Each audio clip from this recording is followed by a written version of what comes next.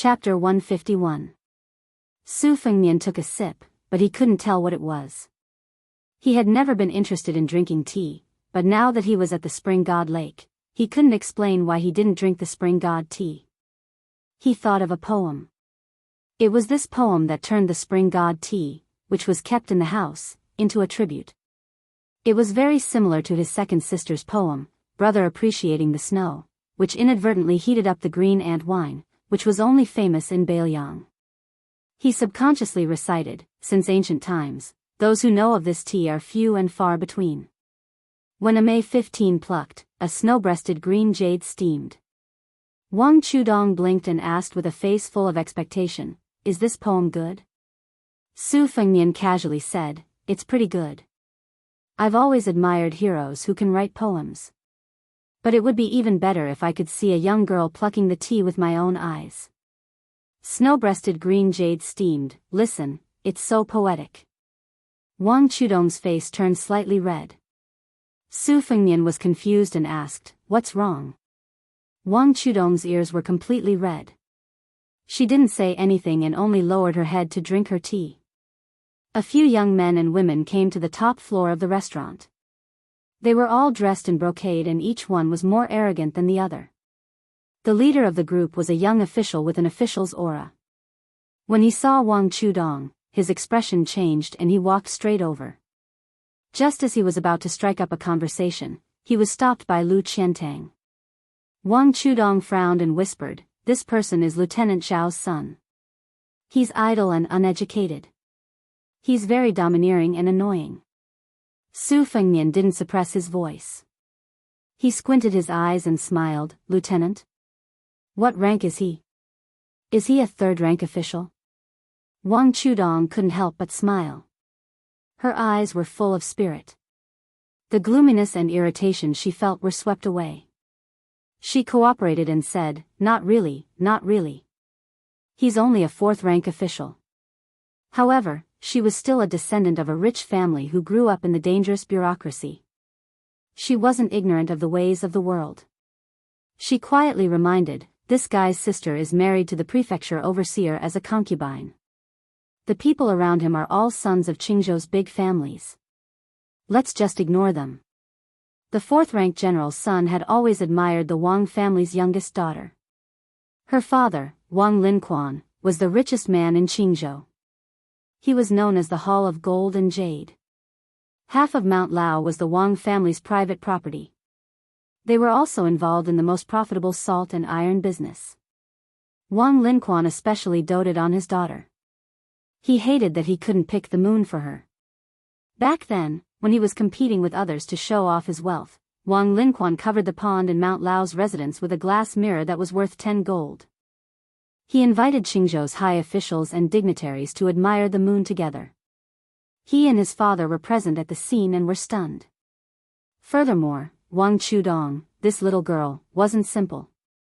When she was young, there were several eminent monks and Daoist masters who read her fortune. They all said that this girl was indescribably honorable. The popular Spring Divine tea came from her mouth. It was said that even the imperial concubines in the palace were full of praise and personally told His Majesty the Emperor. Thus, the Spring Divine tea became a tribute. The dandy surnamed Zhao, who relied on his elder sister to enter the Dragon Gate and was able to do whatever he wanted in Qingzhou, saw LV Qiantang's evil dog blocking his way.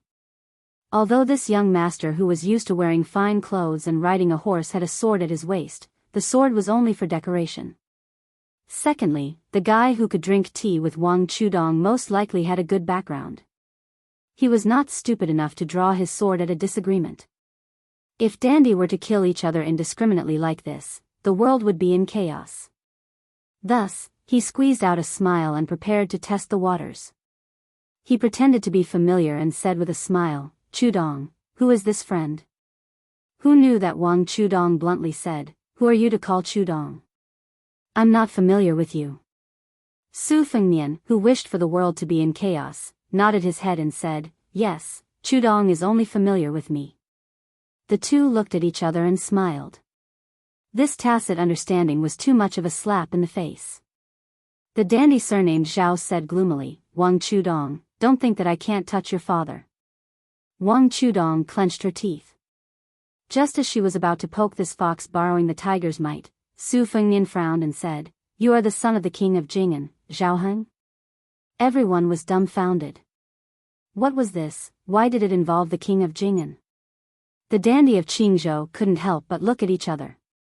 The dandy surnamed Zhao, who had the same surname as the 6 kings, but had no relationship with them, laughed and said, "You dare to call the king of Jing'an by his name?" Su Fengnian wasn't interested in drinking tea. He just wanted to sit here and enjoy the scenery. He didn't expect to meet these idiots who ruined the scenery. He looked at Lu Qiantang indifferently. The latter didn't say anything and kicked the dandy surnamed Xiao to the wall. The people who only bullied others and had never been bullied hurriedly helped their accomplices and left the tea house. What else could they do? They could only call the servants to gang up on them. If they couldn't beat them, they could only use their parents' family. How could Su Fengnian, who was cursed as the leader of Bailiang, be unfamiliar with this? Wang Chudong slightly opened her mouth. The sparrow tongue in her mouth was more delicate than the one in the cup. Su Fengnian smiled and said, "Drink tea, drink tea." Wang Chudong, in turn, comforted Su Fengnian. She raised a bright and carefree smile and said softly, "It's okay. Even if the sky falls, my father will hold it up." The little girl seemed to have forgotten that her father had knelt in front of the dandy in front of her. Su Fengnian drank a mouthful of tea. Wang Chudong moved her little head closer and said mysteriously, "I'll take you to the lake, but you can't go back and tell my father." Su Fengnian agreed and was pulled downstairs by Wang Chudong. They went to a secluded place by the lake. The little girl stood on a rock and whistled a series of times. Su Fengnian waited and waited. After waiting for half a cup of tea's time, he still didn't see any movement. Wang Chudong was a little embarrassed. She blushed and said, "Maybe it's still napping. It's the same as me. It loves to sleep." Chapter 152. Su Fengnian saw that Wang Chudong's cheeks were swollen and red, but she still did not give up. She looked very cute. He stood on the cliff by the lake, the cool breeze brushing against his face. He was wearing a white robe with wide sleeves, and there was a red sandalwood hairpin in his hair bun. He stood with his hand on the knife, looking even more handsome.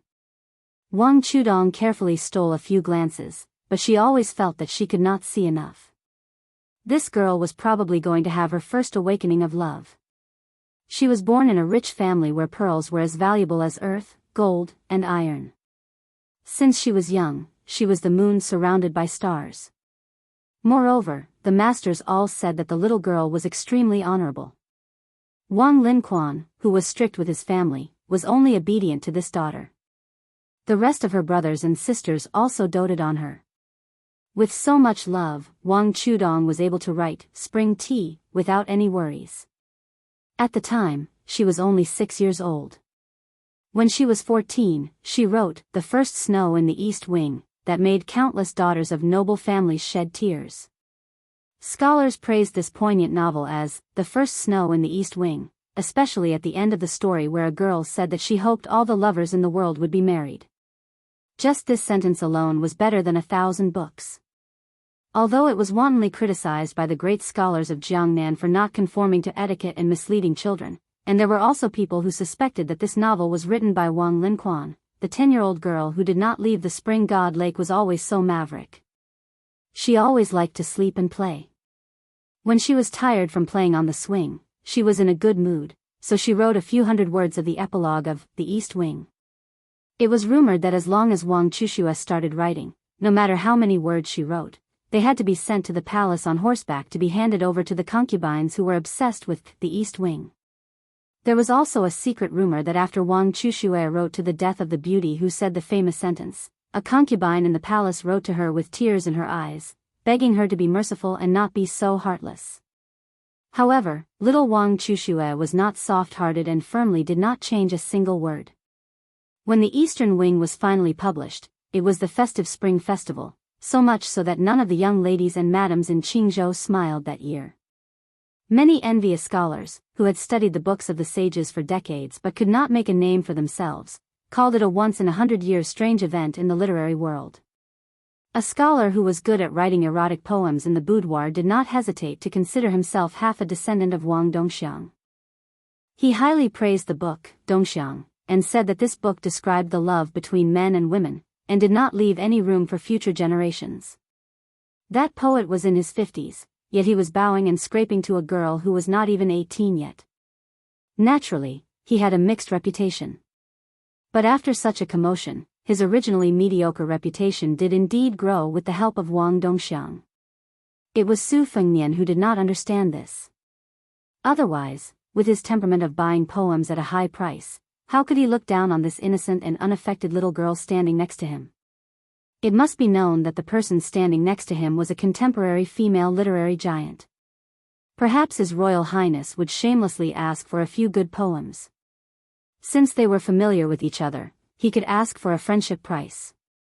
Su Fengnian saw that Wang Chuxue finally did not have the strength to whistle anymore. She lightly patted her cheeks, as if she wanted to persevere. Su Fengnian could not help but joke, "Your friend lives in the water?"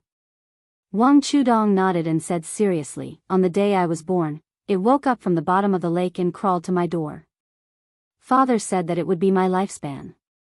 When I grow up, around Qingming, I will find it to play." Su Fengnian curiously asked, "A turtle? Or is it a flood dragon?"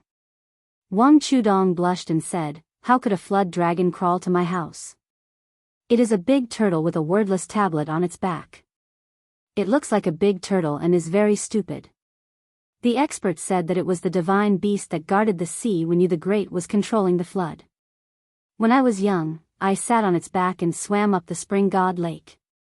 When it was happy, it would dive into the water and almost drown me." Su Fengnian was shocked and said, "Wang Chuxue, not bad. I didn't know that you were so talented. I used to know a Taoist priest who rode a green ox on Mount Wudong. You are even better. You are already riding a big turtle." Wang Chudong smiled and revealed a pair of small canine teeth. She was obviously very proud, but pretended to be modest and said, "It's just a so-so." The waves suddenly splashed and a huge monster appeared on the lake. Its shell was 20 feet wide and it carried a big tablet. In Shuawen Jiezi, it was recorded that the turtle was the biggest of the beetles. Su Fengnian carefully read a brief introduction to the scenery of Shenzhou and Tianlu Shiyu because of the snow-white spear falcon. The latter's dragon breeding chapter had a detailed description of the turtle. Turtles like to sleep, especially the kuei turtle. They did not come out of the water unless it was in a chaotic time. Now, with the kuei turtle that was chopping the waves, Su Fengnian had 6 fengnian and a pair of young kuei. As for the divine creatures that he had heard of, the top one was the red-crowned crane left by the sword immortal Lu Zhu on Mount Wudong and the black tiger that listened to Qi Xuanzhen's scriptures for more than 10 years. Su Fengnian hugged Wang Chushua's slender waist and floated down the cliff to the turtle's back. The little girl could swing up to 3 stories high. The onlookers were all shocked, so of course they were not afraid. Su Fengnian stood on the turtle's back and thought it was ridiculous. He looked at the tablet and found it was really blank. The turtle's ancestor was so huge that it was like a small boat. Su Fengnian estimated that it would be fine even if a dozen strong men stood on it. Tianlu Shiyu mentioned that riding the kuei turtle with a tablet could lead to the celestial mountain on the sea. The emperors of the past dynasties had spared no effort to find its trace in the rivers and lakes. The leader of the eunuchs, Han Diaosi, went to the sea to buy sandalwood. He might have the intention to find the celestial mountain. Wang Chuxue squatted on the turtle's back and patted its head affectionately. She said, "Big Black, let's go play in the middle of the lake. Remember not to be seen."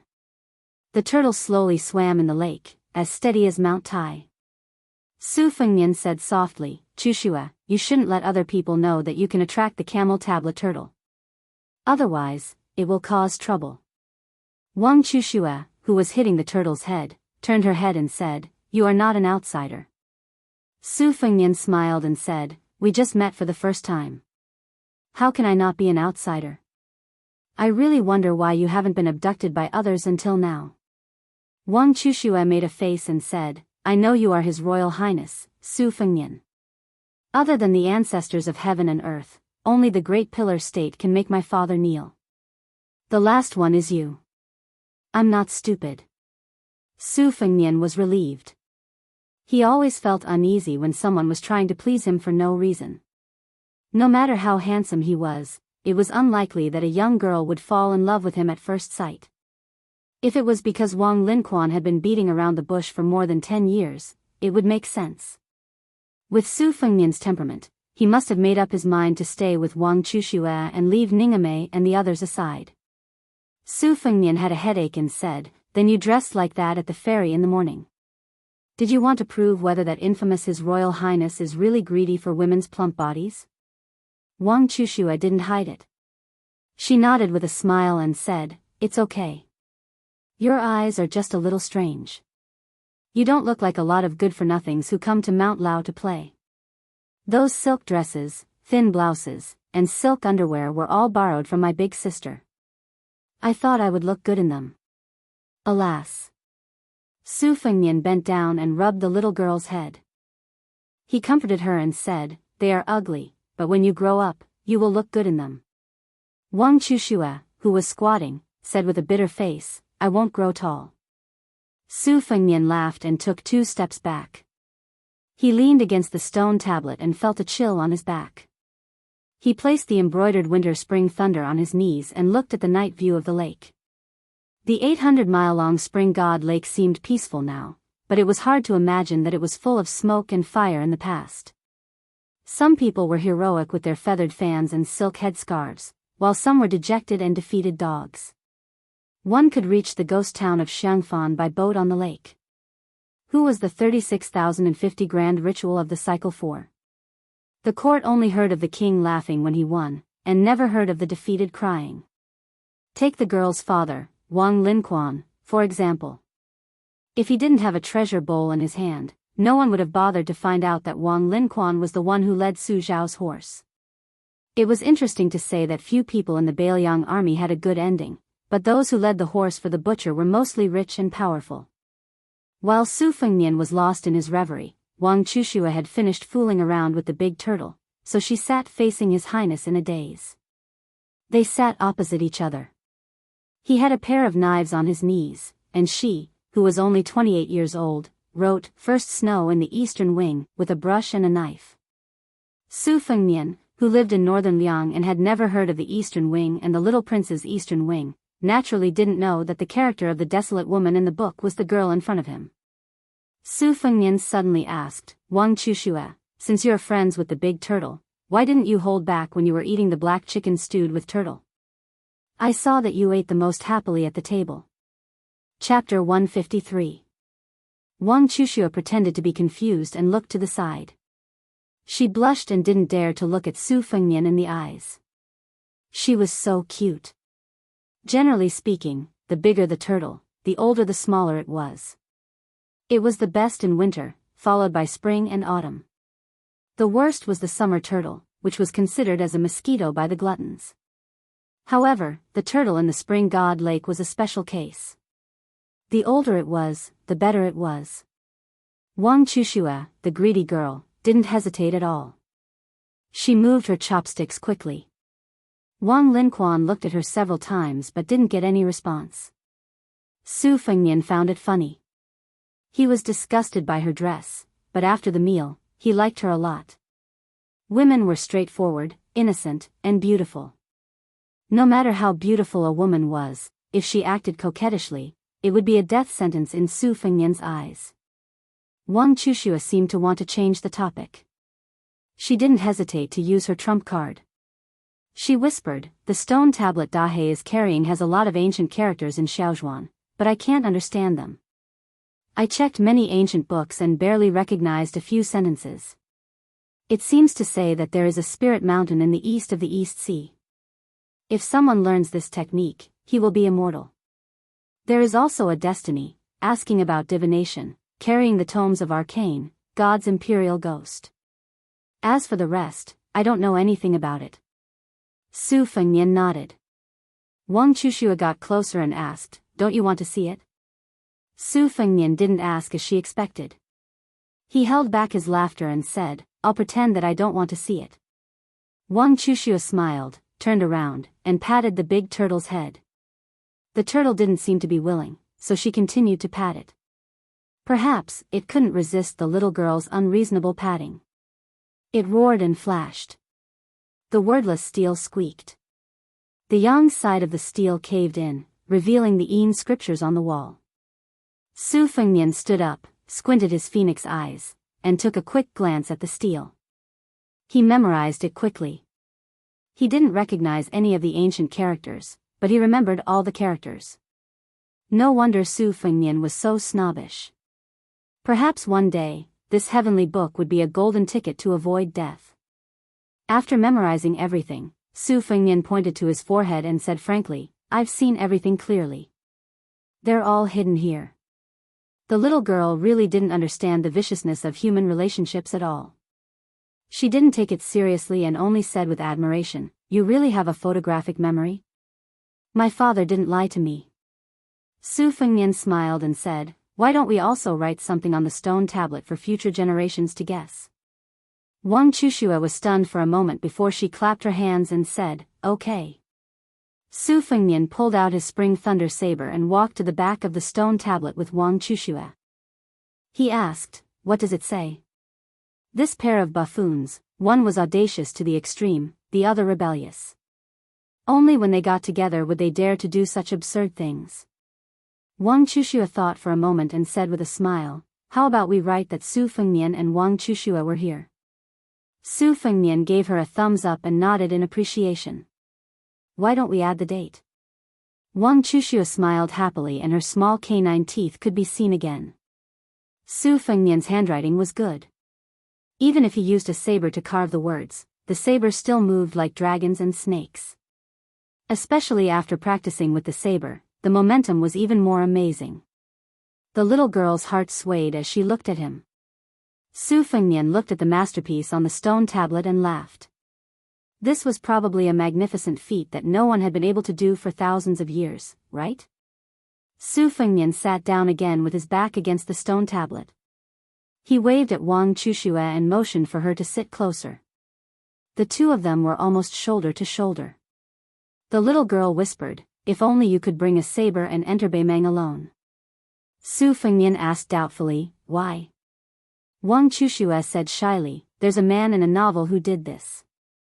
He used the head of the Beimeng emperor as a betrothal gift. Su Fengnian thought for a moment. That's feasible. Wang Chuxue lowered her head and said softly, If that's the case, I'll write you 300 poems. Su Fengnian didn't think too much about it. He just smiled and said, Then I'll still lose out. I'll have to exchange the head of a Beimeng barbarian for a poem. Wang Chuxue still lowered her small head. Her side profile was graceful. Under the moonlight, the soft hair on her delicate ears could be faintly seen. Su Fengnian stretched out a finger and lifted her soft chin. He saw that her cheeks were red and her eyelashes were trembling slightly. Su Fengnian touched her lips with his finger and said frivolously, Grow up quickly. I'll pick you again. She was pulled into Su Fengnian's arms. Su Fengnian said softly, Why do you like me? Girl, you're really unlucky. Wang Chuxue played with her fingers. Her eyes were absent-minded. I've known you since I can remember. Father said that you'll definitely be the most amazing man in the world. I've been listening and watching from Mount Lao. It'll be the same in the future. When I grow up, will you really come back to see me? How old will I be when I grow up? I'm 16 this year. Is 17 enough? Su Fengnian rubbed his chin against her pink face. He smiled but didn't say anything. When she spoke, her breath smelled like orchids. It was even more fragrant than spring tea. Su Fengnian thought of her sparrow tongue and felt a burst of heat in his heart. I'll endure it. A real man is able to endure what ordinary people can't. Wang Chuxue boldly reached out to touch the red mark between Su Fengnian's eyebrows. Her fingers gently rubbed against it. Su Fengnian explained with a smile, I'm not learning how to put on makeup like you girls. It's the trace of Wudong's previous sect leader's cultivation. I've only just reached the second floor, the highest sixth floor. I have to study Taoist scriptures day and night to guide my qi. Taoism emphasizes turtle breathing, just like how this turtle seals its qi at the bottom of the lake. That's why I have to cultivate even when I sleep, for fear of squandering my qi. Wang Chuxue looked up and asked, "Are you tired?" Su Fengnian smiled. "There's nothing to be tired about. It's natural to get used to it. I hope that when I travel in the future, I don't have to bring a large group of retainers to save my life. As for going to Beimeng alone like you said, I'll have to practice my knife even more." Wang Chuxue shook her head. "Don't go. I'm just kidding. It's dangerous." Su Fengnian held Wang Chushue's face with both hands and lowered his head to kiss her mouth greedily and wantonly. The sparrow tongue was soft and sweet. Wang Chushue's eyes widened. He obviously didn't know anything about relationships. He wasn't the Wang Dongxiang who could write the first book about scholars and beauties. After Su Fengnian raised his head again, she slowly closed her eyes. Su Fengnian smiled. "From today onwards, you're my woman. In the future, if you talk to any scholar or talent, I'll spank you." Wang Chuxue didn't move in his arms. She only said softly, "Kiss me again." Su Fengnian shook his head. "No more kisses. Otherwise, you'll completely become a woman." Wang Chuxue opened her limpid eyes. She seemed to understand. On the banks of the Swallow River, an exaggeratedly large black and white cat sprinted out of the forest and rushed straight into the river. However, when it reached the riverbank, it suddenly stopped, and a young girl riding on the big cat was almost thrown into the river. The girl riding the cat was carrying a huge golden flower. This flower was originally called Yizhang chrysanthemum. It bloomed towards the sun and was also known as the sunflower. After the big cat stopped, the sunflower in the girl's hand shook violently. She seemed to be dissatisfied that the strange mount under her but was so timid and afraid of water. She didn't scold it and directly punched the big cat's head. The big cat, who was afraid of water to a certain extent, shook its head and pitifully looked at its owner who brought it from Shishu to Bailiang and raised it from a kitten to a big cat. The girl punched again. Although her body was thin and weak, her punch was powerful. It hit the big cat's head with a bang. She jumped off the big cat's back and came behind its butt, as if she wanted to kick it into the Swallow River. The big cat whimpered and ran away. It didn't run far. After running a short distance, it squatted on the ground, charmingly naive. The girl pointed her chin at the Swallow River, indicating that the pet should jump down voluntarily. The big cat shook its head desperately. She shook her chin again. The big cat shook its head again. The girl carrying the sunflower was expressionless and chuckled. The big cat knew that it was not good, so it rolled on the ground and begged for mercy. The girl walked closer and put the sunflower on the ground.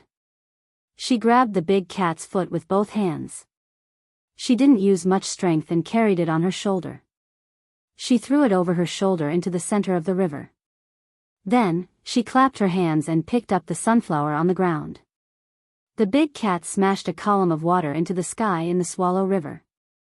After a while, the big cat, who was afraid of water, seemed to be enlightened. It flapped its forepaws and swam freely in the Swallow River. It changed various positions and was very happy. The girl jumped onto the big cat's back and sat down. She commanded the rude pet that had defeated the adult tiger Kuei in Mount Qingqing to swim to the Spring God Lake. She was in a good mood, so she laughed. Ha ha ha. Chapter 154. Today's 2 chapters are 8,500 words. Tomorrow's first chapter will be after 12 o'clock. Admiring the moon and admiring the lake, taking liberties with the little beauty, and also carving a string of absurd characters on the stone tablet, Su Fengnian was completely satisfied. Together with Wang Chudong, he returned to Mount Lao on a turtle. Ningame and the others felt relieved. Returning to the Wang family's courtyard, they first sent the little girl to the small courtyard door. Seeing that there was no one around, Su Fengnian kissed her again. The girl returned to the courtyard and sat on the swing. She stood on her tiptoes and gently swayed. Wang Chudong's finger was on her lips, the corners of her mouth lifted in a smile. She thought of the many things he said. If I could walk the Jianghu just by relying on my handsome appearance, this heir apparent would have been unparalleled in the world long ago. Shameless and shameless, Wang Chudong thought about it and laughed without stopping. Su Fengnian's praise of her talent was not wrong. This girl had read a lot of books since she was a child, including the 4 books and 5 classics, and also casual books. Therefore, Wang Chudong's writing was always natural. In Qingzhou, there was a custom of writing on the 2nd day of the 2nd month. She wrote, the sound of frogs passing through the green screen, outside the building, the waves of the great river washing away the sand. Half of it was in the boudoir, but the second half took a sharp turn to show off her heroism. Therefore, when people commented on Snow on the East Wing, they all said that Wang Chudong used light ink to write strong feelings, often with hundreds of twists and turns, word by word penetrating people's hearts. She deeply understood the saint's saying, joy without lust, sorrow without pain. At the end of the book, may all lovers find their way together. Wang Linquan walked into the small courtyard and swung the swing for his daughter. He laughed and said, Father was right. His Royal Highness is clearly a clever person. Like I said, the son taught by the great general and Wang Fei can't be too bad. Hey, that year His Highness was already holding a saber. Today, seeing 2 sabers in your hands, I am very gratified. Father hates seeing those self-proclaimed gentle, courteous, and thrifty Confucian scholars in Qingzhou. They are far less straightforward than His Highness. I heard you hit Commander Zhao's son in the tea house. Well done. If you don't hit them, they won't learn from their mistakes. I was just thinking of using money to make these guys see if a woman's pillow talk is more powerful than real money. Wang Chudong nodded, turned his head and said, Father, I won't write the epilogue of East Wing. Wang Linquan sat on one side of the swing and said kindly, if you don't want to write, then don't write. Otherwise, the concubines in the palace won't miss you as if they've been possessed.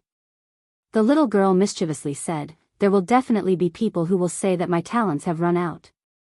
Wang Linquan laughed heartily and said, that bunch of poor and pedantic scholars have nothing better to do. They can't hold a brush to write a good poem, they can't mount a horse and lift a saber to kill the enemy. Why should I care about them?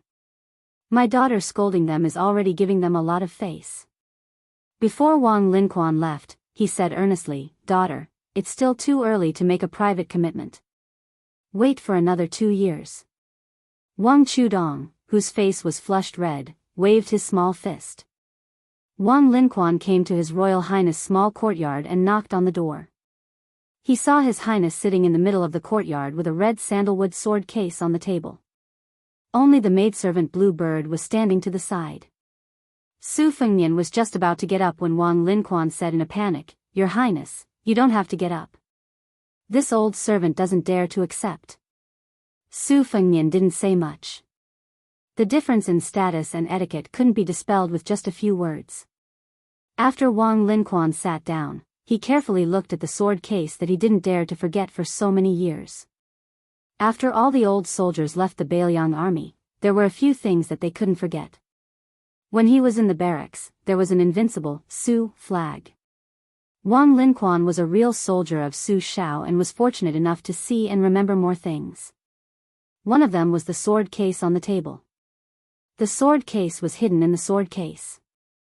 In Wang Fei's hands, it could be described as 10,000 li grieving wind, one cold sword. It was worthy of being called the first sword in the world. There was a poem in the previous generation that said, one sword light 30 provinces, Gang Chi shooting bull. It was enough to show Wang Fei's peerless talent. Wang Linquan's eyes filled with hot tears as he looked at the sword case. These years, he was stained with the stench of money.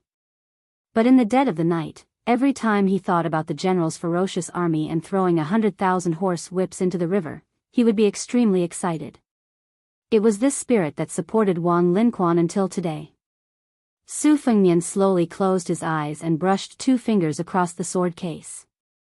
There were 18 words engraved on the sword case. It was his mother who had personally written them. His mother was the previous sword crown of the Wu family. Although she had betrayed the family for Su Xiao, many of the rules were still followed. After she passed away, the armored sword attendant Xiao Yute guarded the grave and buried the sword. It wasn't accurate to call it a cenotaph. The Wu family's sword tomb was fully deserving of being called a sword tomb. Cultivators did not respect the way of the heavens. Even if they cultivated until their hair turned white, they still couldn't enter the way of the heavens. So on and so forth. If a swordsman didn't respect or feel close to his sword, most likely his realm wouldn't be very high. Although Dong Tai, who had carried the great cauldron of swordsmanship for Li Chun Gang, casually carried a peach blossom branch and seemed unrestrained and not proper as an expert, Dong Tai had already made it clear that it wasn't that he disdained to carry a sword. It was just that there were very few opponents in the world who were worthy of him using a sword. Wang Xianji was one of them, and Chao Guanzi and the like were only half a match. Su Fengnian's journey this time wasn't simply to vent the resentment he'd held in for 3 years. Other than secretly drawing the geography of several thousand li, it was also to connect with Wang Linquan and the other former Bailiang subordinates. These weren't imparted to him by Su Xiao, who was publicly acknowledged in the dynasty as a lovable father who never nagged Fengnian about how to act and how to conduct himself. Ren Tu only allowed His Royal Highness to cause trouble, and then happily cleaned up his son's mess. His Royal Highness had groups of retainers and death warriors under his command. Why did he have to practice the blade alone? He didn't really want to simply be a fierce general who charged and broke through enemy lines. For this kind of thing, he had a younger brother, Huang Manor, who was born with divine strength. In the future, Su Longxiang would carry the blade. Who could compete with him? No matter what, it wouldn't be Su Fengnian's turn. Was it for old Huang's sake? Did he want to retrieve the sword case at the top of Martial Emperor's city for the old servant who had lost his front teeth? Part of the reason was, but the most secretive was the most difficult thing for the Su family to let go of. Chapter 155. Before the Su family rushed to Bailiang, the Wang Fei had gone to the palace alone. At the time, there were more than a dozen first-level aces present, half of them from the inner court and half of them from Jianghu. This was a taboo that those who knew about it kept quiet out of fear. It was a secret that had been covered in the dust of history in a short 20 years. Su Fengnian knew what the old emperor was planning. If Su Xiao did not have a son, so what if he was also the king of Bailiang? Su Fengnian didn't even need to be reminded of such a clumsy emperor's scheme. The 300,000 steel cavalrymen would eventually become the property of the imperial family in the future. As for the hidden aces of Jianghu, most of them had their families destroyed when the Su family rode their horses into Jianghu. Or they were the ancestors of the 10 great clans who wanted to avenge their country and family. They had dealt a fatal blow to Su Xiao when he was at his peak. Was there a better way to vent their hatred? However, they had not expected that the pregnant Wang Fei would go from being a sword in the mortal world to being a sword in the mortal world. When a martial artist surpassed heavenly phenomenon and became a swordsman on land, he could no longer be measured by common sense. In the long run, both sides had suffered great losses in that battle. There was no winner. The Bailiang cavalry, who had been loyal to the dynasty, had formed an irreparable gap with the court. The Wang Fei had fallen ill and died young. Su Fengnian had a book of life and death. It recorded the names of the dozen people who had appeared in the palace that day. 1/3 of them had died suddenly, none of them from old age. Su Fengnian was already 30 years old. In the future, he would want to kill these people with his own hands.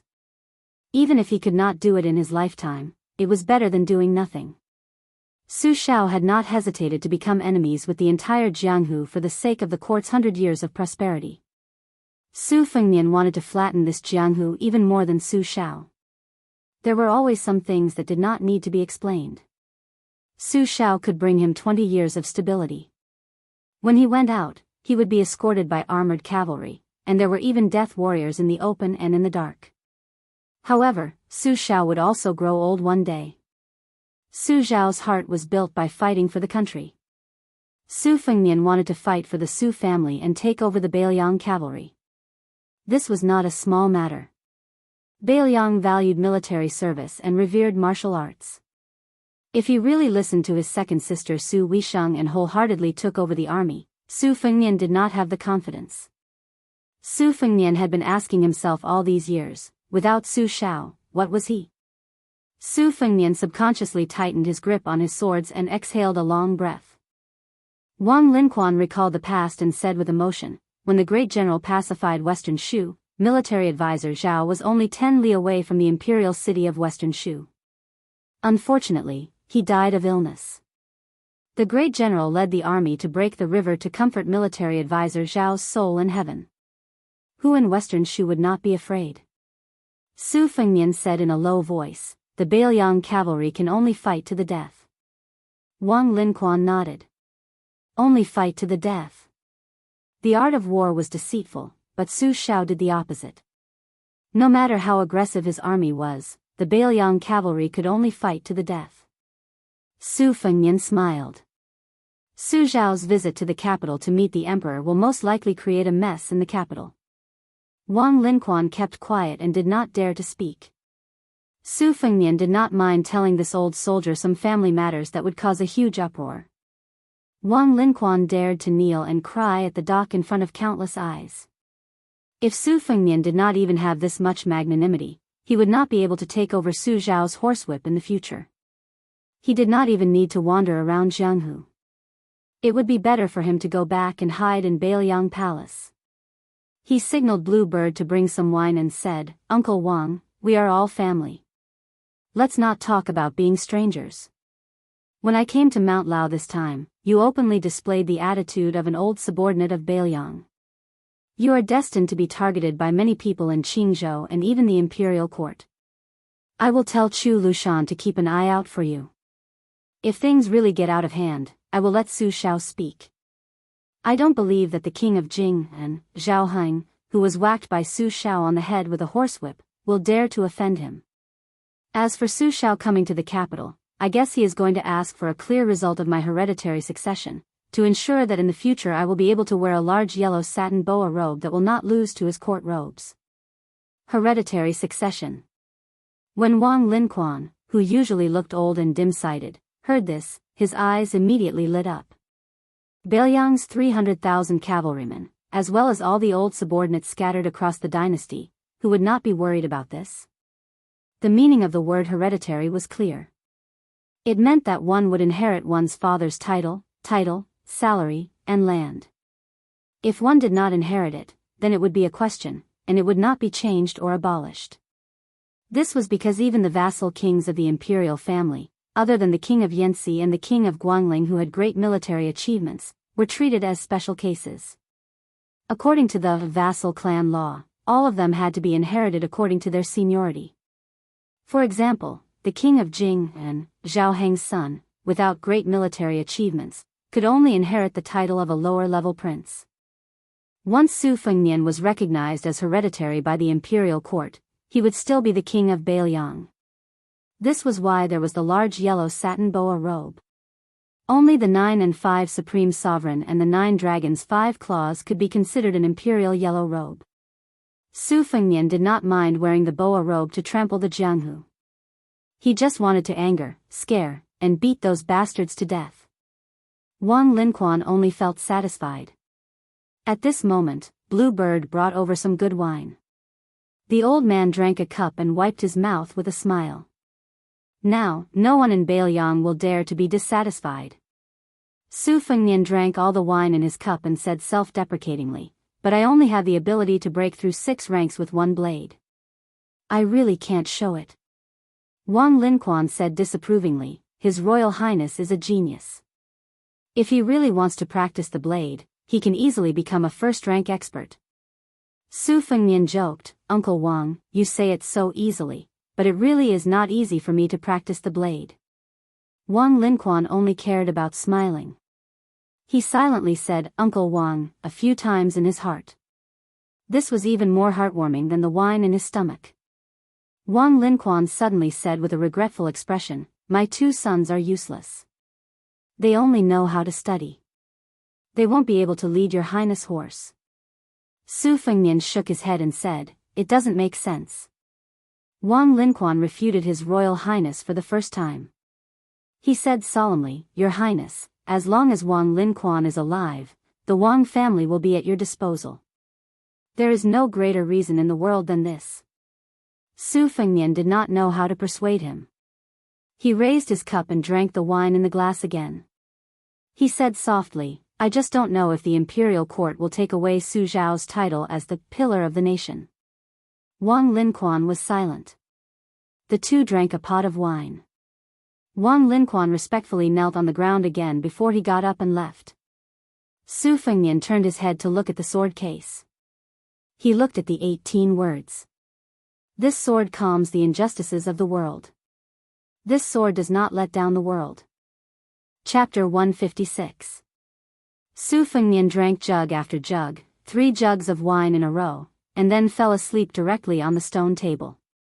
Bluebird covered His Royal Highness with a mink coat and sat quietly on the side. Su Fengnian woke up early in the morning and saw Bluebird sitting upright and still. He smiled apologetically, while Bluebird smiled. Su Fengnian pulled out his xiudong and practiced his saber in the courtyard for 2 hours. He began to try to select the most exquisite sword moves from the compendium of 1,000 swords materia medica, whale-killing sword, flying swords of Dunhuang, Green Water Pavilion sword practice record, and other secret manuals. He then integrated them into his saber art. Using the mental cultivation method of riding an ox as a foundation, he strived to merge them all into one. However, it was easier said than done to reach the pinnacle of the 50 moves that Aunt Zhao had suggested. At this moment, Su Fengnian's saber practice inevitably failed to draw a tiger and ended up looking like a dog. His saber movements were rather stagnant. Practicing like this would only yield half the result with twice the effort. However, Su Fengnian had an advantage that no one paid attention to, which was that he had cultivated an extraordinary willpower since childhood. As a child, he had copied books, as a teenager, he had played chess, and he had traveled for 3 years and 6,000 li. As His Royal Highness, he had an impetuous temperament. Otherwise, with his family's numerous lackeys and his background of owning an arsenal, how could he calm down and practice his saber? Until now, he had only broken 6 with one saber move. If it were other arrogant sons of aristocratic families, they would have stomped their feet and cursed. After sweating all over, he returned to his room and changed into the clean new clothes that Bluebird had bought at Qingfu Satin Shop yesterday. His whole body felt comfortable. Just as he was about to eat breakfast, he saw that Wang Chudong, who slept the most in the world, was up early for the first time. She stood at the entrance of the courtyard and pinched the corner of her clothes. Su Fengnian waved his hand and they ate together. Wang Chudong ate in a carefree manner. Su Fengnian wiped away the remaining food from the corner of her mouth several times. Today, Su Fengnian was going to leave Mount Lao to go to Xiangfan, which was said to be the second Fengdu. As the breakfast neared the end, Wang Chudong's expression became more and more miserable.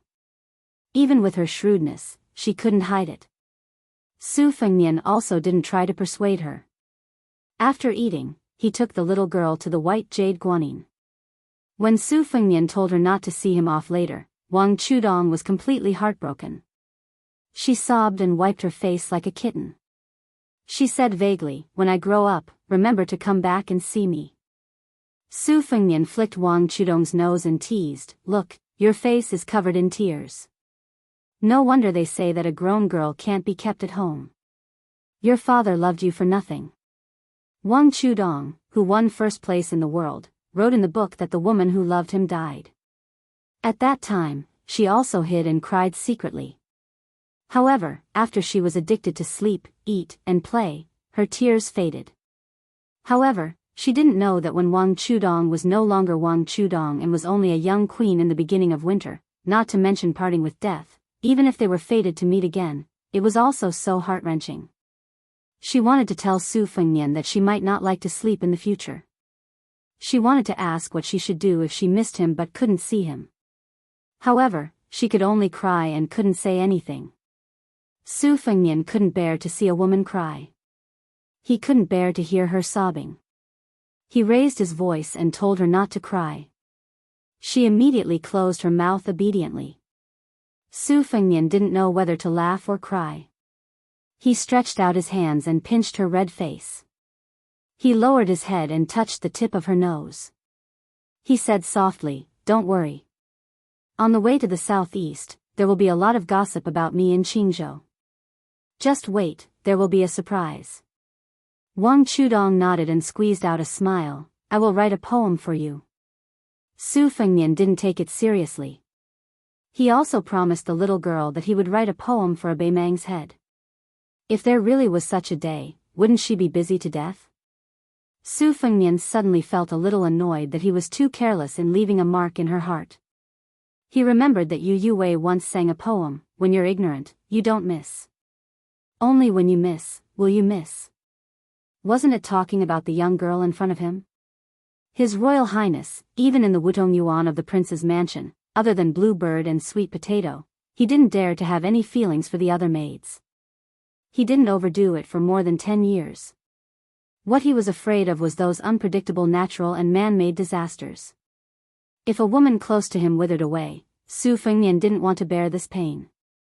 Su Fengnian didn't know that this poem of lovesickness happened to come from Qingzhou's Wang Dongxiang's first snow. It could be said that Wang Chudong's words came true. The group of people arrived at the dock. Su Fengnian boarded the boat and sailed further and further away from Mount Lao. Yu Yue walked forward and whispered, "You don't know Wang Dongxiang?" Su Fengnian was baffled and asked, "Who?" Yu Yue smiled playfully and said, "You haven't read First Snow in the East Wing?" Su Fengnian frowned and said, "When I heard Li Hanlin say that the ending was completely dead, I didn't want to flip through it. Last time when my eldest sister returned to Liangzhou, she brought a copy of East Wing with her and forced me to read it to her. It wasn't easy for me to escape." Yu Yue lowered her head and stroked the white cat, Wu Meinyang. She said softly, "That Wang family's youngest daughter is Wang Dongxiang. From the first snow, I wish all the lovers in the world will find their way together." This sentence is even familiar to Beimang. Su Fengnian whispered, "No wonder." Yu Yue raised her head and said, "Wang Dongxiang can not only write graceful poems. Although she has never traveled to the border, she can even write frontier poems with a special charm. I came to Liangzhou and didn't recite poems. Turns out Liangzhou is a magnificent literary work. Even the Great Pillar State praised this poem before." Chapter 157. Su Fengnian laughed and scolded, "Su Xiao doesn't know anything about poetry." However, His Royal Highness added softly, "But the little girl's poem is indeed a little interesting." Yu Yue smiled. Wu Meinyang, who was getting fatter, stretched lazily in her arms. In the ghost town of Xiangfan, there was one of the 6 feudal lords. The king of Jing and Zhao Heng was one of the few princes in the imperial family who was good at both civil and martial arts, but he was neither high nor low. His literary talent was not as good as his younger brother, the king of Huainan, and his martial arts were not as good as his 2 brothers, the king of Yanlu and Guangling. Perhaps it was because he was disheartened that he began to believe in the teachings of Huang Laozi when he was young. At one point, he had thought of going to Mount Longhu to become a Taoist priest. In the last 2 years, he had abandoned Taoism and studied Buddhism. He had mustered a lot of people and had specially asked His Majesty for a special decree to go to the 2 Zen temples to burn incense. He had even taken the initiative to become a disciple of the black-clothed monk, Yang Taisui. Unfortunately, the sickly old monk had turned a deaf ear to him and had never paid him any attention. Zhao Heng was now studying the Western sect. He had 108 beads in his hands all year round. He was as melancholic and fickle as a woman. Su Xiao had said that Zhao Heng was as gloomy as a jealous woman. He prayed to Buddhism because he had committed too many sins in his early years. He wanted to have peace of mind. Among the 6 feudal lords, he was the least manly one. The 3 ships had not gone far from Mount Mao when 2 ships from the Spring God Lake approached them. Compared to the ship Su Fengnian was standing on, it paled in comparison. Su Fengnian squinted his eyes and looked over. The Bailiang cavalry had destroyed cities and destroyed countries with irresistible force during the Spring and Autumn War. It could be said that they were invincible. However, they were not good at naval warfare. Therefore, Su Fengnian had done a lot of research on the navies of various countries during the Spring and Autumn War. There were more than 40 types of warships of different sizes on the Spring and Autumn War, and he had dabbled in many of them. The ship in front of him was called the Yellow Dragon. In the Qingzhou Navy, it was only slightly inferior to the Green Dragon ship and the Six-Toothed Giant warship. When it passed through the sea, it was already an imposing and majestic object. It had 3 floors and a height of 6 zhang. It was decorated with red lacquer and was wrapped in iron armor. There was also a stable for horses. Unfortunately, Su Fengnian's ships could not withstand a few lashes. However, the Qingzhou Navy was even more unfortunate. This was because the one standing at the bow of the ship was Bailiang, His Royal Highness. Su Fengnian calmly said, "General Ning, go and get the halberd." Ningame, who had a gentle personality, revealed a rare evil grin. He turned around and went to the cabin to retrieve the iron halberd. He even carried the short halberd bag on his back. Lu Yangshu and the other 2 were naturally prepared to jump off the ship and fight. Ordinary soldiers really could not withstand the torment of 3 second-level experts. However, civilians did not fight with officials, and heroes did not violate the rules. There were some innate taboos. However, when they thought of who it was that taught Jianghu this bloody truth, the 3 immediately felt incomparably relaxed. Su Fengnian had Yu Yue return to the cabin first. He raised his head and saw the silk pants surnamed Zhao, who had been kicked by Lu Qiantang yesterday, standing on the 3rd floor of the Yellow Dragon ship with a group of disreputable friends. They were pointing and discussing. Were they pretending to give pointers? The Yellow Dragon ship gradually approached. They could clearly see that the giant paddle pole was ready. In front of the paddle pole and brandishing its claws, the brother-in-law surnamed Zhao held a white porcelain wine cup with 2 fingers. He looked quite confident and unrestrained. He shouted at Su Fengnian, "Foreigner, do you still dare to act rashly?" Su Fengnian smiled and replied, "Sure, I really want to weigh the weight of the Qingzhou ship. I'm just afraid that you guys are only pleasing to the eye but not useful."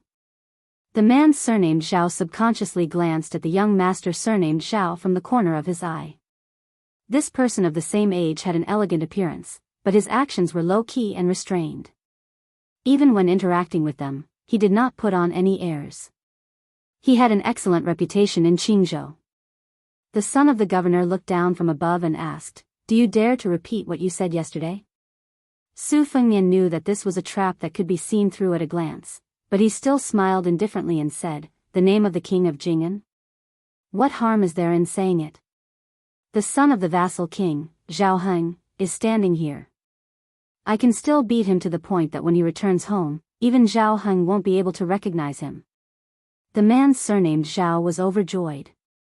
He glanced at the refined young man beside him, who no one in Qingzhou dared to call himself a young master of a noble family in front of, and revealed a hint of gloominess that was hard to see.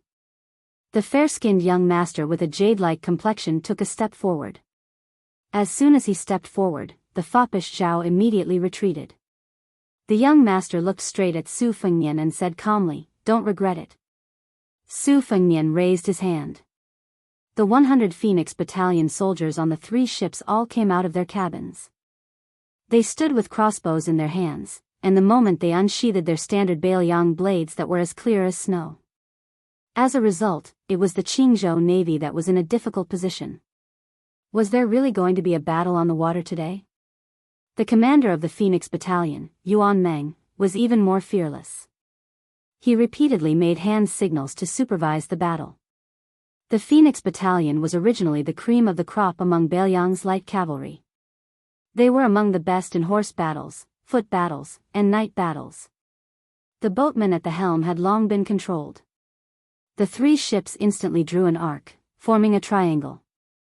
Although the Bailiang army was not good at water battles, that was only in comparison to horse battles. What about the Qingzhou Navy?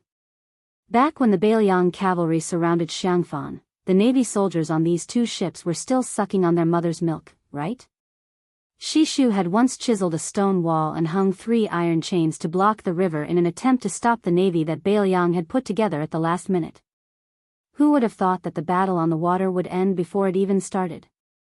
The natural defenses along the river were completely destroyed by the Bailiang army. Strictly speaking, the Bailiang army could be considered half of the ancestors of the Qingzhou navy. Su Fengnian laughed mockingly and said, "Do you dare to fight?" Chapter 158. Chapter 1. Since the spring god lake had stopped burning after the spring and autumn war, could it be that the 3 merchant ships were going to give the Qingzhou navy a taste of meat? The leader of the group of playboys on the Yellow Dragon ship frowned. He didn't need to think about the outcome of a naval battle where there was a great disparity in strength. However, once the battle started, given his sensitive identity, the repercussions would be too great. Even his father wouldn't dare to bear the consequences. The 3 Yellow Dragon ships had sailed to the vicinity of Mount Lao under the pretext of training on the water to show off. If the other party was an ordinary noble, not to mention the 4 giant battering poles, hooks, and plow darts placed around the ship, it would be enough to make them suffer. After smashing or overturning the other party's ship, they would be charged with the crime of salt and iron smuggling, which would become an untraceable case. Qingzhou was already dissatisfied with Wang Linquan of Mount Lao interfering in the salt and iron business. On one hand, they were helping Commander Zhao's son vent his anger. On the other hand, they could give Mount Lao a warning. Killing 2 birds with 1 stone, why not? However, when he saw the hundreds of people on the 3 ships carrying standard military knives, they were even armed with crossbows. Although the dynasty didn't encourage wanderers to travel with knives, it wasn't strictly prohibited. However, crossbows were not privately issued by the military. He wasn't blind. Behind the playboy on the other side stood a burly general wearing heavy armor and wielding a halberd. The dynasty had millions of soldiers, but the number of brave men who could use a halberd could be counted on one hand. The identity of the person he wanted to teach a lesson to was naturally revealed. Who could be personally protected by Bailiang's great halberd Ningame? He had long heard that Bailiang's His Royal Highness had left for the second time to travel, but he didn't expect to coincidentally bump into it today. His Royal Highness wasn't something that just anyone dared to impersonate. The descendants of vassals needed the imperial court's permission to leave the country, and there were even more rules and regulations when they left the country. Moreover, it was obvious that claiming to be the son of any vassal was safer than pretending to be the son of the Bailiang. If the son of a butcher stood casually in the spring and autumn 8 kingdoms and shouted that he was Bailiang's His Royal Highness, he would be swarmed by assassins. The young man, who was also from one of the top families in the dynasty, had a complicated expression. He muttered to himself, "This guy brought 100 Bailiang light cavalry, almost the same as my father's. What a show of extravagance." As expected of the son of a vassal with a different surname. The position under one's but was different, and the thoughts in one's head were completely different. Different from the caution of the leader, the disciples of Qingzhou, including Zhao, were furious when they heard Su Fengnian's clamor. It had to be known that there were 2 things to rely on in a naval battle. One was to occupy the upper reaches and go with the flow, making it difficult for the enemy master to compete. The second was to use a large ship to crush a small one. The dynasty's navy had spent a lot of money to build 3 giant ships that were as tall as the city walls. The Emperor Yu of the Old East Yu, the Divine Phoenix of the Old West Chu, and the flagship of the Qingzhou Navy. Not to mention the Yellow Dragon fortress ship, even the Green Dragon ship, which was already considered a big ship, would be smashed to pieces by the iron rod at the bow of the ship. The difference between the Yellow Dragon and the 3 giant ships was undoubtedly the difference between the merchant ship and the Yellow Dragon. Where did this guy get the courage to say, "Do you dare to fight?" How much courage did he have to eat to be able to do this? Other than the leader, there were 2 people with the most radical and impetuous personalities. Other than the leader, Zhao, whose father was a lieutenant, and Wei Wei, whose father was the head of the Qingzhou Navy. Wei Wei had always been secretly cursed by the people of Qingzhou as an evil dragon. Relying on his father's power, he liked to forcefully kidnap girls and take them to the lake to do whatever he wanted. After the deed, he would either bury them as corpses or strip them naked and force them off the ship. Most of the latter could not bear the humiliation and wanted to commit suicide by jumping into the water. The most outrageous thing about Wei Wei was his ability to draw a 3-stone bow. Once a girl fell into the water, she would be shot to death by his bow. His father was known as the Dragon King of Qingzhou. Wei Wei, this birdman, was illiterate. Normally, he would act like a hawk or a dog on the street. Whenever he saw a scholar dressed like a scholar, he would beat them up. He had learned 70 to 80% of his ruthlessness from his father. In his life, he admired Li Hanlin, one of the four evils of Liangzhou, the one who set up the beast cage. He often said that if he had the chance, he would definitely become sworn brothers with Li Hanlin. Wei Wei immediately flew into a rage. In his life, there were two things he hated the most: the refined scholar, and the more domineering young master. The guy standing at the bow of the ship was complete. No matter how he looked at him, he did not find him pleasing to the eye. Daring to spout nonsense in his territory, he was tired of living. Turning his head, he angrily shouted at a distant servant, "Go get the bow for me." The servant hurriedly ran to get the large bow that was stained with blood. The two Yellow Dragon cruise ships had a total of 400 people on board. In the five elements, earth prevailed water, which was yellow in color. Therefore, the soldiers on board the ship wore yellow clothes and yellow hats. They were called Huangtu Lang. Each Yellow Dragon cruise ship was equipped with 10 spears, hook axes, 32 crossbows, 3,300 arrows, and 40 armors, according to the military book, controlling the enemy on water. Among the Huangtu Lang, those who were good at fighting were given the title of Qiumansi. The Yellow Dragon cruise ship had more than a dozen Qiumansi. Moreover, the two Yellow Dragon cruise ships were fighting with the wind. No matter how you looked at it, they were far superior to the enemy's 100 crossbows. Victory was in their grasp. The several women on board the Yellow Dragon cruise ship were wearing the distinctive large-sleeved long skirt of aristocratic women. The large-sleeved skirt was first invented by Empress Zhao Ji in the imperial palace.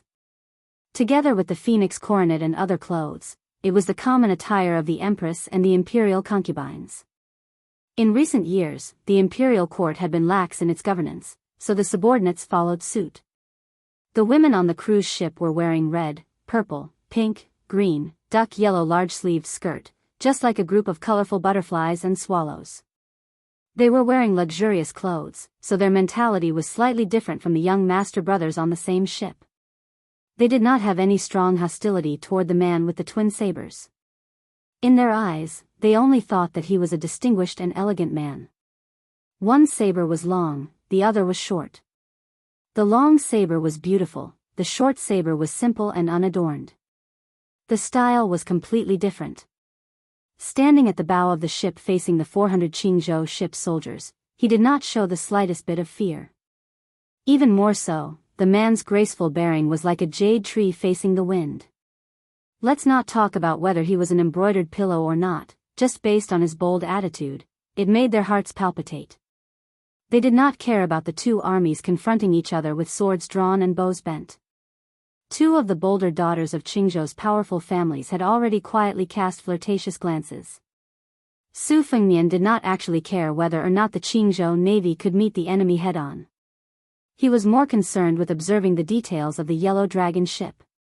Whether or not the warships were mobilized in an orderly manner, whether or not the hooks and poles were cleaned and bright, whether or not the ship's boards and sails were wrapped in ox leather armor, whether or not the ship's armor was complete. From this, one could tell that autumn was coming. The old Daoist priest Wei Shuyang stood by His Royal Highness's side to guard against a sneak attack. Su Fengnian turned his head and casually talked to Ningamei about naval warfare, giving a concise evaluation of the Qingzhou navy. This General Wu Dian, one of the four fangs of Bailiang, was not familiar with naval warfare, but when he heard what His Royal Highness said, his expression was grave and a little surprised. His Highness was clearly an expert in naval warfare. He explained the pros and cons and spoke tirelessly. This was not something that could be discussed on paper with just a few glances at the white inscripture. General De Ji smiled slightly and bowed. As long as the enemy dares to fight, I can break the ship's hooks with one strike of my halberd, preventing them from getting close. As for archery, the Yellow Dragon is 108,000 li away from our Bailiang soldiers. I earnestly request your highness to allow me to lead the troops to gain the upper hand by a show of strength. I must let the Qingzhou Navy experience what is called valiance in battle. Chapter 159. Su Fengnian shook his head, saying teasingly, General Ning, we agreed to a battle, whether we fight or not is still up to those people on the other side to decide. If you make the first move, His Royal Highness, whose reputation has always been terrible, isn't afraid. At most, Su Xiao will get into a heated argument with Grand Secretary Zhang and the other Grand Secretaries in the royal court, but be careful, you might not even be able to become a martial honor general. Look at that tower ship general over there who is at the same rank as you. He's so proud of himself, I reckon he'll get promoted and become rich if he helps out with this matter. General Ning is already suffering by following behind me. If you can't get promoted, then that's fine, but if you get demoted as well, my reputation will really be ruined in all 30 provinces. In the future, who will dare follow this heartless His Royal Highness around? The heavily armored and dignified Ning Ame roughly understood His Royal Highness' temperament. With a knowing laugh, he said, that makes sense. It seems like tomorrow, I'll have to beg your highness and great general to give this general the title of Thousand Martial Ox General. It's not easy for me to leave home this time, so I have to give your highness some face. Su Fengnian laughed loudly and said, I just have to. When Bailiang's light cavalry faced the enemy with rapt attention, they would occasionally observe His Royal Highness and General Ning's expressions. When they saw how relaxed and carefree the two of them were, their heroic spirits also began to overflow. Bailiang's old subordinates could be said to be the most disliked group of people in Liang dynasty. The 300,000 unmatched armored cavalry stationed at the border between Liang and Beimang were helpless against this atmosphere that had persisted for more than 10 years. They followed His Royal Highness and General Ning, finally seizing the opportunity to leave Bailiang. Even though they lost quite a few brothers in the battle on the rainy path, once they entered Bailiang's army, who would be scared of dying on the battlefield? Later on, at Yingzhu's city gate, General Ning, with a swing of his halberd, knocked down that ignorant old General Gu Jintang's old general. Later on, they heard General Ning say that His Royal Highness had personally said that if he was present, he would definitely hang that Eastern Forbidden City's deputy commandant on the city gate as an example to the public. If at that time the Phoenix Battalion's light cavalry were still half believing and half doubting, but after going through the gates of hell, His Royal Highness had personally rescued them, and hearing that he dared to fight today, they began to believe more than they doubted. Regardless of whether His Royal Highness was reckless or not, this kind of domineering behavior was, in the end, worthy of the Bailiang's royal banner. That day, His Royal Highness had moved like an ape in the rapids, especially the way he held the iron halberd with the word, bow, in his hand. The Phoenix Battalion had all seen it with their own eyes and remembered it in their hearts. The few light cavalry soldiers who had been rescued from the water by His Royal Highness had recently been jesting with their fellow soldiers, and their words were always somewhat arrogant. Su Fengnian saw a sturdy young man on the Yellow Dragon ship take a huge ox horn bow and draw it to a full moon. It was clear that his arm strength was not ordinary. That arrow was pointed directly at him. Su Fengnian, holding Shuodong in his right hand, narrowed his pair of extremely beautiful red phoenix eyes and said quietly, I'm just waiting for you. On Mount Lao, Wang Linquan came to the study of his youngest daughter, Wang Chudong, to watch the battle together. Wang Dongxiang's snow study room was the tallest building on Mount Lao. Books were everywhere, scattered and disorderly, but she never had the maids tidy it up. The study room was a forbidden area, especially when she was writing poems. No one would disturb her. Every book was graded into different categories and given different nicknames. When she was bored, she would lie down in the pile of books on the floor and let the different categories of books fight each other. She would talk to herself and entertain herself, so she was never lonely. Therefore, the personal maid standing outside the study room could always hear such things as, the classics have won over the art of war. I punish you all by not being able to read the 46 military books for half a day. Oh, the Western Shu poetry collection and the Southern Tang poetry collection are evenly matched. Not bad, not bad. I will reward the great generals who lead their respective armies for 3 days each. The maids were already accustomed to their young mistress's unconstrained thoughts and felt that they were lucky to have such a happy and carefree master. When their young mistress was bored of writing books, she would play polo with them. In particular, some of the maids had appeared in The First Snow in the East Wing. This was too magical. Scholars all over the world knew about them, so much so that many of Qingzhou's gentry came to marry a girl from the East Wing. Together with the old man who claimed to be a descendant of the East Wing, they were the two wonders of the literary world of Qingzhou. Wang Chudong stood on her tiptoes and looked at the confrontation of the boats on the lake. She asked worriedly, "Father, can we win?" In the end, the older the ginger, the spicier the ginger, Wang Linquan had a card up his sleeve. The Qingzhou Navy seems to have a lot of ships, but in reality, it's all for show. Qingzhou hasn't had any wars in the past 10 years, so this bunch of Huang Tu Lang is just putting on a show. His Highness' personal guards are different. They're 1 in 100, and they're proficient in horseback archery. 100 strong and valiant soldiers against 400 useless people who don't know how to fight. In the time it takes to drink a cup of tea, the Huang Tu Lang will throw away their armor. However, His Highness has to be wary of the political maneuvering in the imperial court and cannot defeat the enemy first. The Qingzhou Navy also does not dare to say that they are lawless. After His Highness has revealed his identity, they still dare to fight on the water. This is not a small matter where officials bully the people. It is a big taboo for the imperial court to cover it up. Now, it all depends on whether there are any discerning people in the Qingzhou Navy. If Wei Wei and the other scoundrels control the situation, they will most likely lose the water battle and then the imperial court. Once the Qingzhou Navy is defeated and this is exposed, even the prefecture magistrate will not be able to cover up Wei Dong's corruption over the years. At that time, this navy will change. Originally, the Qingzhou Navy was tightly controlled by Gu Jintang's old subordinates. They have repeatedly questioned Father's salt and iron river transportation business. Father can take this opportunity to insert people from his direct line of command. Wang Chudong murmured, "The god of spring is 36,000 hectares, 100 armor breaks 400 armor." Wang Linquan quickly gathered his thoughts and did not talk about the politics in the imperial court. He smiled and praised, good poem, majestic aura." Wang Chudong glared, "How is this a poem? Your daughter is just randomly making it up." Wang Linquan shamelessly boasted, "My early winter relies on a horse to speak 10,000 words into a chapter. It is not a poem, but it is better than a poem." Wang Chudong was about to refute when she suddenly saw the wind and clouds change on the lake. She pointed to the river and raised her voice, "Look."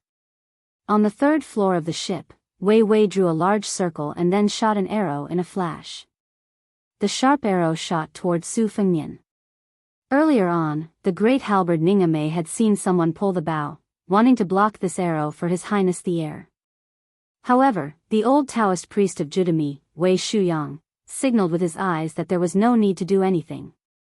In the blink of an eye, Su Fengnian drew his saber. Everyone on the ship, as well as the 400 yellow-haired men, only saw a dazzling white light flashing in an arc.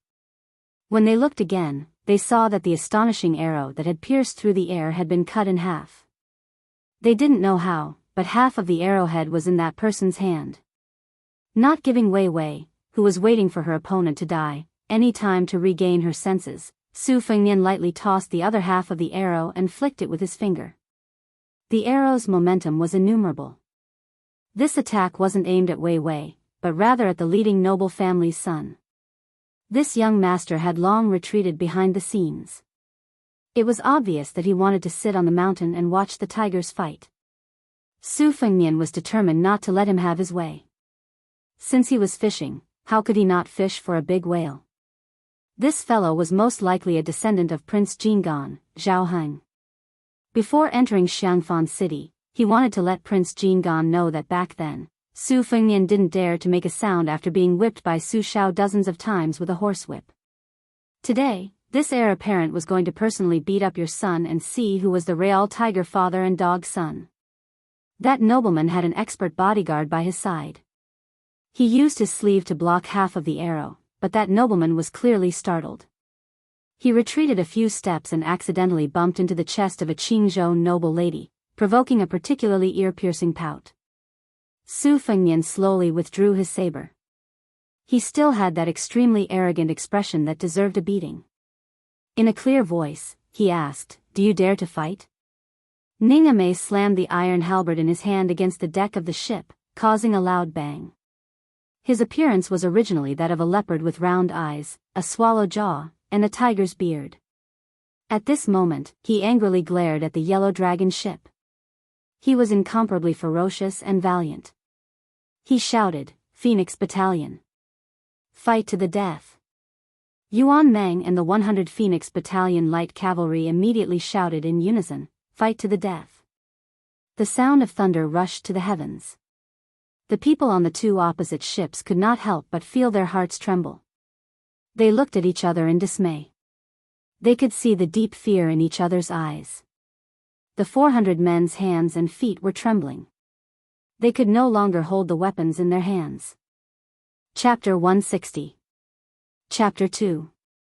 Officials fight against officials. Have you ever seen the big shots throw away all pretenses and roll up their sleeves to fight in the government office? Don't they all talk about hiding a dagger in a smile and stabbing people in the back? This group of hedonistic daughters came to play this time, more to join in the fun, to support the one surnamed Zhao. They wanted to see with their own eyes the rare scene of the yellow dragon warship smashing a big ship. Who would have thought that this outsider who was on good terms with Wang Linquan was such a tough nut to crack? He brought along 100 soldiers and bodyguards without saying anything, and even dared to take the initiative to challenge.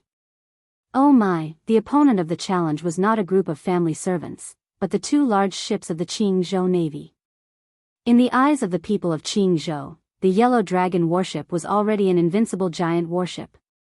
It had always been praised as the main warship of the Qing Dragon Navy that no one could contend against. In these years, it had competed with the other navies in the dynasty, and its ranking was not low. Because of this, Wei Dong's official rank was not too high, but within the borders of Qingzhou, he dared to blow his beard and glare at the officials who were one or even several ranks higher than him. Even the prefecture overseers and county governors were very amiable to Wei Longwang, and fought to rope him in. If he did not have the special power of the Qingzhou Navy, Wei Dong would not be able to raise such a lawless son like Wei Wei. In the state, there was a beloved daughter who was an imperial censor in the capital who returned home. Unfortunately, she was raped by Wei Jiao and then shot to death.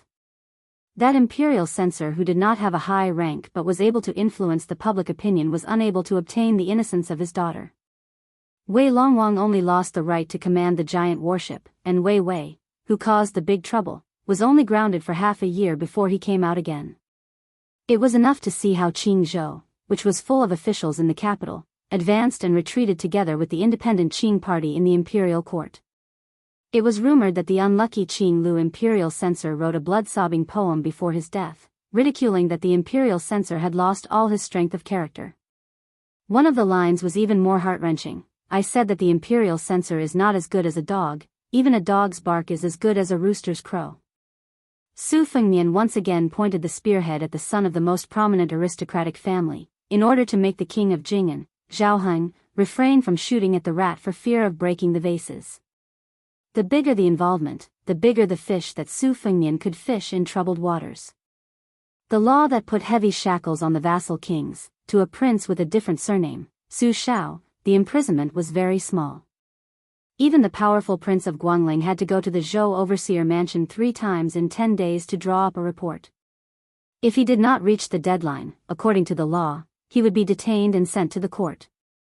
The weak prince of Huainan, Zhao Ying, had many young and strong children who could not get a name and could not get married.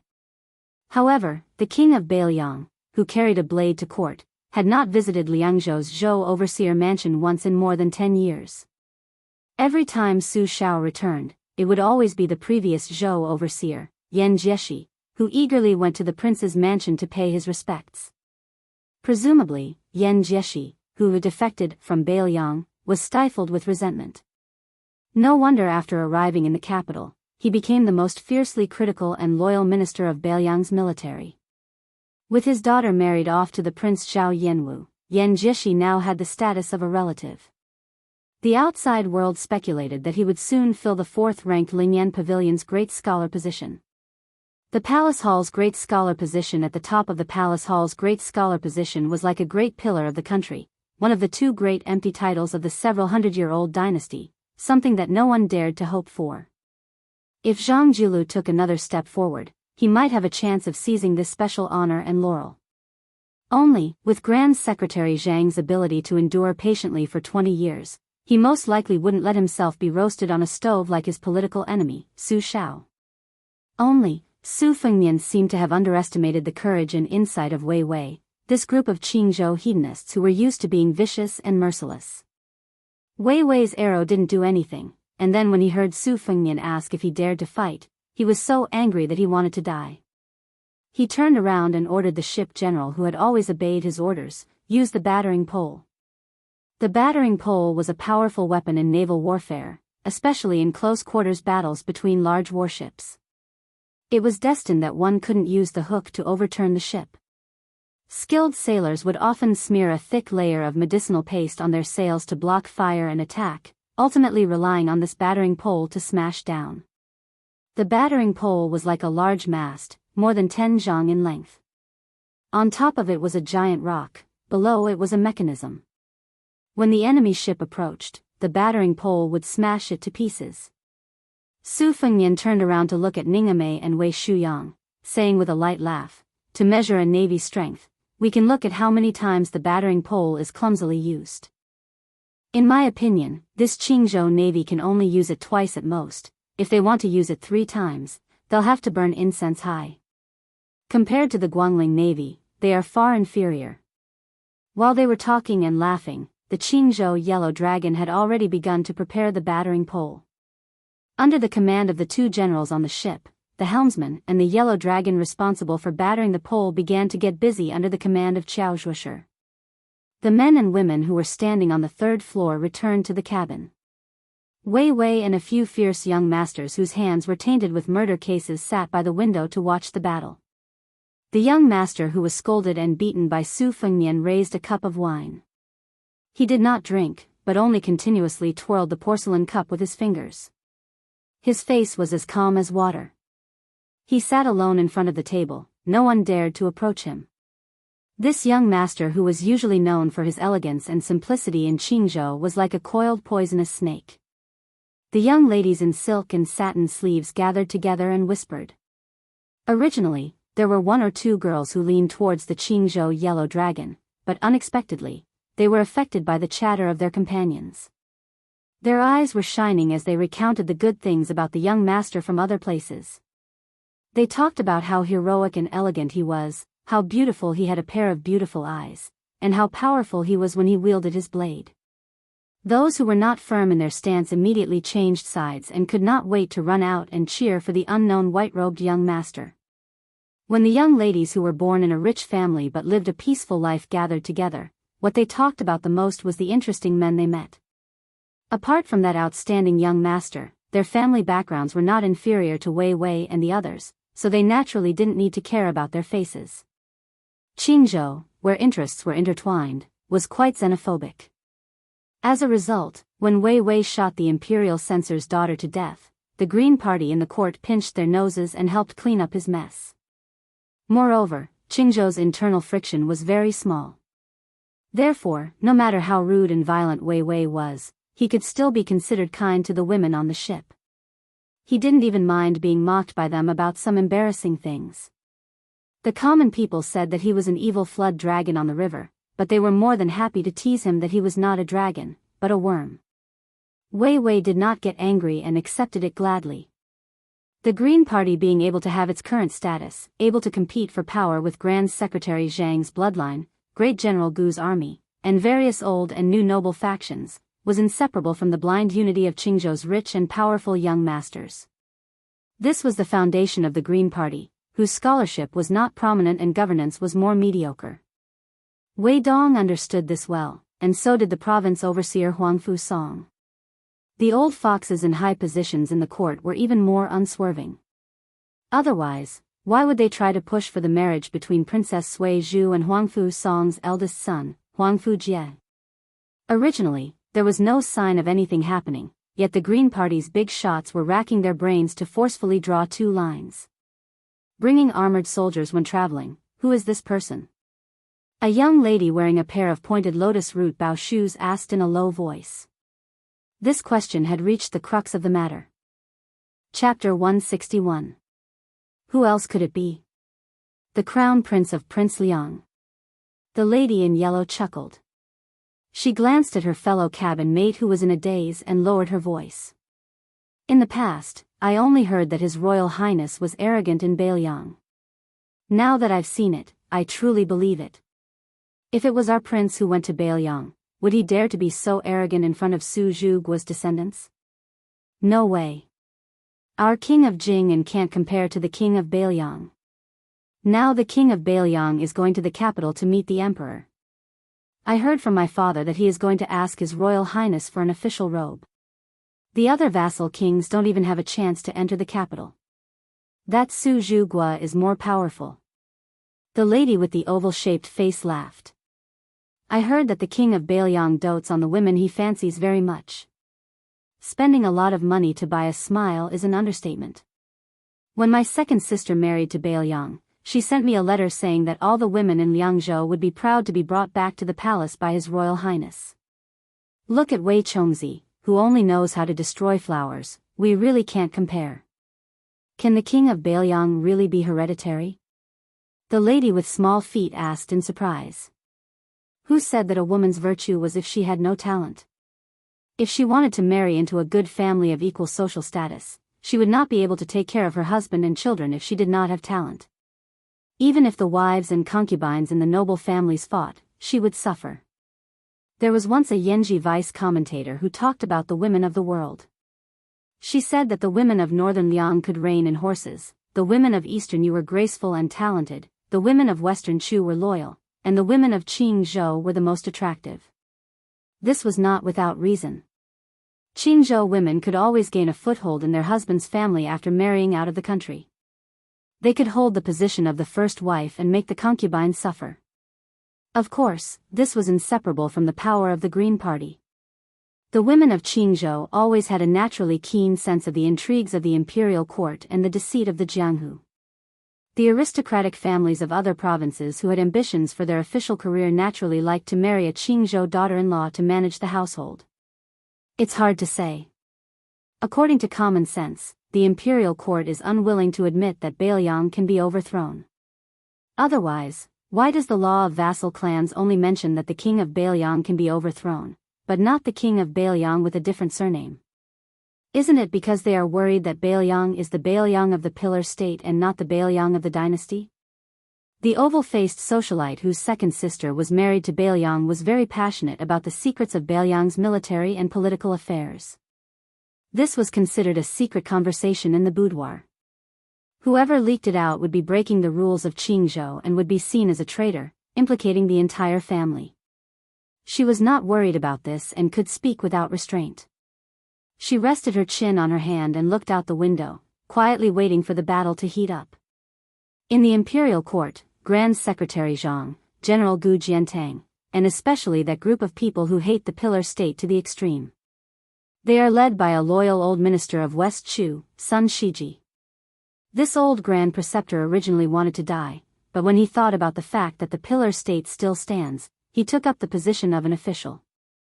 He clearly said that he only wanted to see the king of Beiliang's miserable end with his own eyes. As for our Qingzhou ancestors and the king of Jing'an, I don't need to say more. Would they look on helplessly as the Beiliang was passed down for generations? Yanzi, then tell us about the Beiliang and His Royal Highness. You know a lot about this matter. The voluptuous young lady curiously asked her oval-faced close friend with a face full of expectation. She was the most excited among the group of orioles and swallows. When she saw Su Fengnian break an arrow with a blade, she would have cheered loudly if her companions hadn't held her back. In the past, because of her family and the culture of Qingzhou, she snorted disdainfully at the pillar state and the infamous Beiliang heir. Today, she saw with her own eyes His Highness standing proudly at the bow of the ship.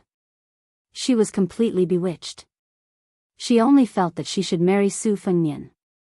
The more domineering the children of Qingzhou were and the more she saw the insufferably arrogant children of Qingzhou, the more she felt that the Beiliang heir was superior.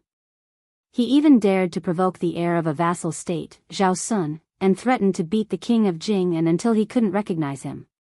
Wasn't that guy with the surname Su and the name Fengnian enough heroic spirit?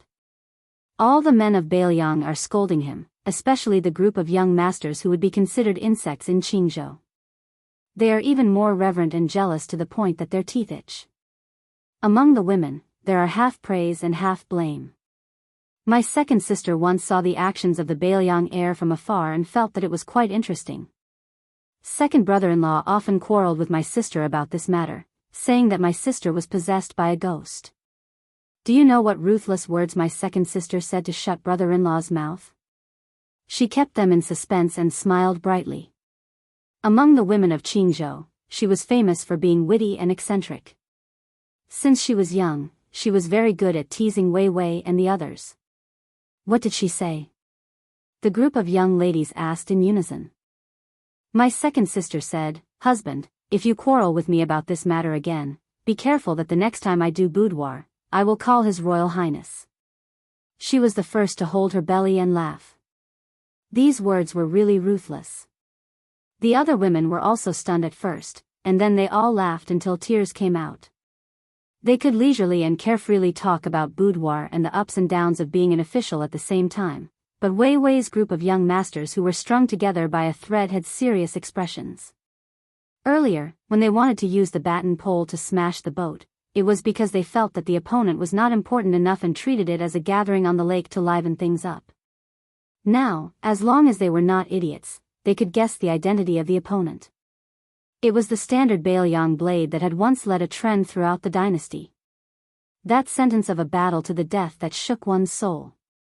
Wei Wei considered himself as the son of a noble family in Qingzhou and was proud of himself. He made a mistake and staked everything on one throw, and made another mistake after another. He ordered the Yellow Dragon ship to batten the pole to resist the enemy. He even dared to humiliate the daughter of an imperial censor in the capital to death, so he did not mind being absurd one more time. Did he really think that Wei Wei was an idiot in the bureaucracy? Regardless of the result of this battle, as long as he did not kill the heir of Bailiang, Wei Wei's reputation of defeating the Bailiang army would be spread all over the country. Even the imperial palace would hear a thing or two about it. Who would not give a thumbs up and praise Wei Wei for being loyal and righteous even though he did not study? That year, his father was implicated by him and was unable to command the giant ship Crimson Banner. His father had been regretting it all these years. Today's feat might be able to smoothly push his father, Dragon King Wei, to the highest position in Qingzhou. That white-robed heir of Bailiang with a blade was undoubtedly the best stepping stone. Different from the boorish Wei Wei, the heir of the noble family had a deeper thought and his face was gloomy. That person in the imperial palace had always liked to see the vassal kings fighting openly and secretly, otherwise there would not be the imperial clan law that two kings could not meet. This time, instead of saying that the fight with Su Fengnian was a grudge between the two heirs, it might as well be seen as the continuation of the fight between his father and Su Rentu, two enemies for 20 years. His father had been seeking Taoism and Buddhism for so many years. He vaguely remembered that when his father went to Mount Longhu to request for imperial edicts, he was rejected several times. His Majesty even did not care about his face and severely criticized his father. One of his younger brothers was even demoted to a commoner and sent to the inner circle of the high walls of Fengyang with 60 people. If it were not for the good words of a concubine from Qingzhou in the imperial palace, forget about going to Mount Longhu to burn incense, even his future as a hereditary prince would be a problem. Today's battle on the water, regardless of victory or defeat, what would happen to him and his father? His Majesty the Emperor's thoughts were profound. Since he ascended the throne, he was the best at balancing vassal kings and regions, civil officials and military generals, and parties. He really did not have the confidence to guess the Emperor's thoughts. Should he take advantage of the situation and behead Su Fengnian? As this shocking thought flashed through his mind, the heir of the king of Jing finally lowered his head and drank a mouthful of wine to hide the strange expression on his face. Chapter 162. Chapter 3. A total of 11,600 words, gathering for the sake of benefits, it was easy to share the same bed but have different dreams. Wei Wei was currently thinking about how to make a name for herself in one battle, but her bottom line was that she wouldn't allow Huang Tulang to kill that person surnamed Su. Meanwhile, Prince Jing'an's heir began to consider whether or not he could ruthlessly kill him and abandon the group of Qingzhou's children, including Wei Wei. Wealth comes from danger. The life and death of other people were more important than the title of nobility. For the crown prince, there was no need to think about it. As a descendant of the imperial clan, the entire world is the private property of our Zhao clan. No matter who you are, even if you are a grand secretary or one of the 30 prefecture overseers, no matter how courteous you are on the surface, aren't they all looking down on you from the bottom of their hearts? Among the 6 princes of the vassals, other than the 2 princes who were allowed to inherit the title of prince according to the law of the vassals, the other 4 princes really did not have any extravagant hopes for the apricot yellow satin 5-clawed python robe. For claws and 5 claws, there was only a difference of 1 claw, but the real difference was more than 1,000 miles. The scary part was that if the 9-clawed python became the 9-clawed python, what would happen to the next generation? Now that the world was flourishing, where would they go to ask for military merit? The north had the king of Bailiang, and the south had the king of Yen. Both crown princes were recognized as the most vicious and merciless people in the dynasty. Who would want to share a piece of the pie with you? Damn it, there were 4 words written in the vassal law: official career forever. It was the same as cutting off the path for the royal family's descendants to become officials. The king of Jing lowered his head and frowned slightly. He was deep in thought, and his hostility was as strong as the wine in a cup. He didn't even listen to the roars and screams outside the window. Motherf *Ker, the guy with the halberd is not a human. Even the battering pole was cut in half by his 100-gene halberd. A young master from the Qing prefecture sucked in a cold breath and couldn't help but shout out. The muscular general in black armor was really a match for 10,000 people. The halberd in his hand easily deflected the rain of arrows and even broke the pole of Huang Long. How can Huang Tulang be suppressed by 100 Bailiang barbarians with hundreds of crossbows? They're hiding behind the arrows and not even raising their heads. They've all turned into cowards. Another debauchee, who had carefully poked his head out and then retracted his head, was shocked. How could he not know that he was no different from Huang Tulang? Those Huang Tulang that he scolded could at least be considered as brave soldiers of northern Liang. What was he?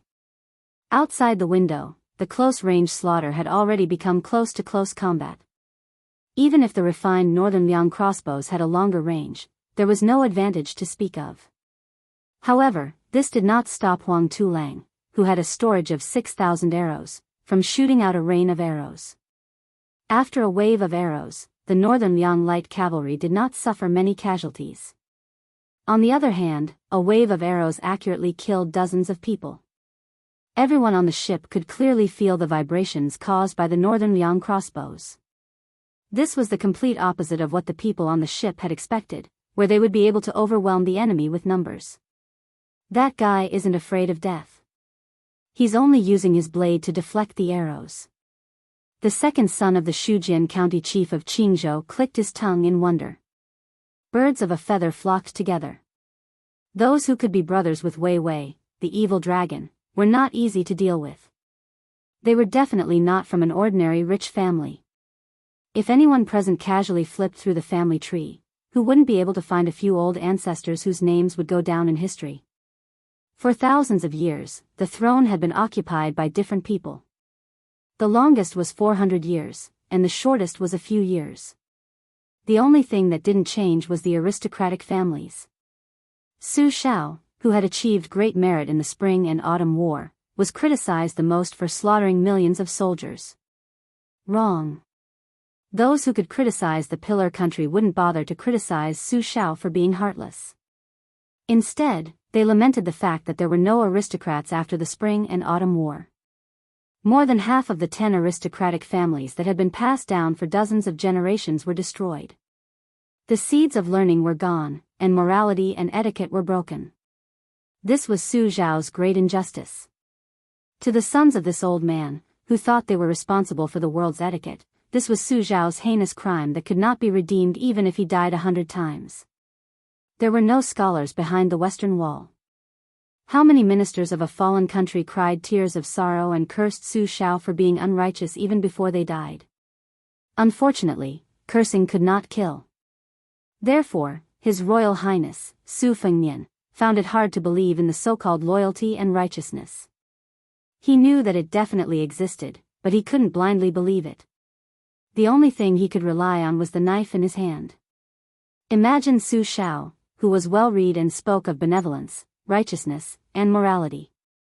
How could he have the hearts of the 300,000 iron cavalry today? Zhao Guangling and Li Yishan were already peerless scholars. Why would they be willing to give advice to an ordinary person like Su Shao? Shangyin Academy frowned and accepted second sister as a Jixia scholar. Was it because of Su Weisheng's shocking talent? Su Fengnian stood at the bow of the ship. When arrows flew over, he deflected them with his knife. No one shot him in the dark, so he watched the battle. This small-scale naval battle between the enemy and their side totaled only 600 people. It couldn't be considered a fierce battle. Li Shan had never taught him knowledge using common sense.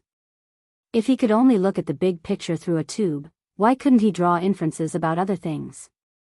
Qingzhou's 40,000 navy, the navy that the Green Party of the imperial court greatly praised, was said to be able to fight with the Guangling navy. It was just an embroidered pillow. This embroidered pillow was ugly. It was really boring. Su Fengnian thought that after this battle, would it sound the knell of death for him a few times in advance? Chapter 163. Wei Wei glared angrily at Su Fengnian. She was angry at her father's navy for not fighting well. She hated Su Fengnian even more, but there was also a trace of fear that she did not dare to admit. If this Bailiang crown prince was really hereditary and wore a 5-clawed python robe, he would not only have 100 Bailiang soldiers behind him, but also 300,000 cavalrymen. How would her father, the Dragon King of the Lake, deal with that? Not to mention the future, if this battle was lost, the entire Qingzhou would be in an uproar, and the Green Party's leaders who were reading the secret letters from each family would be the scariest. The Green Party did not fight among themselves, but they were very decisive in dealing with useless people.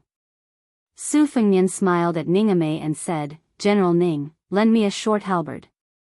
At this moment, Ningame already had nothing to do. The two armies were shooting arrows at each other.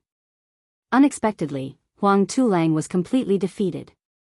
After a weak and powerless volley of arrows, he cowered in fear. What a coward! Ningame's iron halberd broke 2 poles in a row. He was a brave general who fought against 10,000 people on the battlefield.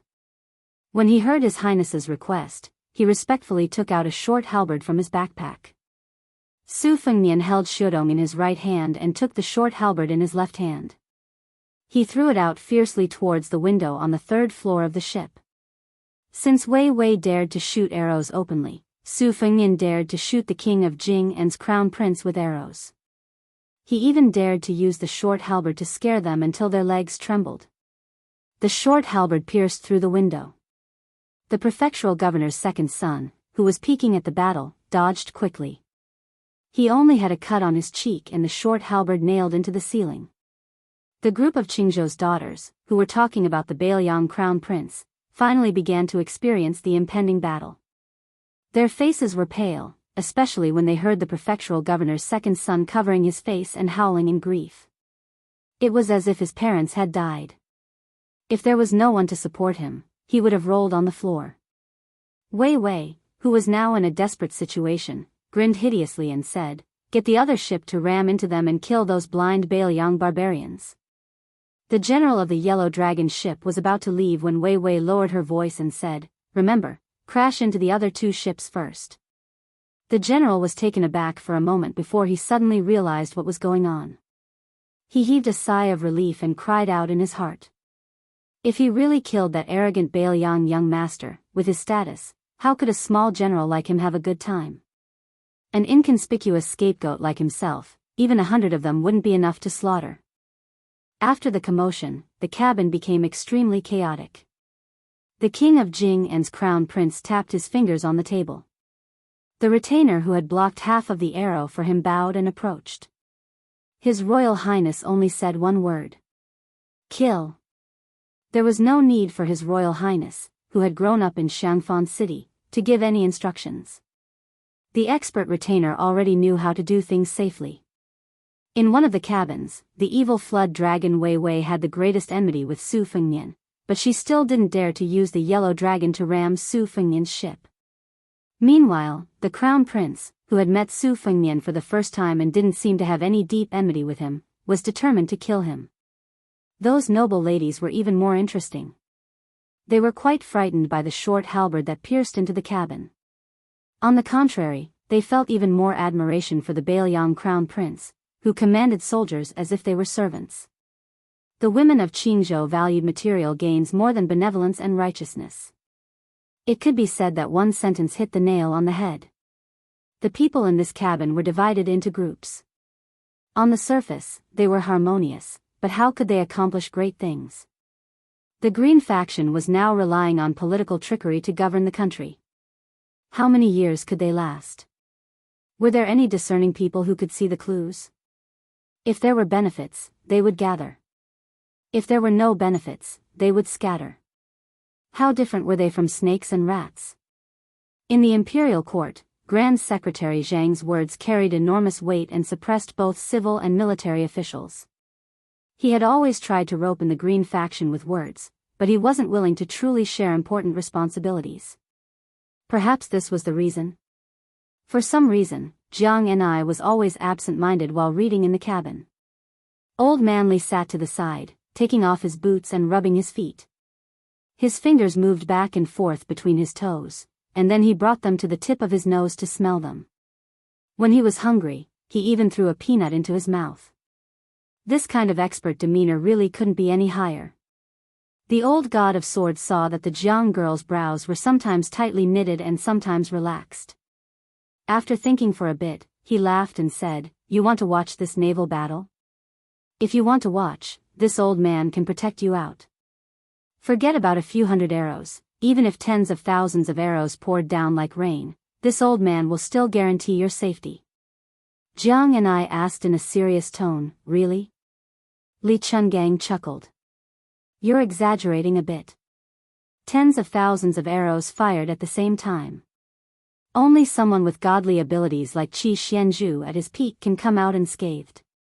With this old man's current heavenly phenomenon skills, he's still a bit lacking. However, all of this is because this old man doesn't have a sword in his hand. I'm not afraid of you, little girl, laughing at me."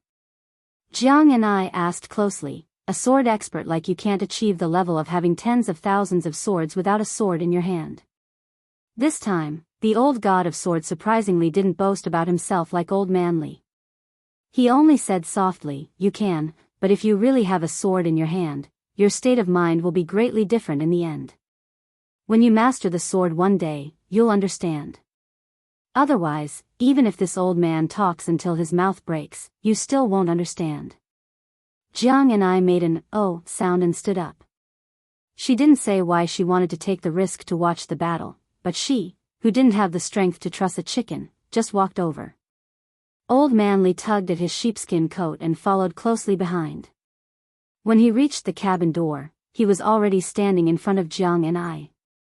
Scattered arrows flew over. The old god of swords didn't need to do anything and they all flew far away. There was sword intent in Li Chuangang's name. These words weren't said for nothing. Perhaps this one-armed god of swords felt that the arrows were an eyesore, or perhaps he couldn't bear to see Jiang and I in a state of panic. When the little girl saw the yellow dragon colliding directly into the ship beside her, Su Fengnian, who had instantly drawn his saber, led Ningame and 4 retainers away, she subconsciously cried out in surprise. Li Chungang sneered. He took a step forward. He swept past everyone and stepped on the body of the yellow dragon ship. His figure drifted like an azure dragon. With one step, he overturned the yellow dragon ship into the water. Chapter 164.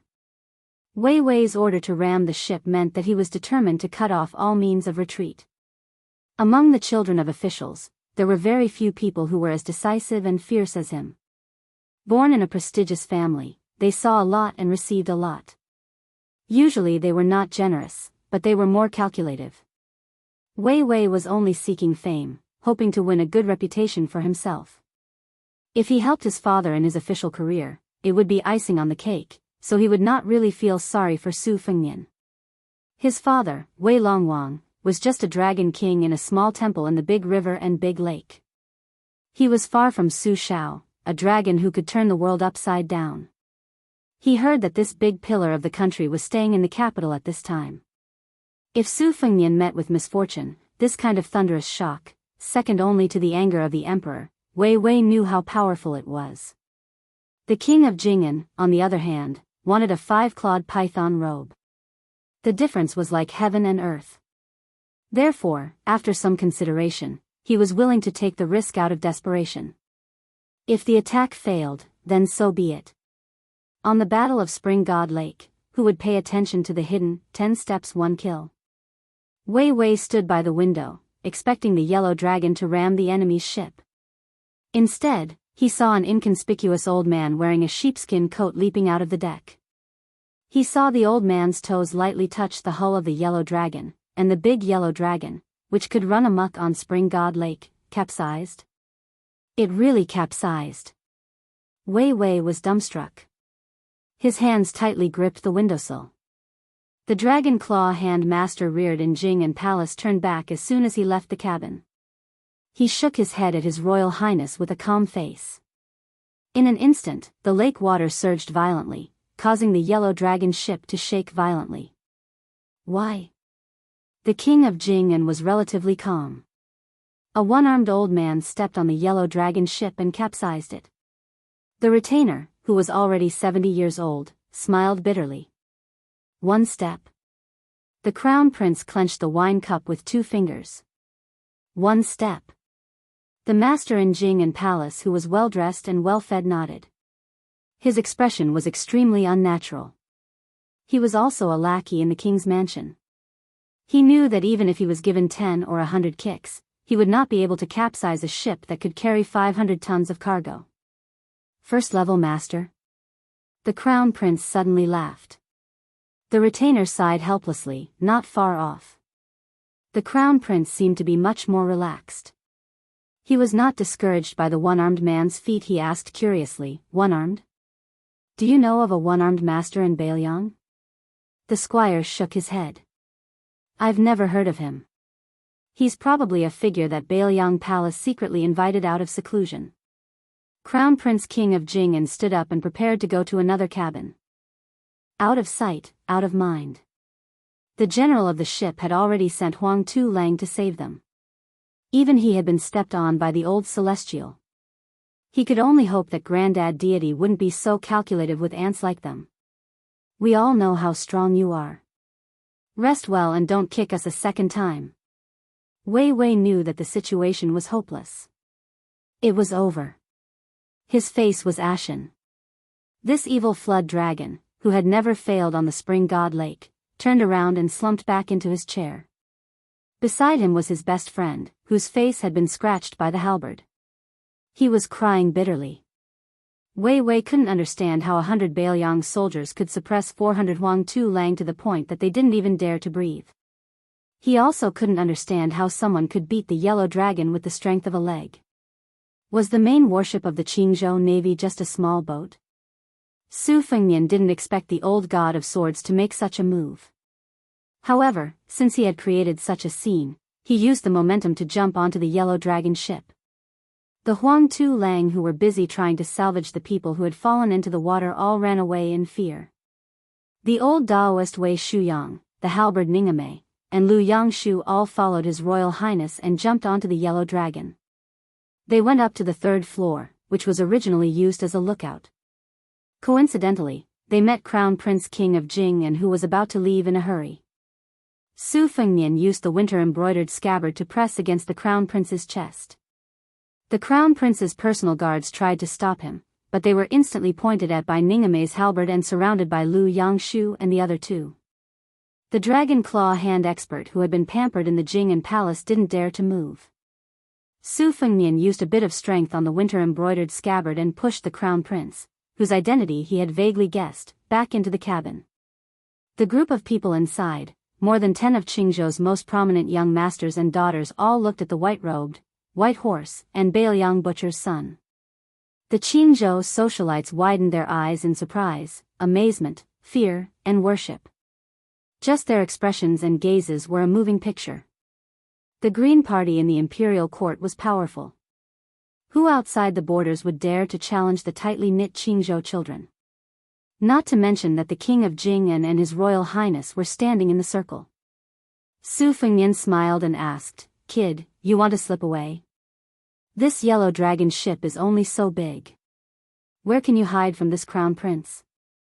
On the surface, the king of Jing'an's crown prince appeared to be extremely cultured. Obviously, he had received the teachings of the king of Jing'an, Zhao Heng. Even with Su Fengnian's scabbard pressed against his chest, he still had a look of indifference on his face. Indifferently, he said, "I'm going out to get some fresh air.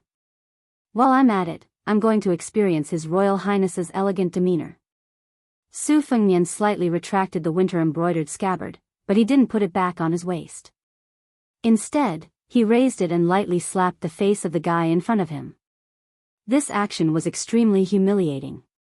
Su Fengnian's mouth was even more mocking as he said, "Don't think that this crown prince doesn't know who you are. Surnamed Zhao, given name Sun, the eldest son of the king of Jing'an, Zhao Heng. How can there be such a big gap between you and my crown prince?" Zhao Sun, whose cheeks were red from the slap, looked straight at Su Fengnian and calmly said, "The king of Bailiang's martial arts are unparalleled for thousands of years. My royal father is wholeheartedly devoted to Buddhism. Naturally, we can't compare." Zhao Sun's words had a hidden meaning, but it wasn't too big. Everyone could tell that the king of Jing'an's crown prince was simply saying that Su Fengnian's current glory was all because of his father, who carried the world's infamy as a butcher.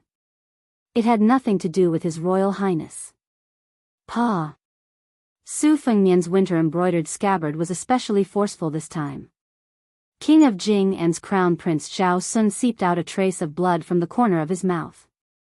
Su Fengnian smiled and said, "Well said, you deserve a reward.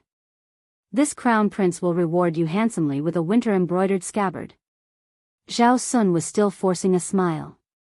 Jing'an Palace's retainers were already prepared to risk their lives to save their crown prince, but Su Fengnian had already brushed past Zhao Sun and said softly, "I'll accept the Yellow Dragon cruise ship. I'll have to trouble you to jump off the ship and swim back to Xiangfan. Tell Zhao Heng that when the time comes, the father and son will go out of the city to welcome the crown prince." Zhao Sun didn't even bother to wipe the scarlet blood from the corner of his mouth. He walked straight out of the cabin and slowly said, "Xiangfan City will definitely welcome the crown prince." Su Fengnian didn't pay any attention to the king of Jing'an's crown prince, who was about to become a drowning dog. He first gave a warm smile to the group of dumbfounded young ladies, then turned his head to look at the capital's son, hedonist Zhao, who was cowering in the corner, as well as the fearful evil flood dragon Wei Wei. He pointed at the two with his winter-embroidered scabbard and smiled. "One of you is the son of a fourth-ranked official. You formed a clique and made Zhao Sun deliver himself to your doorstep. Good job. The other is the son of Qingzhou's Dragon King. He dares to pull the bow and shoot arrows, and dares to ram the Yellow Dragon cruise ship. He's even more of a hero." Jiang and I, who had followed the old god of swords to the third floor of the cabin, had a strange expression on her face when she saw this scene. Could it be that Su Fengnian was so domineering and rude to outsiders? Previously, in Bailiang Palace, she only heard that he made a move on the maids in the residence. After leaving Bailiang, he tormented Jean Lanting in the county town. When he arrived in Qingzhou, he wantonly played with the Qingzhou Navy. She originally thought that he only knew how to bully weak women. Su Fengnian wasn't in a hurry to deal with Wei Wei and the one surnamed Xiao. He turned his head to look at the young ladies of Qingzhou and said with a bright smile, "Which elder sister or younger sister knows how to make tea? Let's drink tea and enjoy the scenery together. I hate fighting and killing very much. If I frighten elder sister or younger sister, later on, allow me to use tea in place of wine and punish myself by drinking 3 or 10 cups. How about this?" The second sister, an oval-faced young lady from Bailiang, wasn't the slightest bit afraid of the crown prince. She volunteered with a smile and said, "I brought some spring tea before the rain and a set of tea sets. I haven't had the time to make tea yet." Su Fengnian treated the women on the ship as if they were two different people. He was so easy to talk to that it was a complete mess. He laughed and said, "It's fate, it's fate." Jiang Ni's small face stiffened. Look, this guy's fox tail was suddenly revealed. Despicable. That gloomy guy with a swollen face was despicable just looking at him. But this guy who was flirting with the group of young ladies as soon as he boarded the ship was the most despicable. Chapter 165. Every time Su Fengnian took a step forward, Wei Wei and the one surnamed Zhao would take 2 steps back, until there was nowhere to retreat. Su Feng came to the window and happened to see the heir apparent of the king of Jing'an and his retinue jump into the water. Su Fengnian narrowed his eyes, feeling deeply moved. At that time, Zhao Heng, the 6th prince, had the greatest influence. The Empress Dowager regarded this filial son the most highly. The faction of relatives and the leaderless civil officials hit it off. And it was at that time that Zhao Heng wrote the poem, "Raise an army of 1,000,000 to drive away the Mang slaves, immediately erect a monument on the first peak." That time could be said to be the most glorious period of Prince Jing'an's life. Who would have thought that the mantis stalks the cicada, unaware of the oriole behind? The second prince, who was originally the least favored, suddenly appeared out of nowhere. It was unknown how he obtained the full support of the eunuchs, chamberlains, and military generals. First, he secretly detained the Empress Dowager, then he launched a series of assassinations. Several powerful relatives died in one night. The posthumous edict appeared again. It was clearly written that the previous emperor wished for the second prince to ascend the throne. The second prince rightfully sat on the emperor's throne and became the current emperor. The 8 princes contended for the throne, causing a disaster. In the end, only one of the former crown prince died. In fact, in the eyes of those with discerning eyes, this could be considered as His Majesty the Emperor being merciful and lenient. It was much better than the deaths of all the princes and grandsons of the previous dynasties.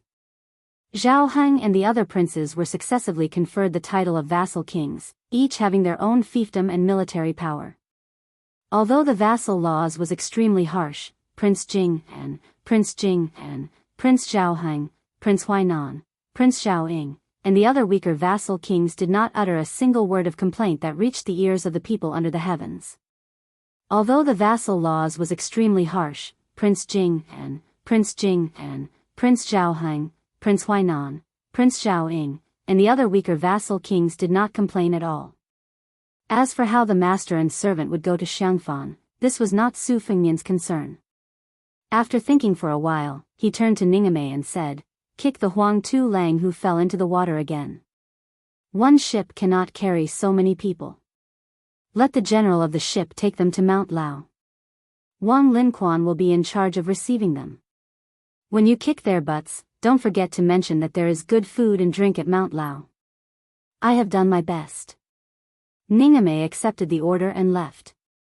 When the young ladies of the noble families of Qingzhou heard the words of the Bailiang heir, they could not help but laugh. They looked at each other and laughed. To them, the Bailiang heir and the Bailiang heir were people far away in the sky. No matter how much they struggled in the imperial court, they would not be implicated. The Green Party had never participated in direct battles with the vassal kings.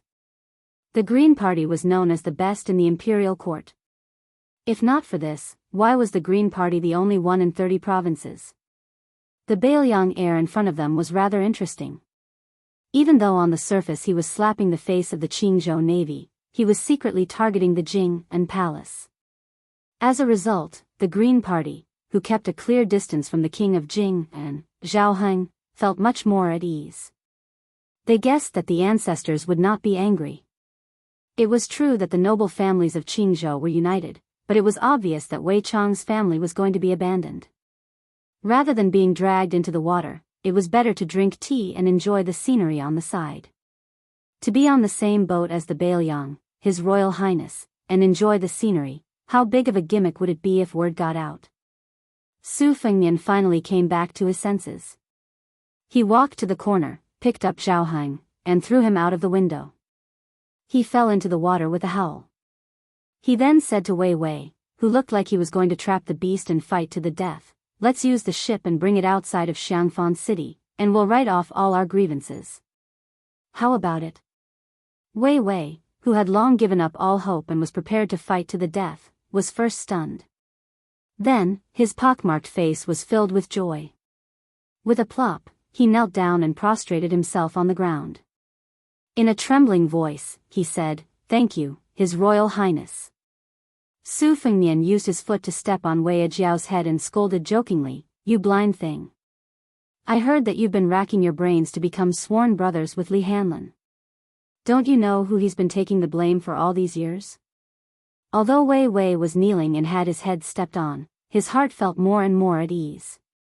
He raised his head and smiled flatteringly, "It's all my fault for not recognizing Mount Tai. A man who knows when to yield and when to stand tall."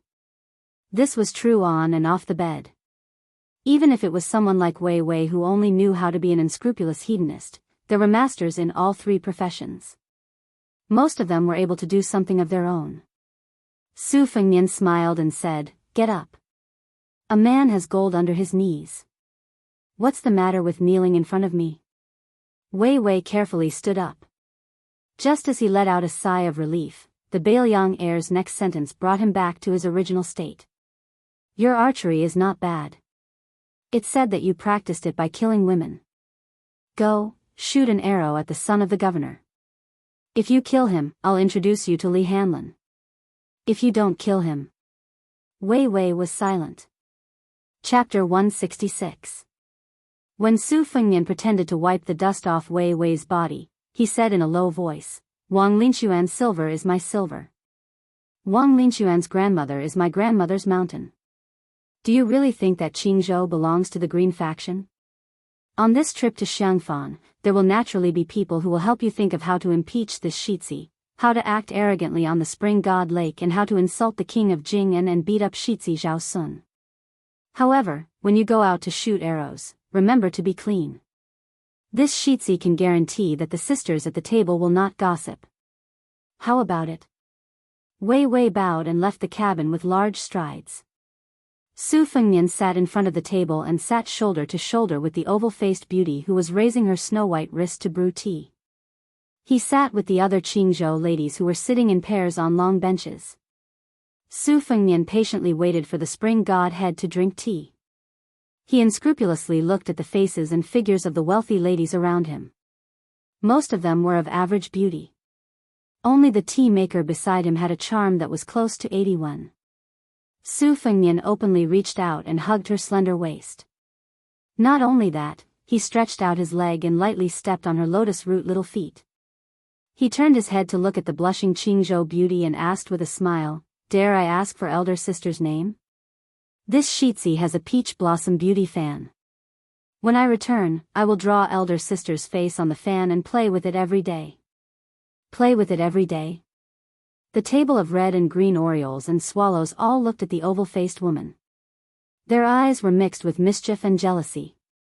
Although the woman who was hugged by Su Fengnian had a good upbringing and had always been bold in her actions and words, she still couldn't take it when she was openly teased like this. She didn't dare to dodge, nor did she want to dodge. She lowered her head and pretended to be paying attention to the situation. Her family background was not simple. Among the 4 pillars of the Liang dynasty, the Green faction was the smallest, but its voice was not weak. Among the 12 pillars of the dynasty and the Shang pillar, the Green faction had 4 seats. The ancestor of this woman's family was one of the Shang pillars. In the past 30 years, he had moved between the Ministry of War, Ministry of Revenue, and Ministry of Appointments.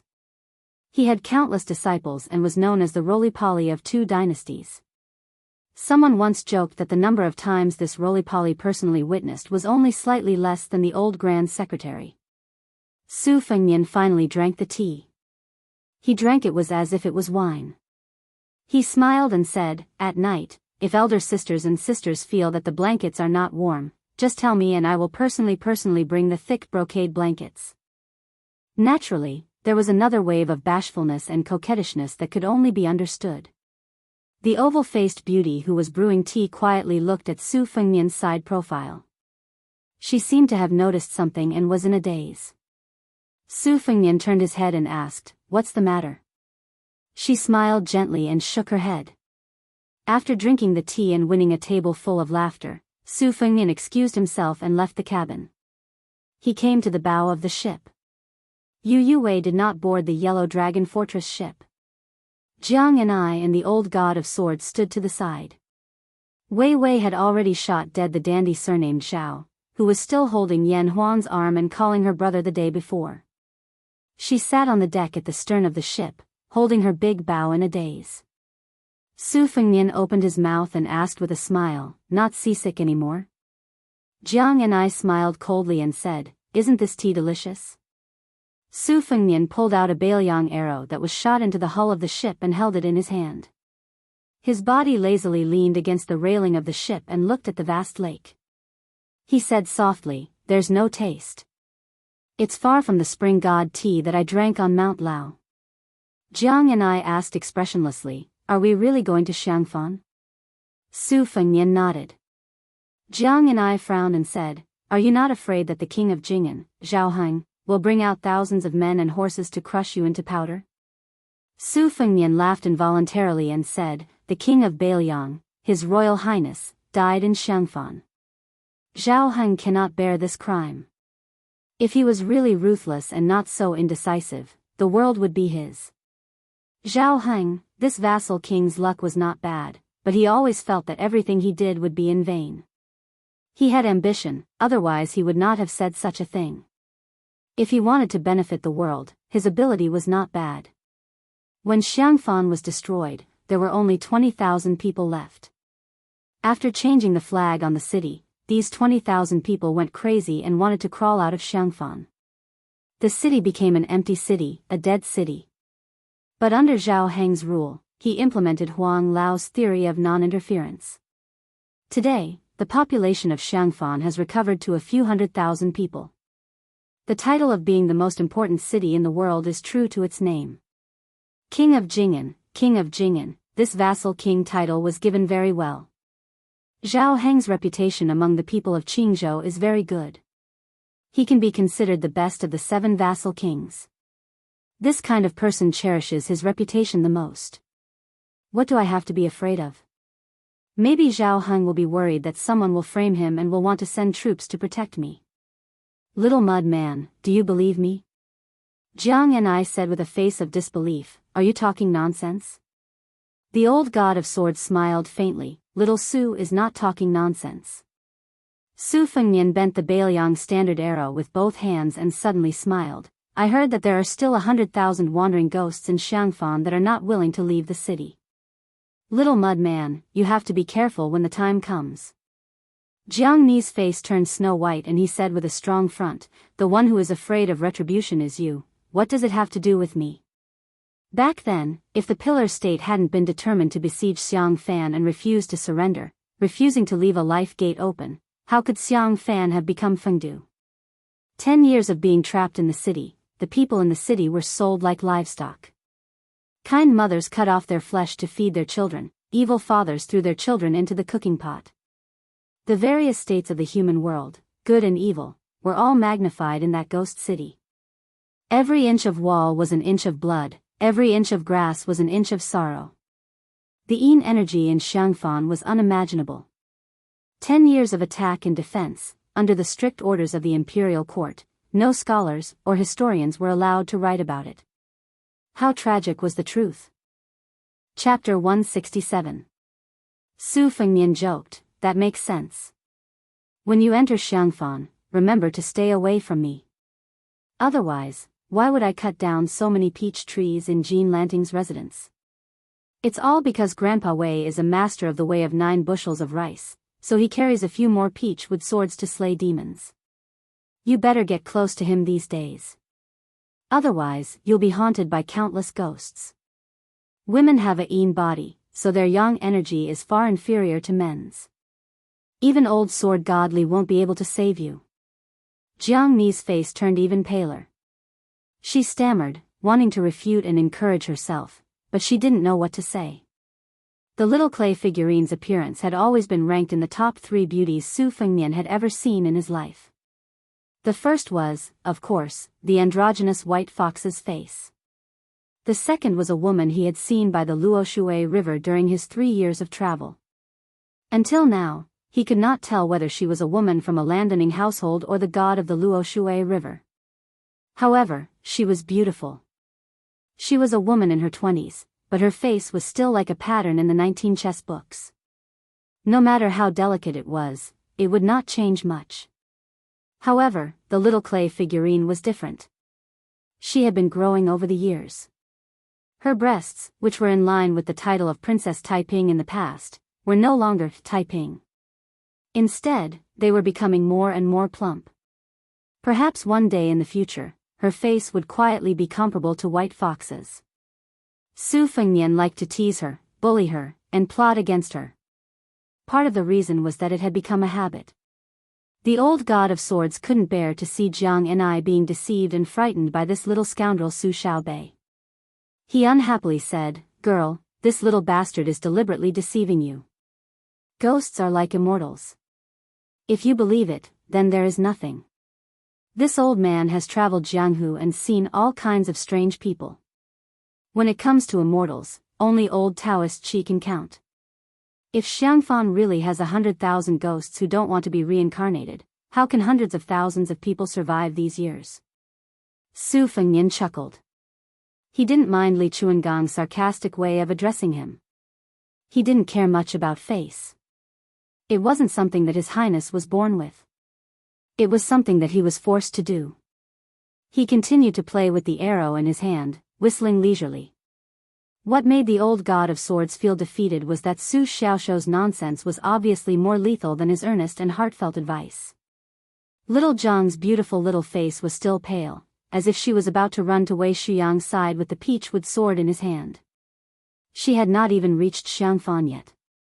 Jiang and I, who had a deep understanding of ghosts and gods, said fearfully, "Then I won't enter the city. I'll stay on the ship." Helpless, the elderly god of swords could only roll his eyes and sigh. He thought to himself, that little bastard is really little Zhang's nemesis. Su Fengnian laughed and said, "When we reach Xiangfan, we will have to abandon the ship and take the land route. What will you do then? Stay on the ship for the rest of your life? Let me tell you, there are countless water ghosts who died unjustly in the lake. Do you really think that the 10 years of war between Xiangfan and Xiangfan is just a simple siege? Only when the Xiangfan navy is wiped out would there be a siege. In the city, there's still the grand ritual of Zhou set up by the Taoist master of Mount Longhu. What's outside the city?" Jiang and I was speechless. She wanted to cry but had no tears. Old man Li couldn't bear to listen anymore. He rubbed his crotch and planned to walk around the yellow dragon ship. This pair of foes could do whatever they wanted, and he wasn't willing to get involved in their quarrel anymore.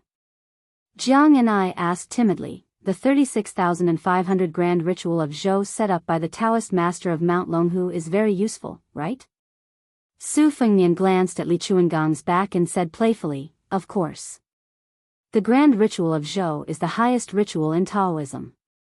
Setting up 1,200 altars is already a grand scale. Generally speaking, it's only when something big happens in the emperor's family or the ancestral court of Taoism. The word ritual means the ceremony of pouring wine. To put it simply, it's the Taoist master inviting the celestial beings to drink wine. The grand ritual of Zhou before this dynasty was only set up for the prince with 2,400 celestial beings to pray for blessings and disasters. There's also the 3,600 grand ritual of Zhou for the emperor to protect the country and its people. Xiangfan was founded by the Taoist master's residence. The 36,500 grand ritual of Zhou was unprecedented in history. It's equivalent to inviting all the celestial beings in the heavens. Back then, the Taoist master's residence spent 900,000 taels of silver. If that wasn't enough, the Taoist master's residence would have moved out of Mount Longhu long ago. Jiang and I nodded heavily and clenched his fists. His face relaxed a lot. Unexpectedly, Su Fengnian changed the topic and laughed sinisterly, "But don't forget, just like you said, if the king of Jing wanted to deal with me, he would have needed 2,000 to 3,000 soldiers. It's obvious that the more powerful the enemy is, the more extravagant the situation will be. If the ghost city of Xiangfan didn't have any evil spirits that were hard to subdue, why would the dynasty spend so much money? Jiang was scared silly again. Su Fengnian threw the bow and arrow to a Bailiang light cavalry downstairs who was collecting arrows. He walked towards Jiang and said in a low voice, "As for me, not only do I have Grandpa Wei's help, I also have many Taoist instruments on me.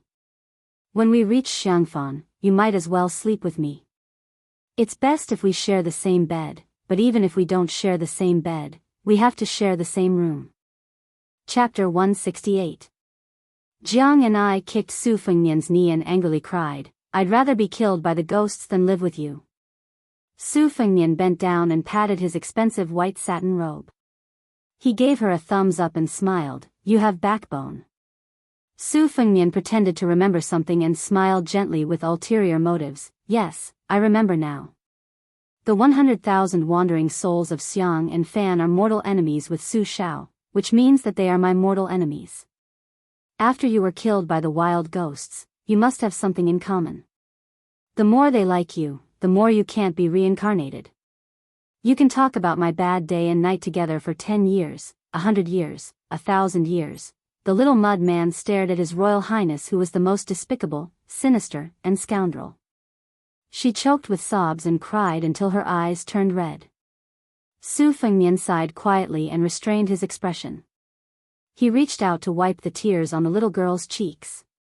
But before Jiang turned around, he retracted his hand and said softly, "Little fool, you really believe my nonsense? Think about it, you want to use the talisman to assassinate me. How can the ghosts be willing to kill you? They want you to live a long life to avenge them, right?" Jiang nodded blankly, sobbing as she nodded. Su Fengnian turned to look in the direction of Xiangfan. His hands were on his saber. A gentle breeze blew, brushing against his face and sleeves. The crown prince, who had a pair of red phoenix eyes and a red mark on his forehead, looked like an immortal. Su Fengnian whispered to himself, "So what are you afraid of?" "I should be afraid of Xiang Fan. You know, I really believe in Buddhism, in the 6 realms of reincarnation, and in karma." Jiang wiped the corner of her eyes and asked blankly, "Then why are you still going to Xiang Fan?"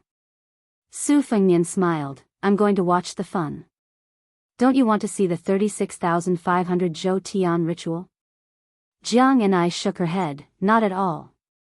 Su Fengnian stretched, "Let's go. It's time for you to read."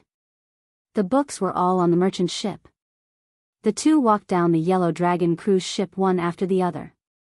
Su Fengnian said he would jump over her, but she refused. Su Fengnian could only stop the 2 ships and set up a wooden plank between the ships. Su Fengnian let Jiang walk first. She walked carefully as if she was walking on thin ice. However, the more one was afraid, the more likely it was to happen. Halfway through, Jiang swayed and almost fell into the spring immortal lake. Fortunately, Su Fengnian held her shoulders with both hands. However, she was severely seasick and didn't know how to swim. After stabilizing her body, she didn't dare to move anymore. Su Fengnian didn't know whether to laugh or cry. He could only pick up this strange girl who said she was timid but dared to assassinate him, and said she was bold but didn't dare to take another step. Ignoring her struggles, he walked to the deck of the ship and put her down. As a result, he received a good beating from her. In the cabin, she was gnashing her teeth as she read. Su Fengnian was multitasking. He listened to Jiang read while reading the geography of Qingzhou. On the table, there was a map of Xiang Fan that Wang Linquan had specially collected. Just by looking at the drawing, one could tell that it was a majestic city. Over the next few days, the noble ladies of Qingzhou left in 3 groups. Most of them were unwilling to go to Xiang and Fan. Firstly, the ghost city's Yin Qi was too heavy. Secondly, they didn't want to be seen by the Jing and palace that they were in the city with Bailiang and His Royal Highness. The oval-faced beauty was the last to leave. For the past few days, she had spent most of her time sipping tea and chatting with His Royal Highness.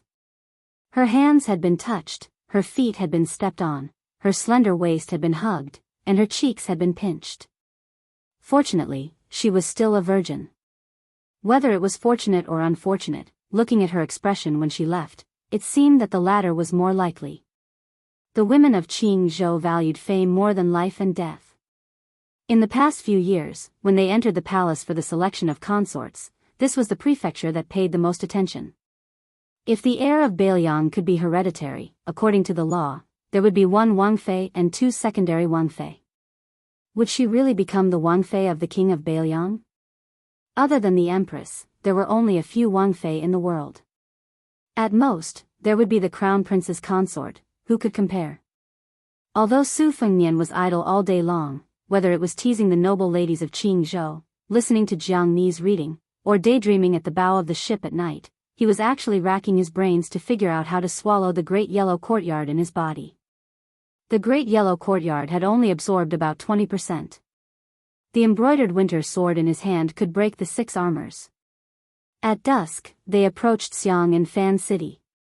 Su Fengnian walked to the deck of the Yellow Dragon ship and suppressed the irritation in his heart. For the past 2 days, he had been receiving news from Wuxia. It was neither good nor bad. One was that the crown prince, who had not been confirmed for a long time, was finally coming to the surface. Another was that the literary, martial, and rouge reviews, which were held once every 10 years, had reappeared. Immortals and demons danced in Jianghu. At the beginning of the martial arts review, it said that there were 3 sects in the world. In Buddhism, there was only Avalokitesvara. In Celestial Way, there was only Ancestor Lu. In Shen Wei, there was only Demon Rinsing Primogenitor. These 3 were the most mixed in the human world and were the closest to the people. Therefore, it was evaluated that the great Guanyin of the western regions had entered the 1st rank, little ancestor Lu of Dragon Tiger Mountain had entered the 1st rank, and the new chief of Wudong had entered the 1st rank. In the martial arts evaluation, there was a separate sword evaluation. Wudong's sword maniac Wang Xiaoping and sword crown Wu Luding were listed. In the secret letter, Lu Qiu said that the great Guanyin had already left the western regions. Little ancestor Lu's little celestial master Qi had also left the mountain. Obviously, most of them were coming for Su Fengnian. The capital was in turmoil. All kinds of immortals and demons came one after another. What would Su Fengnian, who was unintentionally standing at the head of the tide, do? Chapter 169. When they arrived at Xiangfan, they could see the famous Diaoyu platform on the city wall. The Diaoyu platform had supported the wall for 10 years and a half. On the signboard of the Diaoyu tower, there were 4 words, alone fishing in the central plains. Su Fengnian ignored Wei Wei and Huang Tulang and got off the boat. He rode his horse and galloped towards the ghost city in the twilight. He got off the horse when he was near the city gate. Jiang and I seemed to think that His Royal Highness had a Taoist instrument. He jumped off the carriage and trotted to Su Fengnian's side. Su Fengnian held back his laughter and pointed his embroidered winter knife at the top of the city wall. He squinted his eyes and said, "Do you see that? Back then, the number 1 general in the world guarded there for 10 years. There are not many people who can make Su Shao grit his teeth. That scholar from West Chu who really read the spring and autumn annals can be ranked in the top 3. Even if your capital of West Chu is destroyed after the Western Wall, even if the whole of Jiangnan falls, this city and this Diaoyu platform will not fall. Unfortunately, no matter how impregnable Xiangfan is, it can't affect the world." Jiang and I bit his lips. Su Fengnian led the horse and walked slowly. The grain in the city eats the horses. When the horses are exhausted, the sparrows and rats eat the people. Jiang and I was silent. Su Fengnian said softly, "The soldiers knew they would die. The soldiers guarding the city fought to the last man. No one survived. This is the war of the spring and autumn annals. These tragedies are unimaginable to the sharp-tongued people of Shangyin Academy. The walls were made of huge bricks that were specially made in the 3 continents. Each brick had the name of the place where it was made, the supervisor, and the person who made the bricks. When the bricks were laid, the slurry of glutinous rice juice and sorghum juice, as well as lime and tung oil, was poured into the gaps between the bricks. The master craftsman in charge of the construction of the Xiang and Fan cities held a sharp awl. If the awl penetrated even an inch, he would kill the person who built the city and continue the construction. Therefore, the city was as solid as iron. At that time, the historians all called it cruel and cruel. Su Fengnian stopped and did not look at Jiang Ni's face. He said coldly, when Su Shao attacked the city, Wang Mingyang defended the city. Both sides prepared for war. This scholar, who used to be a scholar in Jixia, strengthened the defense and moved all the food and materials into the city. Even the houses were demolished and the wood, bricks, and tiles were moved into the city. To prevent Su Shao from digging a tunnel, he dug 100 wells along the foot of the city and placed large earthen jars covered with leather in the wells so that those with good ears could listen. Not to mention the 50,000 soldiers, he also divided the 150,000 people into different classes. Monks, craftsmen, and paladins each had their own duties. The necessary materials for defending the city were divided into two categories, official and civilian. Then, he selected Jianghu people who were good at fighting to patrol the city day and night to prevent spies from setting the city on fire. Wang Mingyang's military skills in the Shangyin Academy had been fully displayed in the past 10 years. Su Shao once said that if everyone in Shangyin Academy was like this, he could even become a scholar in Jixia. Su Fengnian continued forward. To attack the city, one must first cross the river and cross the trench. Next is the most tragic climbing of the city. Climbing of the city is also known as climbing of ants. Looking at the top of the city, you can imagine the scene of thousands of people climbing up the ladder against arrows, boulders, wood, and oil. It was during this battle that the monks in the city invented the demon-subduing pestle and the ox-nosed Daoist created the cauldron golden liquid that would fester the moment it touched the skin. In the alley battle after climbing the city, Xiangfan gathered a large number of Jianghu people and heroes who swore to defend this important city for the three countries of the Central Plains. It could be said that they were united against a common enemy. Before the alley battle, they had defeated the Bailiang army countless times. If it were not for them, Xiangfan would not have needed 10 years to break the city. 3 years would have been enough. People only knew that Bailiang's army was the best in the world, but they did not know that they were not bad at attacking the city on foot. In the spring and autumn war, they were unstoppable. Only in Xiangfan did they lose more than half of their elites, including 300 cave masters who were good at drilling. This attack and defense took 10 years. As for who was right and who was wrong, only heaven knows. However, it was in these 10 years that Su Shao, who would seek revenge for the smallest grievance, had a real feud with Jianghu. The moat was unusually wide. The drawbridge on the river was not closed. Xiangfan was strictly guarded at night, but the drawbridge had been laid flat all these years. Even the main gate had not been closed for a single night. It seemed that according to the instructions of the celestial master of Mount Longhu, after setting up more than 30,000 great cycle ritual to expiate the sins of the 9 underworlds, the ghost gate was not closed and the wronged souls were allowed to leave Fengdu and Xiangfan. Legend has it that before the celestial master of Mount Longhu left the city, he personally went around the city to draw talismans. In the end, he even hung a Taoist talisman on the top floor of the Jianghu terrace. On it was written, "The heavenly spirits have returned to the heavenly spirits, the earthly spirits should return to the earth." He said that when the wandering souls of Xiangfan dissipated, this talisman would burn up. However, the heavenly talisman had been written for many years and still did not disappear.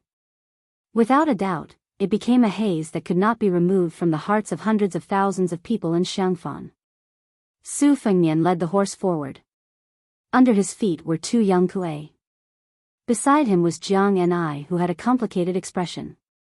Su Fengnian subconsciously looked at the Jianghu terrace on top of the city wall. The moon was bright and the stars were sparse. The tower was magnificent. Su Fengnian turned his head to the little mud man and said gently, "Don't be afraid." Jiang Ni, whose palms were sweaty, lowered his head and grunted. His Royal Highness could not see the person in the tower when he raised his head, but the person in the tower could see Su Fengnian when he lowered his head. The person in the tower had a slender figure. He wore an ordinary Taoist robe and hemp shoes. He wore a Taoist bun with a wooden hairpin and held a horsetail whisk in his hand. The top floor of the Jianghu terrace was a forbidden area. There were several respected old Taoists of Mount Longhu guarding it. Even the king of Jing was not allowed to enter.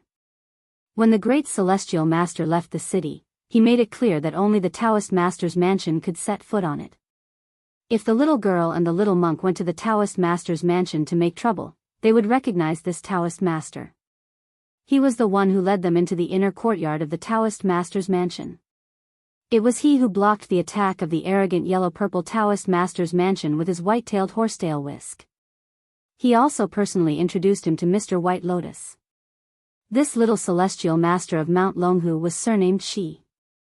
He had the same surname as the great immortal Qi Xuanzhen and the same appearance as one of the ancestors of Mount Longhu. He held a horsetail whisk in his hand and was praised by the national master who ruled the world as Tai Gong sits in Kunlun. After he left Mount Longhu, all kinds of rumors snowballed as if the whole world was praising him. However, he was indifferent because he didn't care about these things.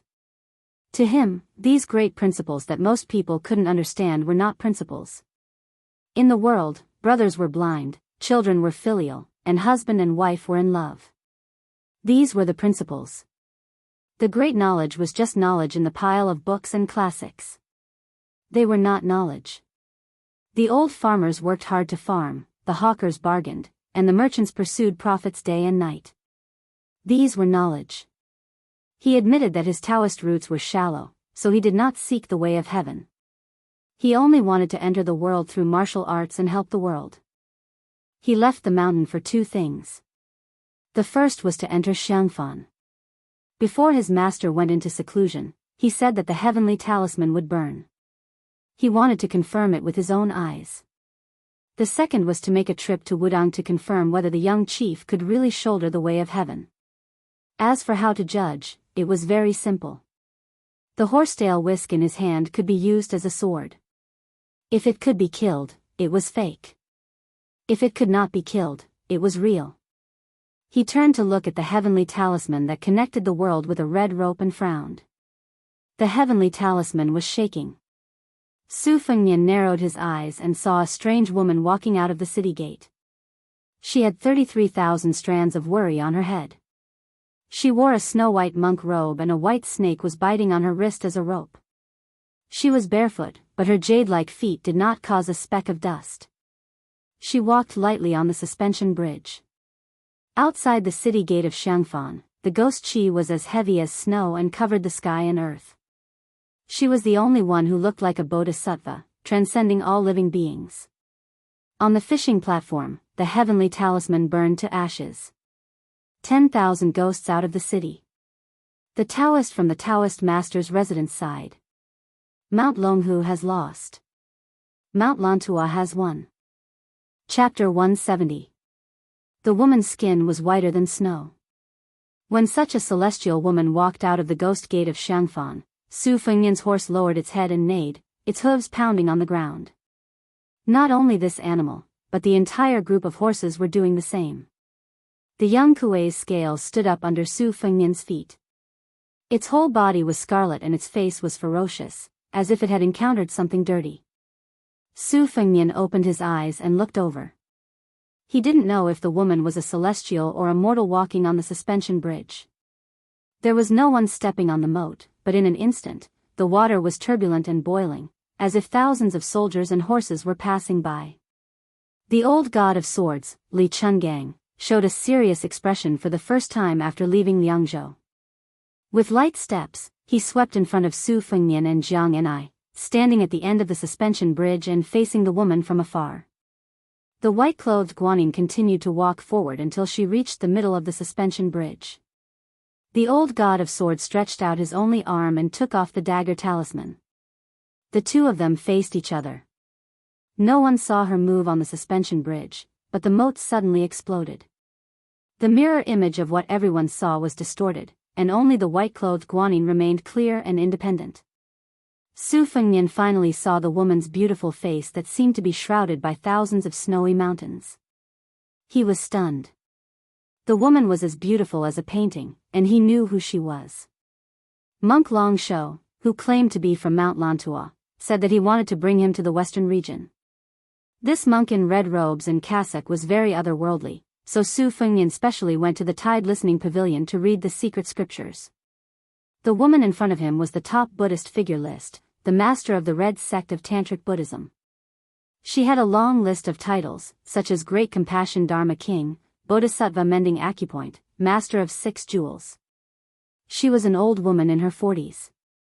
Su Fengnian thought that she was already old, and even if she had the skill to retain her youth, she would not be that pure and youthful. However, the woman in front of him was a little too tall, and her face was no different from a woman in her 20s. Her eyes were compassionate, and she was born with a red mole in the middle of her forehead. Su Fengnian thought that if he had known that the master of Mount Lantua was so beautiful, he would have bargained with her. Dual cultivation? No problem. As long as the master was willing to leave the western region, Liangzhou's environment. His Royal Highness had mountains of gold and silver mountains. Would he lack of a bed? Su Fengnian calmed himself down and stood side by side with Li Chungang. He said softly, "This person is the Dharma King of Mount Lantua, also known as the Bodhisattva of 6 Pearls. It is said that she has Avalokitesvara Guru, Lotus King Guru, and Rathvajra Guru. Can you defeat her?"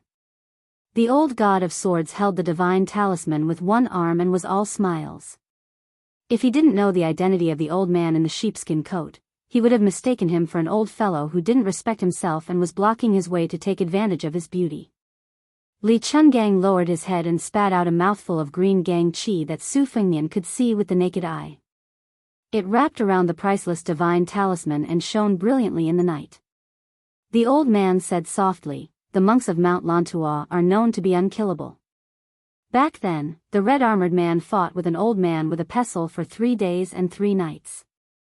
Neither of them could kill the other. The Vajra state of the First Order came from the Buddhism sect. This old man would like to see if he really has the Vajra body. However, it's unfair to fight with a little girl of the younger generation. Su Fengnian, who wished for the world to be in chaos, said, "The old god of swords is only holding a dagger. He's already conserving his strength and not bullying the younger generation." The cross-eyed old man glanced at His Highness the Crown Prince, who didn't want to settle the matter peacefully and only wanted to watch the battle from the sidelines. The corners of his mouth twitched, but he didn't mind. The reason why people couldn't make a name for themselves in swordsmanship was because they couldn't break 10,000 techniques with one sword. When fighting with others, they were afraid of this and that. They were so afraid that they would lose their swordsmanship in the end. Li Chungang was not willing to pay attention to Su Fengnian's narrow-mindedness.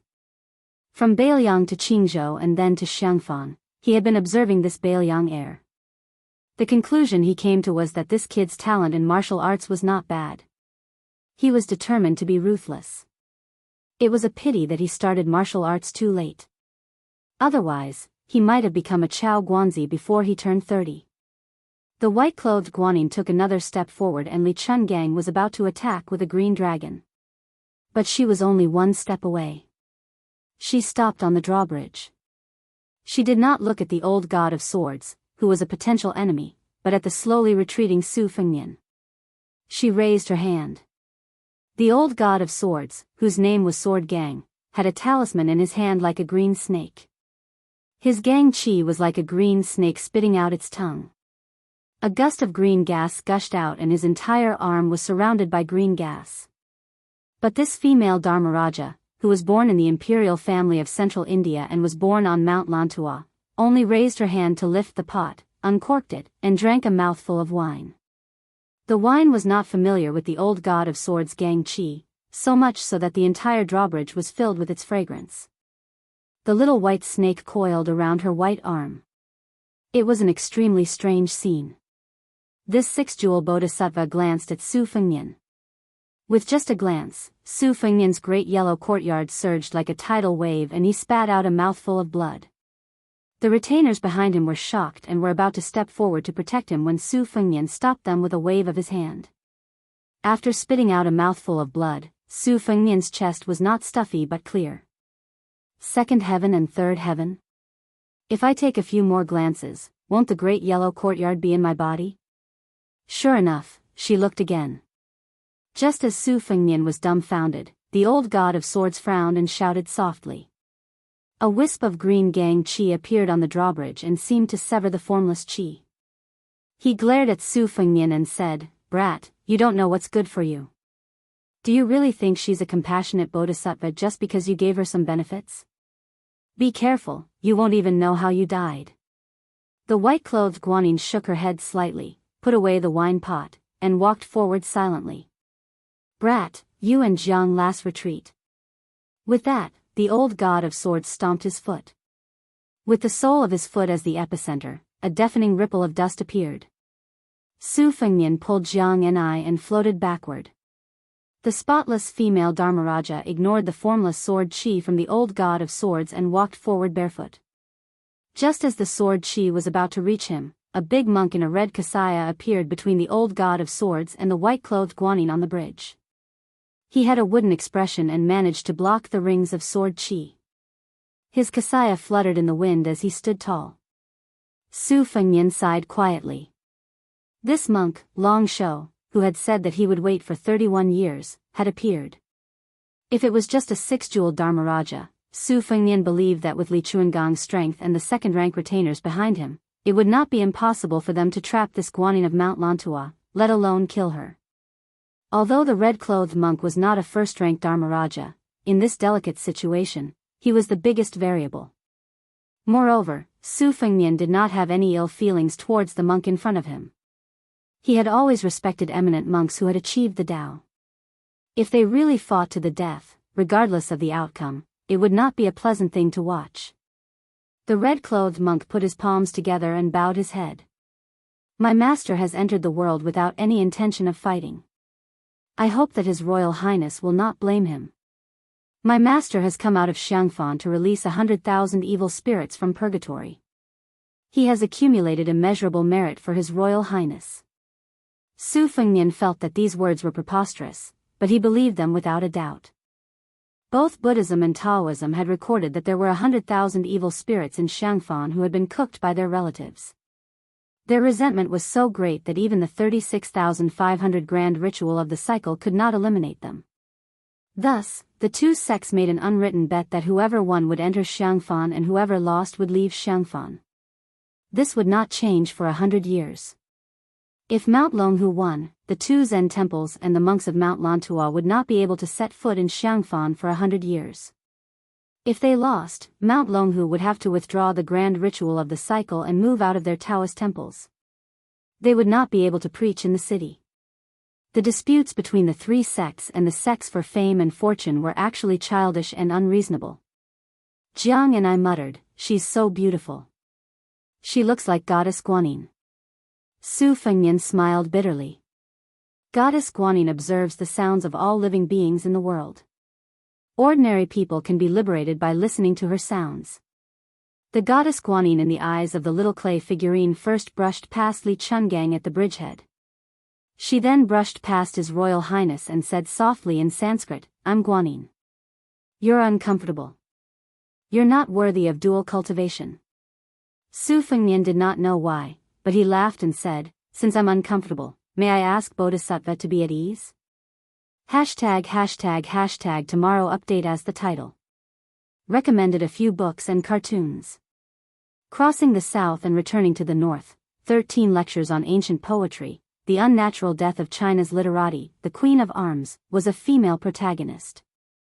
The world of acceleration was a pig's horn. Chapter 171. After Su Fengnian finished speaking, he noticed that Guanyin Bodhisattva beside him was a head taller than him. She was walking barefoot. Su Fengnian's height was already outstanding. Most of the men in the cold lands were tall and sturdy, but Su Fengnian did not appear short at all. Coming to Jiangnan, he appeared even more slender. Among the women beside him, Jiang and I was still growing. Tall women like Yu Yuwei and Shu Xiu were half a head shorter than him, but the female Dharmaraja was even taller than His Royal Highness. Not to mention how unconventional her clothing and temperament were, just her height alone was rather eye-catching. After the two brushed past each other, Su Fengnian very ungracefully turned his head to stare at the Dharmaraja of Mount Lantua. The wooden-faced monk Long Shou once again put his palms together, greeting His Royal Highness alone. The two had met twice in Beiliang. In addition, although Su Fengnian had a bad reputation, he was close to Su Fengnian. Everyone in Beiliang knew this, so the monk Long Shou did not dislike Su Fengnian. The red-clothed monk threw a peach at him, and Su Fengnian returned the favor by nodding his head slightly. Because of Wang Fei's worship of Buddhism, Su Fengnian loved the house and its crow. He was well-versed in many Buddhist sections. This was not to belittle the principles of Taoism. He still agreed that the roots of the Central Plains were in Taoism. It was just that he had been exposed to the enmity between Su Shao and Taoism since he was young. It was inevitable that he would have some opinions about some Taoist figures.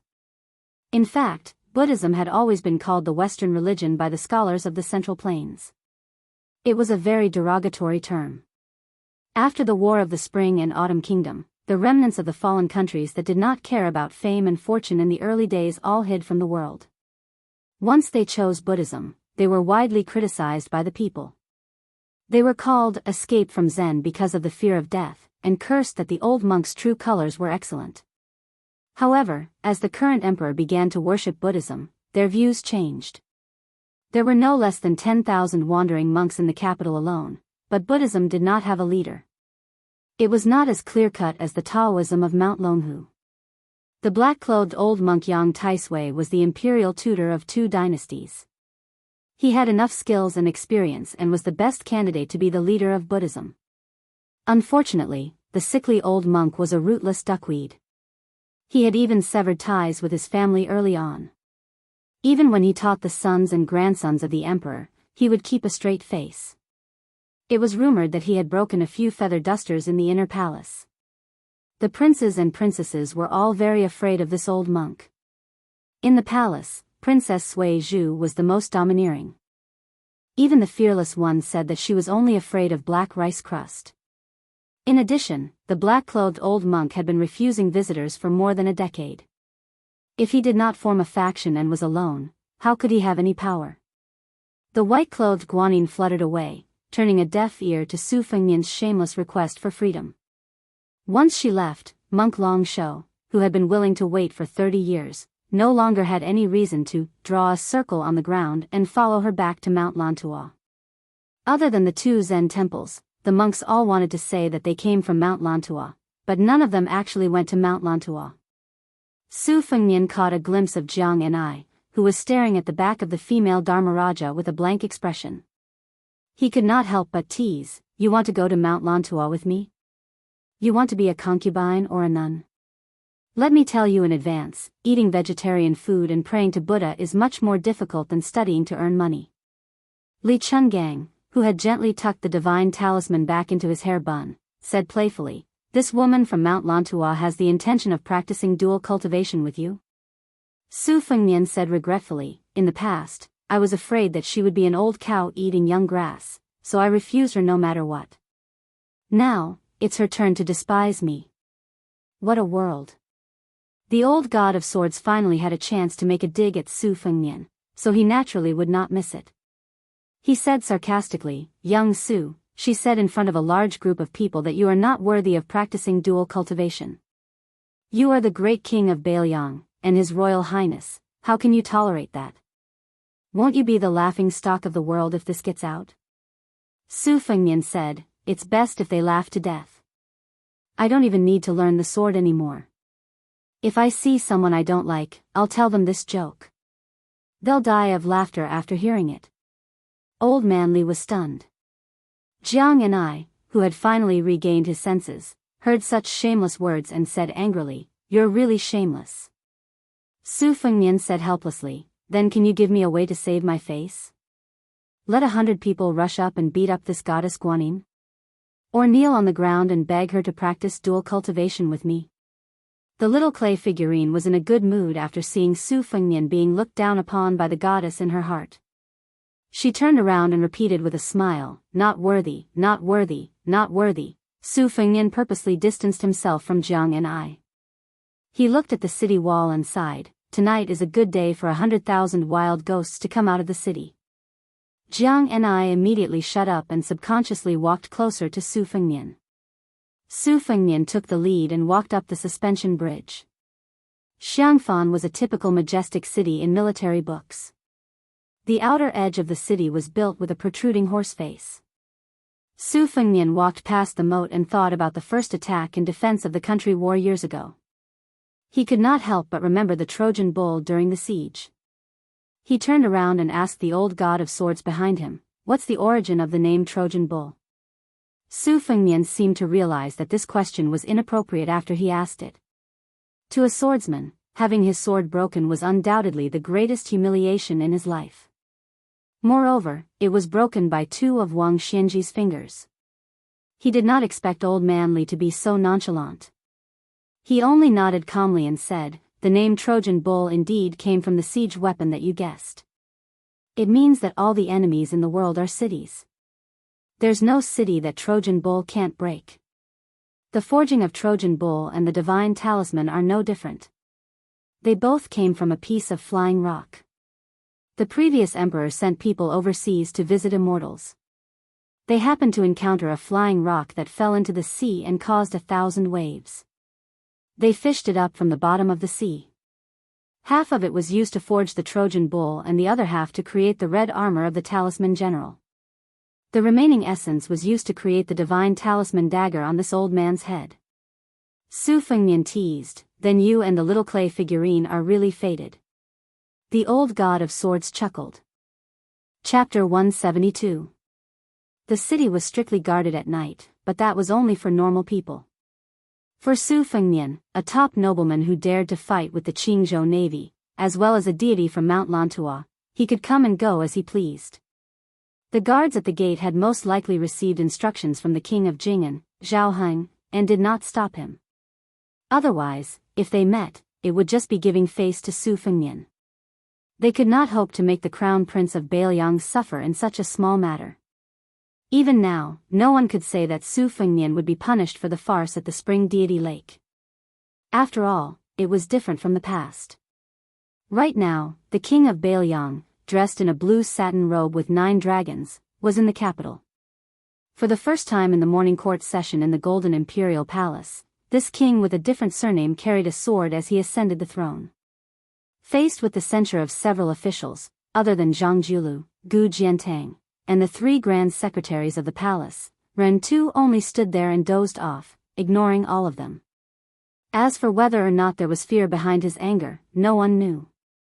There were rumors in the capital that the king of Bailiang and his cavalry were resting at the Xiamawi Inn, which was deserted. Everyone in the capital was delighted and applauded. They all said that this was the will of the heavens, and that the unjust will find little help. The fate of Bailiang had come to an end. The Xiamawi Inn was truly deserted. In the inner courtyard, the king of Bailiang, dressed in the garb of a rich man, was drinking green ant wine with an old monk in black. The wine was something that Su Shao had specially brought from Liangzhou to Graydon City. The old man in front of him, nicknamed the Sickly Tiger, had been forcefully dragged over by Su Shao. In fact, over the years, the green ant wine had been sold in the capital because of his second daughter, Su Weisheng's brother appreciating the snow. However, the king of Bailiang had personally brought the strong wine for thousands of li. The gift was light, but the affection was great. This could be considered a way for Su Shao to express his attitude to an old friend in a foreign land. "You, Yang Taisui, did not treat me as a friend. Even when I entered the city, you had to keep an eye on me for the emperor. However, Su Shao still treated you, old bald donkey, as a friend. That year, you treated me as a farewell." The spring chill in the capital had long been eliminated, and the chirping of cicadas did not stop. However, Su Shao still seemed to be afraid of the cold. He raised his hand and exhaled. He sighed and said, "When I left the capital, I remembered that the dynasty had 1,864 post-house stations. Now that so many countries have been annexed, can there still be half left?" The black-robed old monk said calmly, Great Peace City, the world is at peace and stability. Why is there a need to recreate the scene of the past when there were so many posts and messages flying everywhere? Isn't that a good thing? Everyone knew that Su Xiao had an inseparable feeling for the posthouse because the Liang dynasty did not attach much importance to the construction of the posthouse back then. After Su Xiao took control of the military power, he proposed 10 policies. Among them, the posthouse and horse policy were developed to the greatest extent in his hands. There were also a few policies that had died midway before they could be popularized because of the end of the spring and autumn period. The elimination of the posthouse was just a miniature version. When the Liang dynasty was at its peak, it was like passing one relay station after another. The relay stations were like fish scales. Ride after ride, the relay horses were like shooting stars.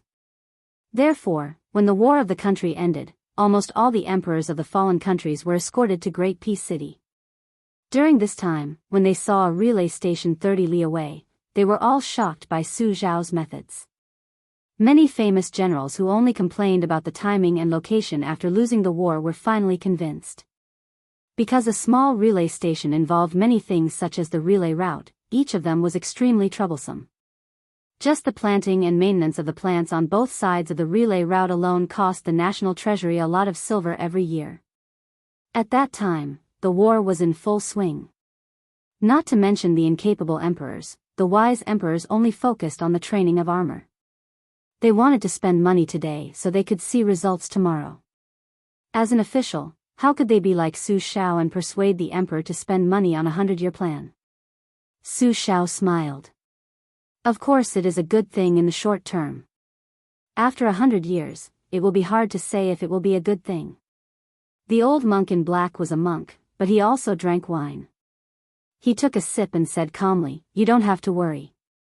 Su Xiao laughed involuntarily. "I'm not a monk like you. If I don't worry, how can I face the heroes who fought with me in the past?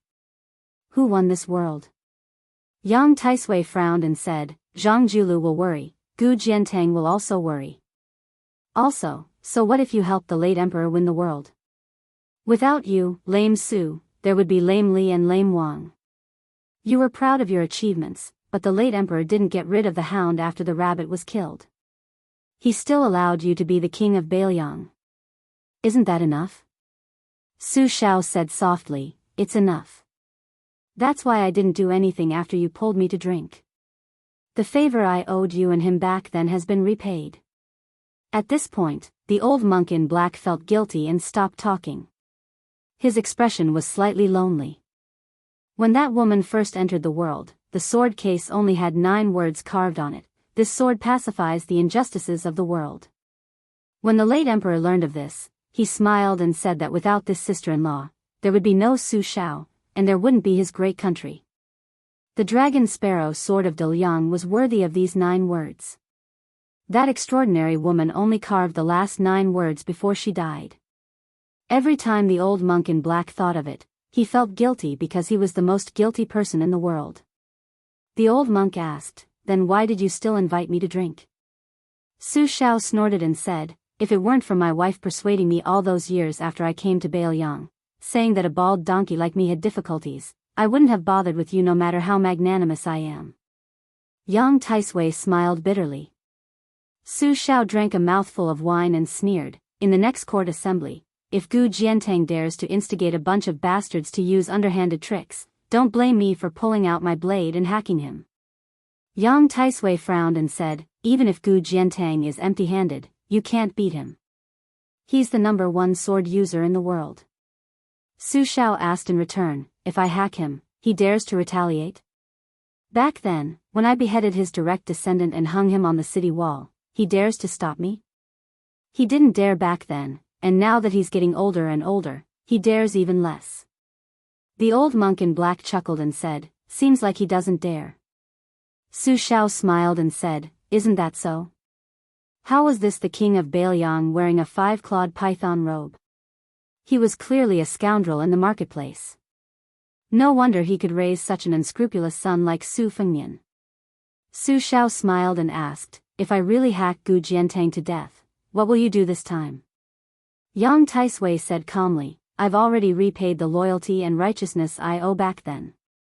Since you can invite me to drink today, I can invite you to kill someone and leave the capital tomorrow." Su Xiao laughed and said, you bald donkey, at least you still have some conscience." The old monk in black remained silent. No one in the world was more trustworthy than this sickly tiger. The pot of green ants was quickly emptied. The old monk said softly, "You've caused the princess to live uncomfortably in the past, and now you've implicated your children, especially that Su Fengnian. Don't you feel any guilt?" Su Xiao smiled calmly and said, "We're not a family. Once you enter a family, you won't eat a family meal. What's there to live uncomfortably? It's all fate." The old monk sighed. Su Xiao asked, "Do you know about the 6 jewels guru of Mount Lantua?" The old monk nodded and said, "When this person first started cultivating, he didn't talk to the outside world, unlike the rest of the world. He achieved the great moksha state of motion and stillness early on. He's a great sage in Buddhism. He leaped into the 8 jewels realm at the same time as the new chief of Mount Wudong. They're both rare bodhisattvas of flesh." Su Xiao nodded and frowned. The old monk asked, "I heard that this red sex Dharma king went to Xiangfan, aren't you worried?" Su Xiao muttered, "How can I not be worried? She's dual cultivating with Fengnian." "I'm worried, but not dual cultivating, I'm even more worried." Chapter 173. It had already been 10 days since the king of Bailiang, Su Xiao, had arrived in the capital. In these 10 days, Su Xiao had not paid a visit to anyone, nor had anyone come to the Demoyai courier station to present their name. Logically speaking, as a king with a different surname, Su Xiao should not be restricted by the rules and regulations of the clan and vassal law. Of the tens of thousands of officials in the capital, it would be best for them to curry favor with those in power. Even on the day when the results were released, quite a few officials would use the pretense of being from the same hometown to get close to those new grand scholars. Why was it that when it came to Su Xiao's side, not a single one of them showed up? In truth, with just a bit of thought, it was clear. In the imperial court, Grand Secretary Zhang led the civil officials, Gu Jiantang led the military generals, and the Green faction formed their own faction and roped in a group of stragglers. The remaining elders of the 8 perished countries supported each other, so it could still be considered a clear division. However, as the second generation of remaining young masters gradually rose to prominence, the earlier hostility and antagonism began to fade, and they began to integrate into the earlier tripartite balance of power. Among the 8 old countries, there were splits. Western Shu was the closest to Qingzhou, so most of them were absorbed by the Green faction. Many scholars in Western Chu naturally had a favorable impression of the current Grand Secretary Zhang Julu, who hailed from the Great Yellow Sect.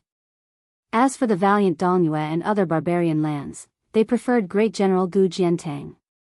The latter also felt that this group of youngsters who could ride a saber and spear, as well as write poetry and literature, was more to his liking. As a result, the old Grand Secretary and the other pillars of the country of the older generation did not see eye to eye with Su Xiao. The new generation of popular officials, influenced by their ancestors and the Spring and Autumn War, would not take the initiative to side with the remote king of Bailiang. Most of them were divided between the 4 factions on the surface. Of course, if the pillar of Bailiang took the initiative to favor them, it was likely that no one would refuse this enormous honor. Hadn't the minor official of Yongzhou, Jean Lanting, relied on a letter of recommendation from the pillar of Bailiang to become an extremely noble member of the Great Yellow Sect? Su Xiao was not late for today's morning court session. When he stepped out of the carriage, he was already wearing a blue satin robe embroidered with dragons. In the past, it had always been Grand Secretary Zhang Julu who was the earliest to enter. And Great General Gu, who had always been the last to enter, and no one daring to overstep. Apart from this, as for who would be the second and third to enter the palace, it wasn't too particular. Generally speaking, it should be based on seniority and rank. However, as the struggle between the factions in the court grew increasingly intense, it became increasingly unruly. The Gu faction was mostly martial artists, and they looked down on the remnants of defeated and perished countries. They also didn't have much respect for the Green faction.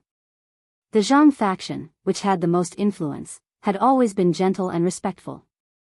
If the 4 factions were to include the 2 variables of the foreign relatives and eunuchs, in general, it was truly a chaotic and endless entanglement. In today's court session, most of the officials learned that Great General Gu had gone to the Liao 2 days ago and was destined not to return in a short amount of time. This made many of the spectators who were looking forward to the two famous generals of the spring and autumn period fighting fiercely in Baohe Palace feel extremely disappointed. Perhaps because the group of tigers had no leader, the Gu faction, who were originally used to being unreasonable and fighting to enter the palace, was extremely low-key today, not in a rush to pass South Tianmen. They only eyed the old cripple in the blue satin robe covetously. The Gu faction didn't make a move. The Zhang faction, because Grand Secretary Zhang stood at the door with his hands in his sleeves, as if waiting for someone, also didn't enter the palace. Known as Zhang faction's trusted civil official and conscience, the newly promoted Wuying Palace scholar Wen Shouxin, stood next to the Grand Secretary. His forehead was covered in sweat, because the Grand Secretary didn't enter the palace. In front of him, a hunchbacked old man was currently walking over. The embroidered robe Su Xiao chuckled and asked, "Scholar Wen, why aren't you carrying a coffin to court today?" Wen Shouxin still had some courage and insight. With a heavy cold snort, he didn't pay any attention to the mockery and ridicule.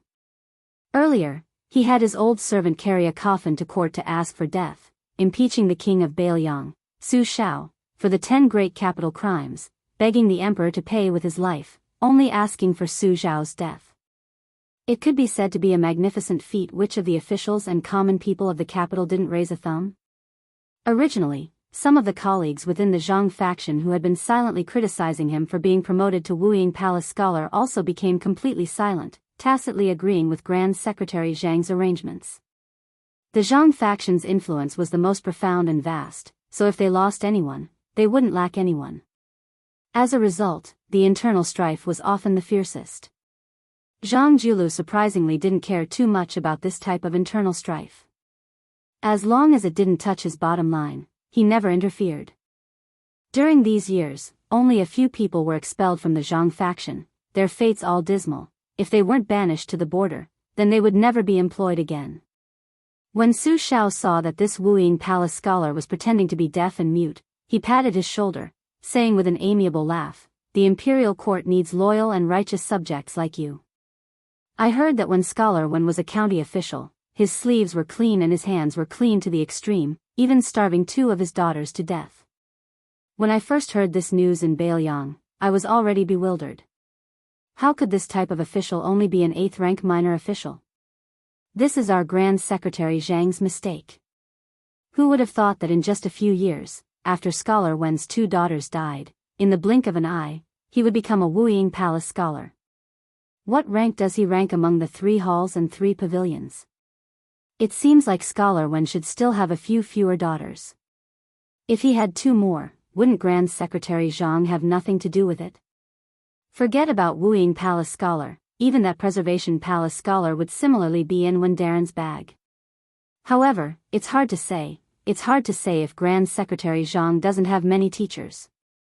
Just the death of an old Grand Secretary, yet he already has his current glory, when Darren still can't compare.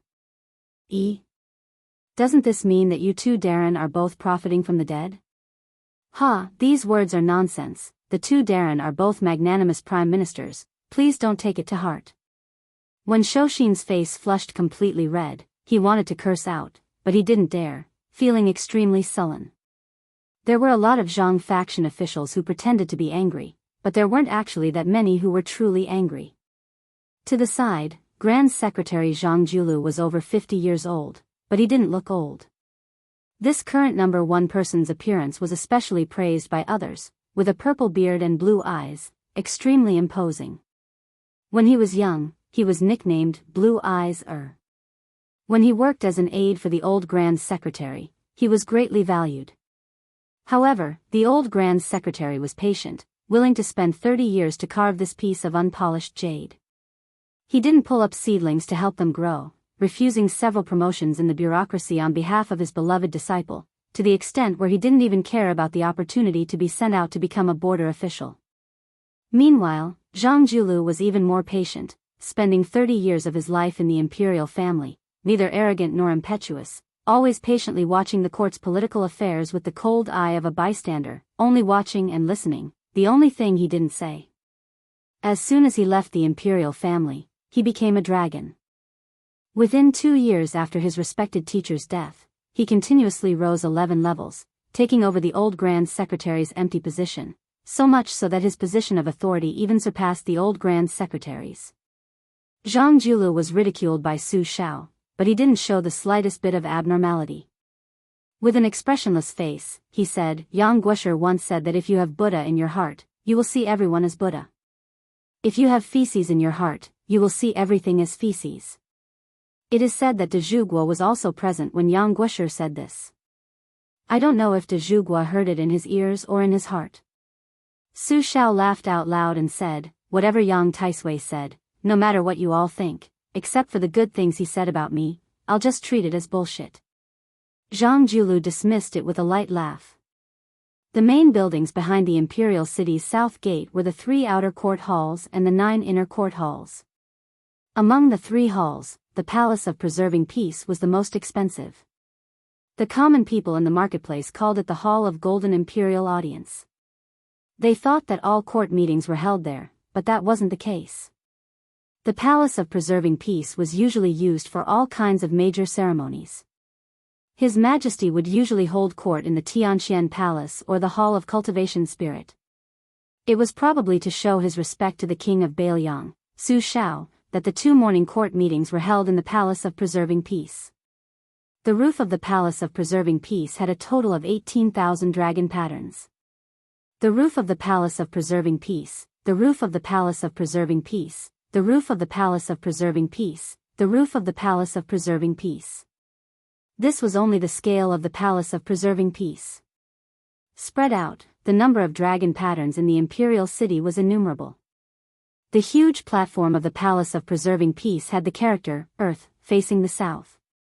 Starting from the south of the imperial city, the central axis of the Palace of Preserving Peace, the 3 halls were lined up in a row.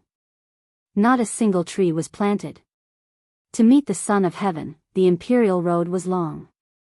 The eunuchs and imperial bodyguards were hidden in the shadows of the strictly guarded buildings on both sides of the road. It was as if they were the only ones walking in the world. Therefore, when the blood-soaked Su Shao met the emperor for the first time, he was counting the number of steps to dispel his fear. If Su Shao was like this, it was needless to say that the other courtiers who attended court for the first time were trembling with fear. Accompanying the monarch was like accompanying a tiger. Especially since the 2 successive emperors of the dynasty were both heroes and great strategists. The monarch's scheming had reached the peak of perfection. No one dared to say that they were familiar with figuring out the emperor's will. This made the courtiers feel as if they were walking on thin ice. Today, the blue-eyed Zhang Julu intended to let Su Shao be the first to attend court. Su Shao also did not decline his responsibility and took the lead to walk through the towering palace gate.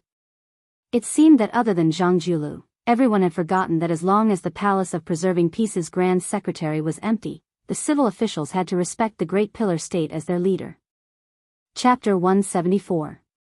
Ever since Wudang's old chief, Wang Zhonglo, passed away, the incense that was already not much had decreased by a bit. Fortunately, the close to 1,000 old Daoists, middle-aged chancellor, and Daoist children behind the memorial arch were used to living a poor life.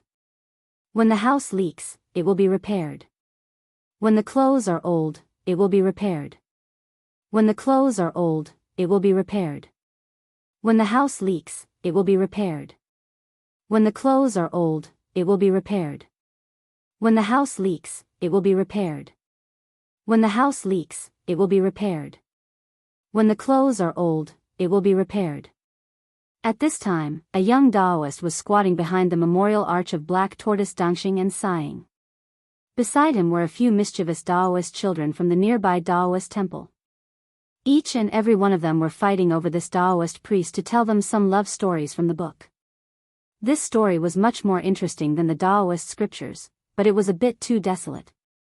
Why didn't the men and women in the story have a good ending? Listening to the storyteller beside him nearing the end of the story, he became more and more worried. Didn't they force themselves to be beaten by their master with a plank to escape from the Daoist lesson and sneak out? Grand Marshal Granduncle, why are there so many riddles, drinking games, and poems in this book?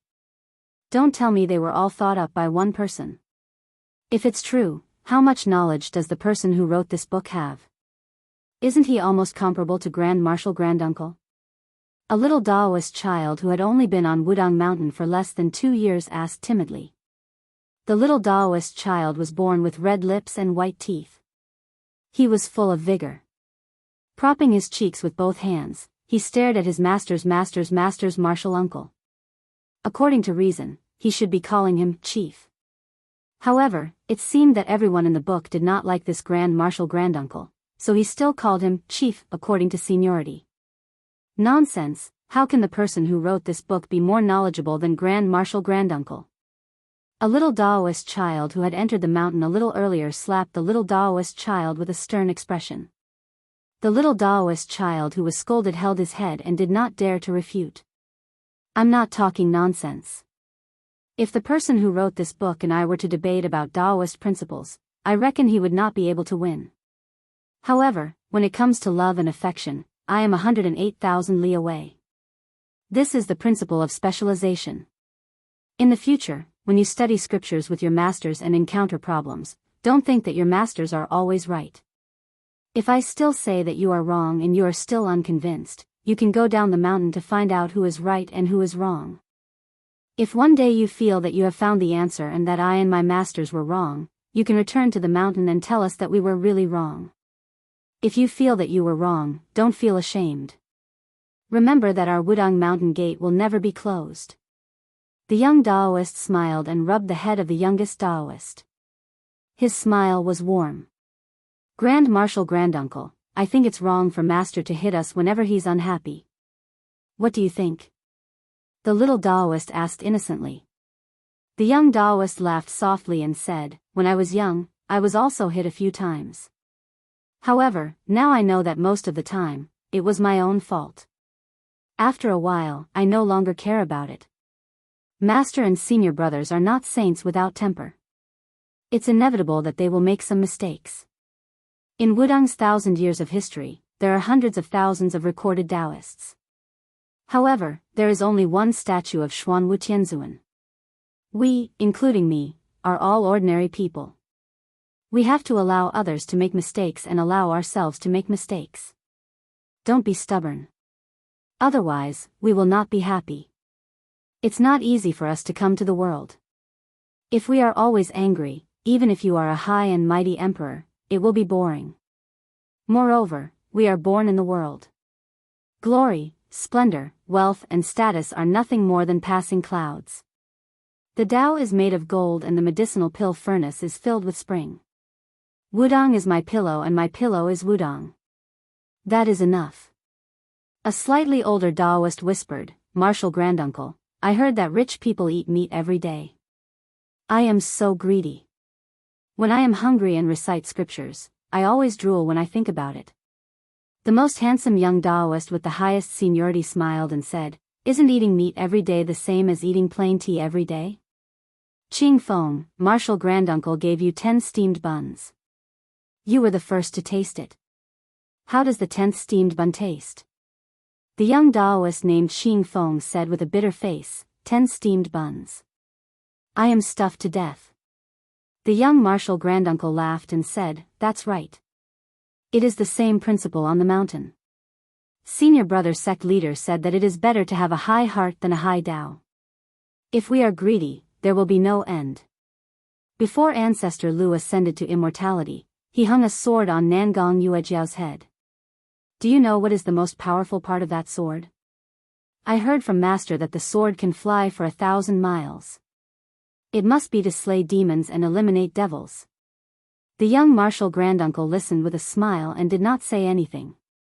When it was quiet, he said softly, Ancestor Lu seemed to have left behind the 3-foot sword, but in reality, he left behind the Tao root and Wudang. He taught us to use the Qing Feng sword to cut away worries, greed, anger, and lust. Lust? The youngest Daoist child was confused. The rest of the young Taoist priests who didn't know much were all chuckling. The book I read is called The First Snow in the East Wing. It skipped some things about men and women. The young Marshal Granduncle said with a smile. Does Grand Marshal Granduncle have lust?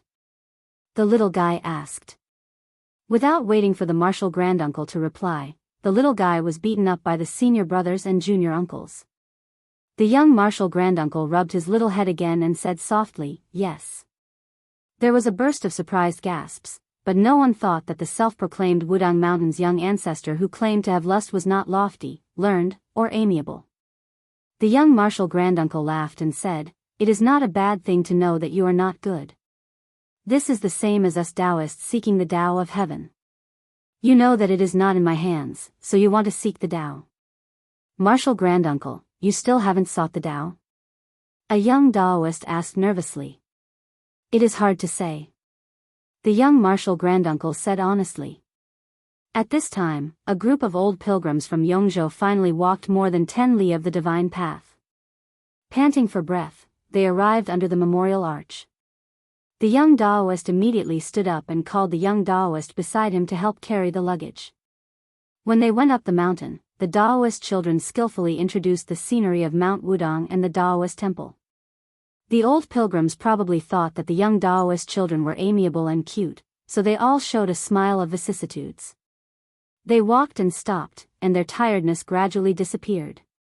The young Marshal Granduncle knew that the younger generation would not be able to accompany them to the top of the mountain, so he let them go down the mountain first and picked up all the luggage alone.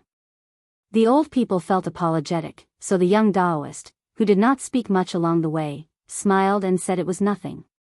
The old pilgrims saw that he went up the mountain like moving clouds and flowing water, with an indescribable magical style. It really did not seem like he was pretending to be relaxed, so they felt a lot more relieved. Without the young Daoist children, the old pilgrims finally asked a slightly sensitive question, which could not be avoided from the old and new Wudang Mountain. The last time this group of old pilgrims from Yongzhou came to Wudang was more than 10 years ago. This time, it was almost the last time in their lives that they would climb the mountain to burn incense. Most of them did not have a bad impression of Wudang, but their families' descendants were more willing to go to Mount Longhu. Their bodies could not walk, but their words revealed that if they were 20 years younger, perhaps they would really go to Mount Longhu, which produced 3 state teachers in succession. When the young Taoist priest who was carrying a lot of luggage heard this, he did not say anything. He only smiled and appeared naive. In the eyes of the old pilgrims, this was much more pleasing to the eye than trying to put in good words for Mount Wudang. They slowly climbed up the mountain. When they were close to the peak, they met an old Taoist priest who was sitting and looking at the sea of clouds. The old Taoist priest finally recognized the young Taoist priest who was carrying heavy luggage up the mountain. He quickly got up and bowed respectfully, saying, "Greetings to the chief." The young Taoist priest smiled and nodded, which could be considered a greeting. The dozen or so old pilgrims could not believe their ears. They all looked at the young Taoist priest who had accompanied them all the way and listened to how Mount Longhu was and how cold Mount Wudang was. They had indeed heard that the chief of Mount Wudang was surprisingly young. The main reason they came to Mount Wudang to burn incense was that they hoped to meet the new chief. They wanted to take a few glances at him from afar. It would be good to get some immortal air. No matter how Mount Wudang had declined in the past 100 years, it was still the ancestral court of Taoism that had once suppressed Mount Longhu. With the immortal Wang Zhonglo before them, the pilgrims still regarded the new chief as an immortal from the bottom of their hearts. But why is this young immortal carrying the luggage of us old men? Chapter 175. Reincarnated. After knowing the Taoists' identity as the Wudang sect leader, the old pilgrims did not dare to let the number 1 immortal on the mountain carry their luggage for them. The young sect leader could not dissuade the old people, so he could only accompany them all the way to the entrance of the Black Tortoise Hall on the Big Lotus Peak. There were few pilgrims.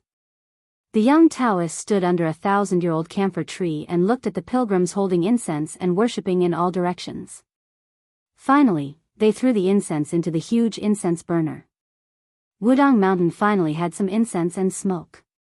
He suddenly turned his head and saw a Taoist dressed in a Taoist robe outside the mountain. He held a white-tail horsetail whisk in his hand, and his hair was tied up in a bun made of boxwood. His expression was solemn as he slowly walked through the door. There was no dust on his body. Just by looking at his immortal aura, even the Wudang sect leader under the camphor tree seemed to be far inferior. The young Taoist slightly bowed to the uninvited guest. The slightly older Taoist ignored him and only looked into the black tortoise hall. He could vaguely see the magnificent statue of Jianghu Great Emperor in the hall. The statue was several feet tall, with long hair and bare feet. He wore golden armor and stepped on a black tortoise.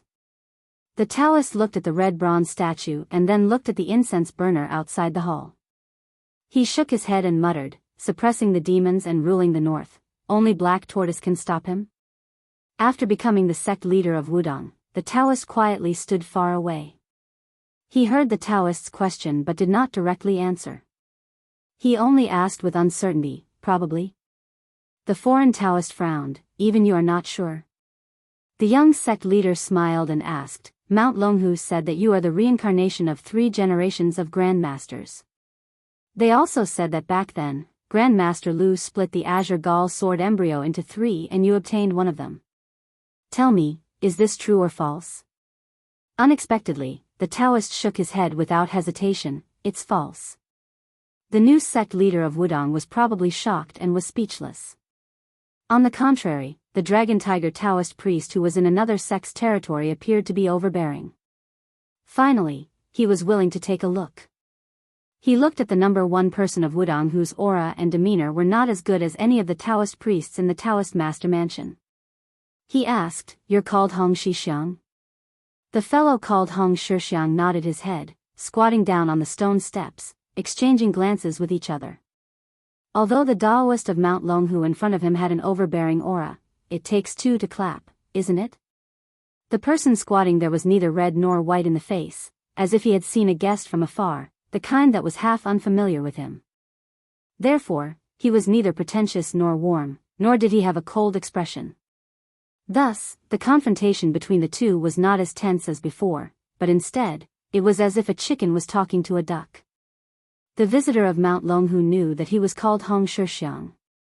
Since Hong Shixiang knew about the Qingdan sword embryo, he naturally knew that this person with a great background had the surname Qi and the name Xianxia. Other than this name being unforgettable, it was more because this person with the surname Qi was not only famous in Mount Longhu and the Taoist master mansion, but also in the entire world of Taoism.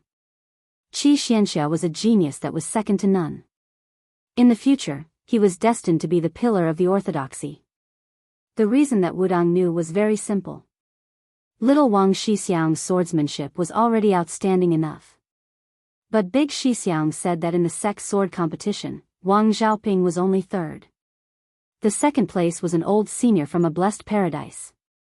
Both of them were suppressed by the young dragon tiger Qi Xianxia. Of course, rumors were just rumors. The truth had to be seen with one's own eyes. In Hong Shixiang's eyes, not only was the horsetail whisk in Qi Xianxia's hand a sword, even the ancient tree under the 1,000-year-old camphor was also a sword.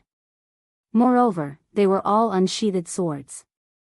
There was a popular saying in the Jianghu, I don't hold a sword, but I have thousands of swords. It was probably a vivid portrayal of Qi Xianxia. Hong Shixiang, who was squatting on the stone steps, sighed heavily. Look, the foot of the mountain was full of powerful people and terrifying things. How dangerous. As for why Qi Xianxia came up the mountain, Hong Shixiang was not really an idiot who did not understand the ways of the world. There were not many Taoist temples in Wudang, but there were also quite a number of them. It was inevitable that there would be some small conflicts between Taoist temples. If someone was not convinced, they would visit the temple every now and then to argue. In private, if the young Taoist lost in words, they would use their fists to reason. When he was young, he would ride a bull and wander around the mountains. He would always meet some juniors who had arranged to settle this privately, in a secluded place on the mountain. In the past, he was very happy to watch from the sidelines. Now that he was the chief, he could not clap his hands and cheer. He could only wait until the fight was over and then mediate. On Longhu's side, other than Qi Xianxia, no one else was suitable to come to Wudang. The 4 great Taoist masters were old. Even if they won in a war of words, it would not be glorious. Among the young Taoist masters, Mr. White Lotus was invincible in debate. However, if Hong Shixiang did not care about what Mr. White Lotus said and agreed to it, Mr. White Lotus would probably be helpless. Wuxia Xianxia was different. Was he really going to fight? Wuxia Xianxia said that his Qingdan sword embryo was fake. However, no matter how Hong Shixiang looked at it, this guy's edge was hard to resist. Wuxia Xianxia looked at Hong Shixiang's awkward expression. It did not seem to be fake. Although his state of mind was still calm, he had expected countless situations. He did not expect that the new chief of Wudong would be such an unambitious and irresponsible person. If he did not see Hong Shixiang carrying the luggage for the pilgrims when he went up the mountain, Wuxia Xianxia would have smashed the statue of Jianghu the great emperor. This was something that could be done with a few strokes of the horsetail whisk. As for whether Wudong and Longhu would become enemies because of this, Wuxia Xianxia did not care at all. In the Taoist master's residence, for hundreds of years, they had a complicated attitude towards Lu Dongxian. No matter how good Lu Dongxian was in poetry and sword, he was still an old immortal on Wudong Mountain. There were countless immortals in Longhu Mountain, and there were also a few great Taoist masters. However, they did not seem to be as approachable as Lu Dongxian. Wuxia Xianxia had long felt that compared to Lu Dongxian, the Taoist masters in Longhu Mountain's Zhao family's genealogy were more like clay statues in a Taoist temple. They were rigid and distant. They could not drink heroic wine or write soaring poems. They only looked high and mighty. Chapter 176. For a moment, the atmosphere outside the Hall of True Martial Arts was a bit cold. The older Taoist priests kept their distance. Only a few naive and ignorant little Taoist children gathered together to criticize the foreign Taoist priests. In the eyes of these children, whether the young martial granduncle was the leader or not, he was still the number one in the world. Wasn't the king of Bailiang His Royal Highness domineering enough? Wasn't he still subdued by the martial granduncle? Of course, this was mostly because they hadn't seen the scene of Su Fengnian beating up Hong Shixiang. But then again, even if they had seen it, the little Taoist children would only think that the martial granduncle was magnanimous and didn't lower himself to the same level as ordinary people. Wuxia Xianxia took the initiative to ask, was the deed of thorough comprehension written by you? Was it not written by your senior brothers? Hong Shixiang didn't answer the question. There's nothing to entertain on the mountain, I'll give you one later. Wuxia Xianxia frowned. Hong Shixiang suddenly asked, is the scenery of Jiangnan good? Wuxia Xianxia was silent. Hong Shixiang asked, I heard that Longhu is quite close to Huding County, the weather there isn't cold, right? Wuxia Xianxia seemed to be annoyed by this kind of boring question. His tone became colder. Why don't you go there yourself? This time it was Hong Shixiang's turn to be silent. Probably thinking of Hong Shixiang's statement that he had never left the mountain, and then associating it with the occasional secret from the Taoist master's residence, Wuxia Xianxia's expression became strange. He hesitated, then sneered, Huding County isn't cold right now, it's just that there's a big joke.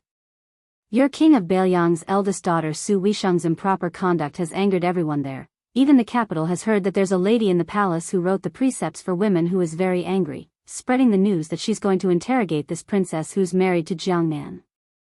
Hong Shixiang raised his head and asked seriously, interrogate what? Wuxia Xianxia said calmly, as the leader of Wudong, you're only concerned about this? Hong Shixiang smiled, pointed to the statue of Jianghu great emperor in the hall and said, that person is concerned about the suffering of the people. As for me, I don't have the ambition to help the people like your Taoist master mansion. I only care about the warmth of the mountain. As for the situation at the foot of the mountain, I'm just asking. By the way, tell me, what is the crime? Wuxia Xianxia ignored Hong Shixiang and looked at the devil-rinsing primogenitor in the dim hall again. He sighed softly and said, it has been 1,000 years since it was forged. Wuxia Xianxia turned around and said, my path is different from yours. I will go to the Great Void Temple to take the ancient sword that ancestor Lu hung on the eaves. I don't know what crime she was charged with. All I know is that when the princess went to Mount Longhu to burn incense, she was stopped outside the mountain. Hong Shixiang stood up. He took a step forward. Back then, this young martial granduncle had stepped into the heavenly phenomenon realm. Today, he took a step closer and snatched the horsetail whisk from Wuxia Xianxia. the sword chief of Taoism. On Mount Wudong, the long-awaited arrival of wind and thunder was welcomed. Su Xiao of the Great Pillar State led the civil and military officials on the central axis. At the end of the imperial road that ran through the square, he looked up and saw the towering hall on the three-story platform. The Palace of Preservation of Peace was the center of the dynasty, the center of the worship of thousands of dragons. To the entire world, the Palace of Preservation of Peace was just a square inch away. There were no more than 100 people standing here. However, the rise and fall of the empire depended on the people here and the government orders here. Even the slightest breath here would determine the health of the huge empire. The majestic platform on the third floor had a railing carved from white jade, thick red wooden pillars, green eaves, and a golden glazed roof. It was extremely majestic and beautiful. A few years ago, the rear court of the imperial palace was burned down in a fire. Many palaces needed to be rebuilt. The stone and wood within a few hundred miles of the outskirts of the capital had long been cut down and excavated. Su Zhao's Bailiang transported countless giant stones and ancient trees here. One of the cloud dragon stone used as the stone steps of the rear eaves weighed 300 tons. One could see the extent of the labor and cost. At that time, complaints were heard everywhere. The remonstrant officials were even more excited, as if they had been injected with chicken blood. They accused Su Xiao of being a treacherous official, saying that the king of Bailiang was flattering and demanding excessive taxes. There were even people who said that if Su Xiao did not die, the country would not be in trouble. However, the remonstrant officials who boasted of being untainted were really untainted. Su Xiao was still the Su Xiao who could get whatever he wanted, a high and powerful official who could not be moved. Walking on the central axis of the empire and reaching the end, one did not need to lower one's head. As long as one approached, one would see a huge wall of 9 dragons embedded in the ground. The 9 golden dragons were vivid and lifelike, as if they were about to soar into the sky in the next moment. On the left and right sides of the wall of 9 dragons were stone steps leading to the main hall. The civil officials walked on the left and the generals on the right. In the hundreds of years of the Liang dynasty, there had never been a fool who had walked on the wrong path.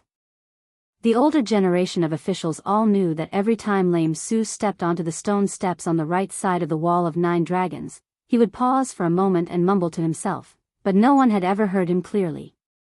Su Xiao was born a martial artist, so every time he went to court, he would walk on the right side, no different from the first time he entered the capital.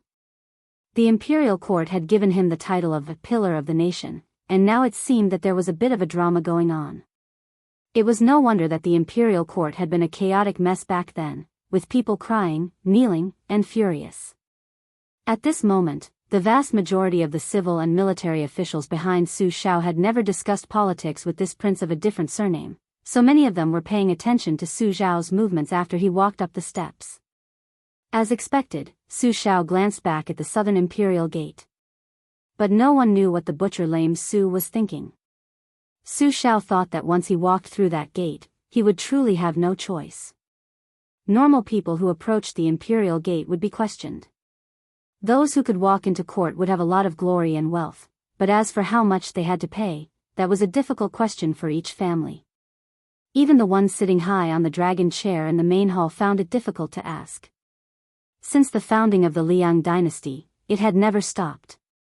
In the early stages of the restoration of the imperial gate, the assassination of Emperor Huanling by eunuchs in the Jianghu palace, and then the attack on the eastern palace in the 6th year of Jianghu. Then there was the case of the scarecrow of Crown Prince Shun He and the case of Emperor Rentai's sudden death from overdosing. Then there was the case of the moving of the imperial palace and the fight over the 3 official temples 50 years ago, and then the recent case of the white dress, the white dress. Su Xiao muttered to himself and then walked toward Baohe Palace. His eyes were cold. At the Maui embassy, he had already learned that not only had Feng Nian provoked the Qingzhou navy on the Spring God Lake and been questioned by some people, even his eldest daughter, Su Weisheng, who had married off far away in Jiangnan, could not live a peaceful life. The group of bastards behind him really thought that his sword was just for decoration. On this day, Baohe Palace was in a great uproar. The world had only heard that after the court was dismissed, Su Shao of the Great Pillar of Country had not even left the palace gates when he used the scabbard to cripple a third-rank official. Chapter 177. That night, they had bumped into the white-clothed Guanyin and the ghosts. Even though they couldn't find an inn after entering the city, it didn't matter to them. They wandered around for 2 hours. During this time, several groups of patrolling guards took the initiative to stay far away from them. In the end, Xu Xiu finally found a place to rest by the lake. As they walked, it didn't match with her impression of the ghost city of Fengdu. Inside Xiangfan, it was quite beautiful and prosperous. It was far from being comparable to the cities of Beiliang. King of Jing'an, Zhao Heng, had spent 20 years of effort in managing the place. The inn was next to one of the most famous lakes in the world, Skinny Goat Lake. This lake had 10 sceneries. The inn was truly close to the water. It was reasonable for His Royal Highness to take out a large amount of silver as a stepping stone. Su Fengnian didn't immediately rest after he checked in. Instead, he sat on the second floor by the window and asked Blue Bird to boil a pot of wine. The green and white one that Lu Qiu had brewed fell to the window. Blue Bird opened the secret letter and handed it over. After Su Fengnian finished reading it, he pinched it between 2 fingers and placed it on the candle flame to burn it to ashes. He gently blew away the ashes and couldn't help laughing. So lively. Blue Bird didn't interrupt. She just quietly looked at the young man sitting beside her. She looked at him for more than a decade. She also looked from a girl to a young girl to a woman. As a servant girl in the prince's residence, she didn't seem to work hard without complaint. Furthermore, the female servants in the manor were quite willing to work like cows and horses for His Royal Highness. As for Blue Bird, she didn't like to speak. Even when she smiled, she was reserved. As a result, she always gave people the feeling that she was like a piece of snow but as hard as iron. She wasn't as likable as the head servant girl of Wudong Garden, Sweet Potato. Su Fengnian had interacted with Blue Bird and had long become accustomed to this kind of self-talk. He very naturally continued to talk and laugh. The letter said that Su Shao finally made a move. Outside of Baohe Palace, he beat a deputy agriculture minister half to death. That guy really doesn't have good eyesight. In the palace, not only did he talk about me playing around with the Qingzhou Navy, he also brought up a pot that didn't boil and said that my eldest sister's conduct was improper. If it were me in the palace, I reckon I wouldn't have the patience to walk out of the throne room. We need to quickly go to Gangnam-do and see my eldest sister first. Then we can immediately go see my second sister and Huang Manor. Eldest sister always says that Jiangnan's water and soil are good and that it has raised a street full of delicious girls, like baskets of green vegetables and radishes. I don't know if this is true or not. Blue Bird's smile was somewhat helpless. In fact, the stool was right in front of her, but she was still standing. She was very content. Su Fengnian drank a mouthful of wine and said with a smile, the letter also said that the Jianghu is very lively right now. The civil, martial, rouge, and other rankings have all been released. The newly released top 10 masters of the martial arts rankings is still Wang Xianji. The position that Wudang's old chief vacated was given to a guy who didn't have any reputation before. He's a machete man from Beimang. I'm very curious as to where these rankings came from. It must be some well-informed fellow who dares to release these rankings. That old manly beside us has just come out of the Tide Listening Pavilion and he's already on the rankings. However, he's only ranked 8th, 1 place lower than that machete man. It's scary.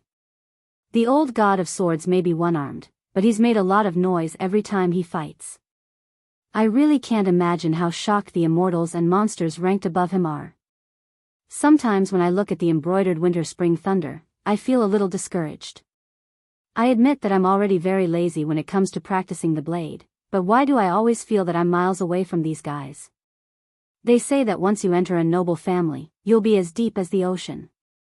I think it's better to change it to entering the Jianghu.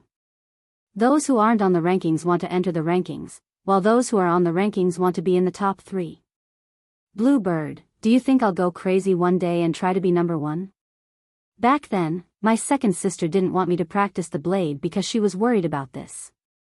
Was she afraid that I'd go crazy one day and not care about anything else? Bluebird hesitated. She wasn't willing to speak clearly. She only spoke in a small roundabout way. Practicing martial arts is always good. Su Fengnian rarely thought deeply about Bluebird's past. First, they had known each other since they were young. Second, Bluebird was not a complicated woman. Although Bluebird was not as close as Sweet Potato in Wudong Garden, Su Fengnian believed that in private, the servant girls in the courtyard would be more willing to talk to Bluebird about boudoir. Of course, these kinds of boudoir conversations were not about the love affairs of ordinary families. They were about the matters of the military and the state. Bailiang Palace was a place filled with swords and spears. Even the servants were stained with the arrogance of the imperial court. Since Su Shao could be called the second emperor, then the Bailiang army was like a small imperial court. In this way, what difference was there between the prince's manor and a small imperial palace? It was just that Su Shao never admitted these sensitive facts. Su Fengnian stroked the pair of scabbards embroidered with winter and spring thunder and suddenly laughed. Bluebird smiled. Su Fengnian retracted his fingers as if he had been caught in bed. Although His Royal Highness had 2 sisters, when it came to telepathy, it was like a worm in his stomach. Just now, when he touched the scabbards, he remembered that the pair of scabbards on the table were White Fox's beloved personal items that she had worn for many years. When he touched them, he always felt that he was indirectly touching White Fox's face. This really made Su Fengnian feel strange. He didn't have a fetish for cutting off sleeves. It was really because White Fox's face was too beautiful. Who was the champion of this Rouge Review? Wasn't it Nangong Puj who was a man? When the mysterious Rouge House of Yunshan evaluated beauties, they would usually add more than 100 words to the beauty of the women on the list. Only Nangong Puj was not mentioned in detail. They did not even mention his gender. When Su Fengnian first got the result, he laughed out loud. He thought that if the world knew that this guy was actually a man, would the woman behind White Fox's face be angry to death? At this moment, Su Fengnian loved the house and its crow. He was very curious about the woman on the list who was evaluated as not inferior to Nangong. He wondered why he had to meet her during this trip. Since White Fox's face was a man, he couldn't be his sister-in-law. Besides, he was doing closed-door training in the Tide Listening Pavilion, so there was no need to snatch the Bailiang. However, Qin Yu, who was evaluated as not inferior to White Fox's face, just happened to snatch back the Bailiang and give it to his brother, Huang Man. It was not a joke when he said that he would find a wife for Long Xiang in the early years. Su Fengnian got up and said, "Let's go to the lake." Outside the door, Lu Yangshu and the other 2 retainers took turns to keep watch. At this moment, it was Big Sword Lu Qiantang who was on duty. He silently followed behind the master and retainer. Lean Goat Lake was famous all over the world. In terms of scenery, Lean Goat Lake could be said to be the best in the north and south. There were more than 100 famous scenic spots in the annals of history. Back then, the selection of the 10 sceneries of Lean Goat Lake caused a big fight among the literati. They all had their own praises and fought until their faces turned red. In the end, the Grand Chancellor of Shangyin Academy came forward and gave the final word. Su Fengnian walked on the horse-riding embankment with Bluebird. The name of the embankment came from the idiom, looking at flowers while riding a horse. The 2 sides of the embankment were full of flowers. It was brilliant every spring and summer. Su Fengnian, who had nothing to do, picked up the winter embroidery knife and teased the embankment along the way, plucking countless flowers. Su Fengnian, who was strolling under the moonlight, was bored to death. He casually picked a topic and said softly, "I'm sure the whole city of Xiangfan already knows that I've entered the city." Bluebird frowned and asked, "Was it King of Jing'an, Zhao Heng, who spread the news? Is he trying to kill someone with a borrowed knife?" Chapter 178. Su Fengnian nodded and smiled, "But if I die inside or outside the city, it will be a headache for Zhao Heng and Zhao Sun. If a descendant of a vassal dies in a city under their jurisdiction, it will be harder to clean up their mess than if they were killed by arrows from the Qing province navy. If I don't add fuel to the fire in the city, I won't be able to determine if the Jianghu people will be able to kill me outside the city. No matter what, it is reasonable to say that the king of Jing'an won't have any direct contact with me. Blue Bird, if I go to Jing'an Palace tomorrow, won't it be too much of a slap to Zhao Heng's face? This vassal king, in any case, was once the man closest to the dragon throne. These past few years, the dragon has roamed the shallows and the tiger has fallen to the plains. Do you think he won't get sick from holding it in? Otherwise, how could he have raised a son like Xiao Sun? Su Fengnian rambled on and on without the slightest scruple. Blue Bird was his family, and Lu Qiantang was a fallen slave who had become a retainer. As a martial artist of Jianghu, he wouldn't be as concerned about these rebellious words as an official. As expected, Su Fengnian suddenly glanced at Lu Qiantang, who was only vigilant of the surrounding movements. His expression was meticulous. Near a pavilion, there was a thunderous snoring sound. A young man dressed in poor clothes was lying there. The sky was his blanket and the ground was his pillow. He was hugging a wooden sword. The sword was an ordinary sword style, but there was a wine gourd hanging from it. Su Fengnian originally wanted to walk past and not disturb the guy's golden millet dream. But he inadvertently saw half of the guy's face. Su Fengnian was stunned. Blue Bird rarely saw His Royal Highness like this. For a moment, it was as if she was facing a great enemy. She was nervous. Lu Qiantang, who didn't let go of the slightest movement, immediately pulled out his sword. He thought that he had encountered an assassin with a great background. He didn't think that His Royal Highness would only quietly say, "You two stay away first." When Blue Bird and Lu Qiantang were far away, Su Fengnian walked forward and lightly kicked the guy to the ground. The swordsman, who was startled awake, first had sleepy eyes. Then, he began to curse. Then, he had the same expression as Su Fengnian when he saw him. His face was full of disbelief. He wiped the drool from his mouth and rubbed his eyes. Pleasantly surprised, he said, "Surnamed Su." How many times had he said it, but this bastard still wasn't willing to call out Su Fengnian's name. He always said that this name was too effeminate. It was so scholarly that it made him sound like he was from an aristocratic family. The next scene stunned Lu Qiantang. After the young man with the funny wooden sword confirmed His Royal Highness's identity, he punched His Royal Highness in the chest. However, His Royal Highness didn't get angry. Instead, he laughed and punched back. It was probably because that guy felt that Su Fengnian's punch was heavier than his own. In his life, he was the most calculative person. Feeling that he had suffered a great loss, he immediately rewarded Su Fengnian with another punch. In this way, Lu Qiantang saw His Royal Highness in the pavilion wrestling with a Jianghu boorish fellow who could smell the scent of poverty. This clearly exceeded the limits of Lu Qiantang's imagination. In the eyes of this second-level master, the Crown Prince of Bailiang wasn't someone who was easy to talk to. Not to mention that he dared to chase and beat up the great pillar stayed in the prince's mansion. He pinched Chu Lushan's fat face. Even after he left Bailiang, he first trampled on Qingyang Palace, then he started the Battle of Spring Deity Lake. Everything happened one after another. When had he ever seen His Royal Highness being beaten like this?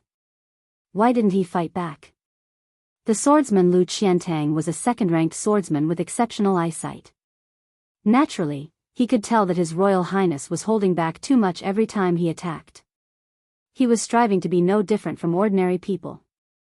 Lu Qiantang had never dared to think that there was anyone in the world who was worthy of this crown prince's careful treatment. Occasionally, when he was free, he would compare His Royal Highness with the other princes in the capital. However, he always felt that Su Fengnian was more domineering and powerful if they were to really fight. The young swordsman in the pavilion was not a poetic young swordsman sleeping on the lake. He was a stark contrast to Su Fengnian. Not to mention the wooden sword, the gourd he picked from the vegetable garden, dried it, and stored it in the sun to store wine. From head to toe, his clothes were really not worth more than 10 copper coins. On Mount Longhu, Wuxia Xianxia wore hemp shoes. Moreover, the pair of hemp shoes on the little celestial master's feet did not need to be mended. Moreover, Su Fengnian was more certain than anyone else that the man in front of him was really poor. He was so poor that there were no jingling sounds in his pockets. Poor to the point that there were only 4 walls in his house. In any case, he had a home. After this fellow left home to travel, he could only call the 4 corners of the world his home. He did not know what to eat next. For a swordsman to reach this level, he could not be any more miserable. That guy had been starving for a few days, so he was completely listless from all the fighting. He lay back down and looked at Su Fengnian's luxurious clothes. With a face full of disbelief, he asked weakly, "Brat, which family did you steal the clothes of?" You even have 2 good swords. They must be worth a lot of money, right?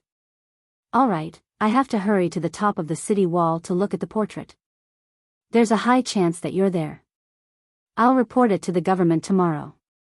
Su Fengnian sat on the side and leaned against a pillar. He laughed and said, "Wenhua, oh Wenhua, why don't you have some future prospects? I'm still waiting for you to make a name for yourself so that I can take advantage of you. Why are you still like this? You're just as sloppy as you were 2 years ago. How many meals have you not eaten?" Unsurprisingly, it was the young swordsman who would never be able to make a name for himself. He rolled his eyes and laughed as he scolded, "Stop talking nonsense. Su, if you still have some conscience, then take off this eyesore of a set of clothes and exchange it for some good wine and meat. Only then can we be considered brothers." Su Fengnian laughed and said, "All right, you can eat your fill with wine and meat." Wenhua was stunned for a moment. He sighed and said, "Young Su, although you've changed your clothes, you haven't changed your conscience." Su Fengnian deliberately flicked his clothes with his finger and said, "I've long said that I'm one of the richest children in Beiliang. Do you believe me now?" Wenhua said unhappily, "Who told you to pretend? Tomorrow, I'll make you invite me to the Xianxia alley to throw money. You'll be exposed." Su Fengnian asked, "The Xianxia alley?" Wenhua chuckled and said, "White steamed buns." This was Wenhua's catchphrase. Su Fengnian smoothly took over and said, "White is nothing but a lady's chest." "Oh, is it a good brothel?" Wenhua smacked his lips and said with a yearning expression, "The best place in Xiangfan City. A few days ago, I saw a leading lady in the Xianxia alley from afar. Just now, I was dreaming of doing it with her. In the end, I was King woken up by you. No, you have to compensate me." Su Fengnian slanted his eyes and said, "What are you pretending to be a hero for? Didn't you say that you won't lose your virginity before you return home in glory?" Wenhua said helplessly and discouraged, "You won't allow me to enjoy my mouth?" Su Fengnian asked, "Find a place to get some beef?" Wenhua swallowed his saliva and shook his head and said, "The night ban in Xiangfan City is too scary. I can't tell if you're really wanted, or if you'll go out tomorrow to reward our internal organs." "That's right, where's old Huang?" "Why? Last time, he accompanied you to suffer, but this time, he didn't accompany you to enjoy life? You're not honest, kid." Su Fengnian said calmly, "He's dead." Wenhua haggled over small matters. If someone dared to give him less than a copper coin, he would dare to roll on the ground like a country shrew. However, he was rather open-minded when it came to important matters. When he heard the news, he was only shocked and regretful for a moment. He sighed and said, "If he's dead, then he's dead. He'll just reincarnate better. Where is he buried? If it's not too far, I'll burn incense and serve wine next Qingming festival." Old Huang was a good person. "I don't care about other people's lives, but I still have to go to old Huang's grave." Su Fengnian said softly, "He died at the Eastern Sea's Martial Emperor City. There's no grave." Wenhua said in bewilderment, "Why did he run to the Martial Emperor City? If I remember correctly, old Huang was from Western Shu." That Western Shu accent, when I first met you guys, it almost made me want to commit suicide. These 2 years without old Huang nagging beside my ear, I'm rather lonely." "That's right, it's quite lonely." Su Fengnian looked at the moon in the middle of the lake and muttered, "It's quite lonely." Chapter 179. Wenhua said angrily, "Su, watch your mouth. What servant girl's life? Be careful or I'll get angry with you. Su Fengnian rolled his eyes. Wen Hua raised his head to look at Blue Bird with his mouth full of oil, and he did his best to reveal the most graceful smile in his life as he said shyly, Miss, just because you called me young Master One, if that Su brat dares to bully you in the future, I'll be the first to take care of him. With his mediocre martial arts, I won't even need to use a sword to beat him down. Su Fengnian laughed loudly and teased, Young Master One, come, drink. Wen Hua was in a great mood. It was the first time he'd been called Young Master One. His entire body felt comfortable, and he suddenly felt that besides the woman he adored in his heart, she was the second cutest woman in the world. Such a well-educated and virtuous woman was a servant girl. Only a ghost would believe that. Wen Hua burped, and the remaining wine was carefully poured into his wine gourd. Wen Hua threw a glance at Su Fengnian, and Su Fengnian shook his head.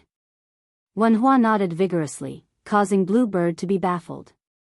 It was actually Su Fengnian who couldn't dissuade Wen Hua, and he could only awkwardly ask Blue Bird to carry the lunchbox back to the inn first. The two of them ran out of the pavilion like a wisp of smoke, and found a clump of grass near the water. They took off their pants and squatted down at intervals, and their bare buttocks were especially absurd under the moonlight. The two men ruined the scenery like this by taking a dump at Thin Goat Lake.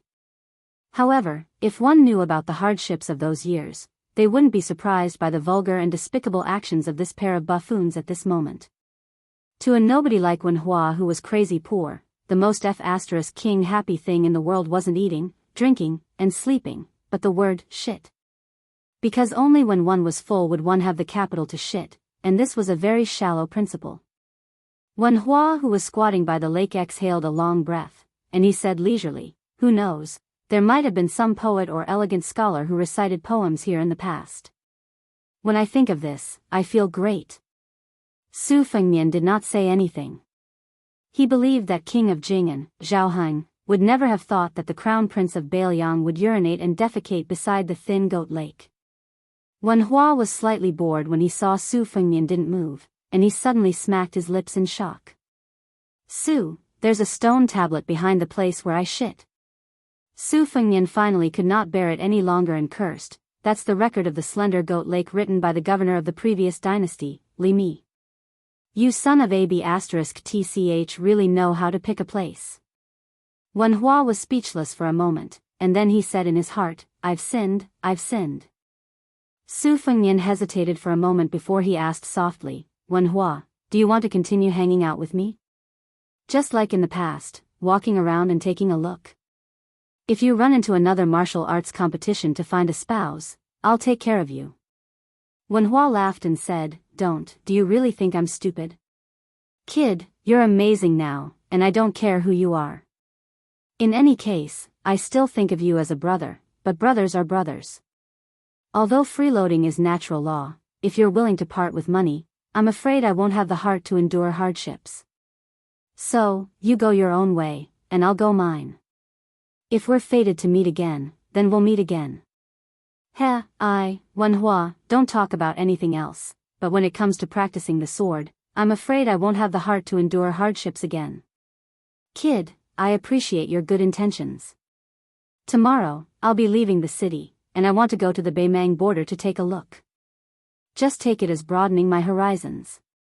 Su Fengnian said softly, the border is going to be chaotic. You take it easy. Wen Hua exclaimed in surprise, and joked, chaotic? Are you really the son of an aristocratic family from Bailiang? Su Fengnian said with a laugh, isn't that so? Wen Hua sighed and said, earlier, I said I'd treat you to a meal of fine wine and meat, but I never thought I'd owe you another meal when we meet again. Su Fengnian said, you owe me then. Kid, just don't die, otherwise, there'll always be a chance to pay me back. Wen Hua chuckled and said, according to old Huang's words, I'd have to say something like this at this time. Su Fengnian said absent-mindedly, that's right. Wen Hua suddenly shouted, the blades of grass on my side are fucking ridiculously small. It's not easy to wipe my ass. It seems your side is a bit wider. Hurry up and throw some over. Su Fengnian cursed and threw over a clump of blades of grass. The two of them returned to the pavilion, and Wenhua asked, "You're not going back to the inn?" Su Fengnian shook his head and said, "Let's have a chat. Tell me about that young lady of yours." The two of them chatted until dawn, and then Wenhua glanced at the dawn sky before he stood up and said, "All right, I'm going out of the city. Help me remember the wine and meat that I owe you." "Right, help me thank that good young lady. I've never been called young master by anyone in my entire life." Su Fengnian hesitated for a moment before he asked, "I have an old senior that uses the sword by my side. Do you want to meet him?" Wenhua held the wooden sword tightly, and then he smiled as he shook his head and said, "No, that's someone else's sword in the end. Even if senior is willing to teach me, I won't be able to learn it." Su Fengnian teased. "Didn't you always want to be taken as a disciple by an expert in the past?" Wenhua said sternly, "I only thought about it. I remember old Huang said that practicing the sword requires sincerity, just like pilgrims praying to gods and Buddhas. Sincerity will work. But I've been idle for the past 2 years, so I've pondered over an unreasonable principle. The sword is my own. With my aptitude, if I walk the path of someone else, I won't be able to achieve anything in my lifetime. I don't have the habit of owing people. I can't really owe you a few meals of wine and meat until my hair turns white. Let's go. Don't be so wishy-washy like a woman." Wenhua was full of smiles.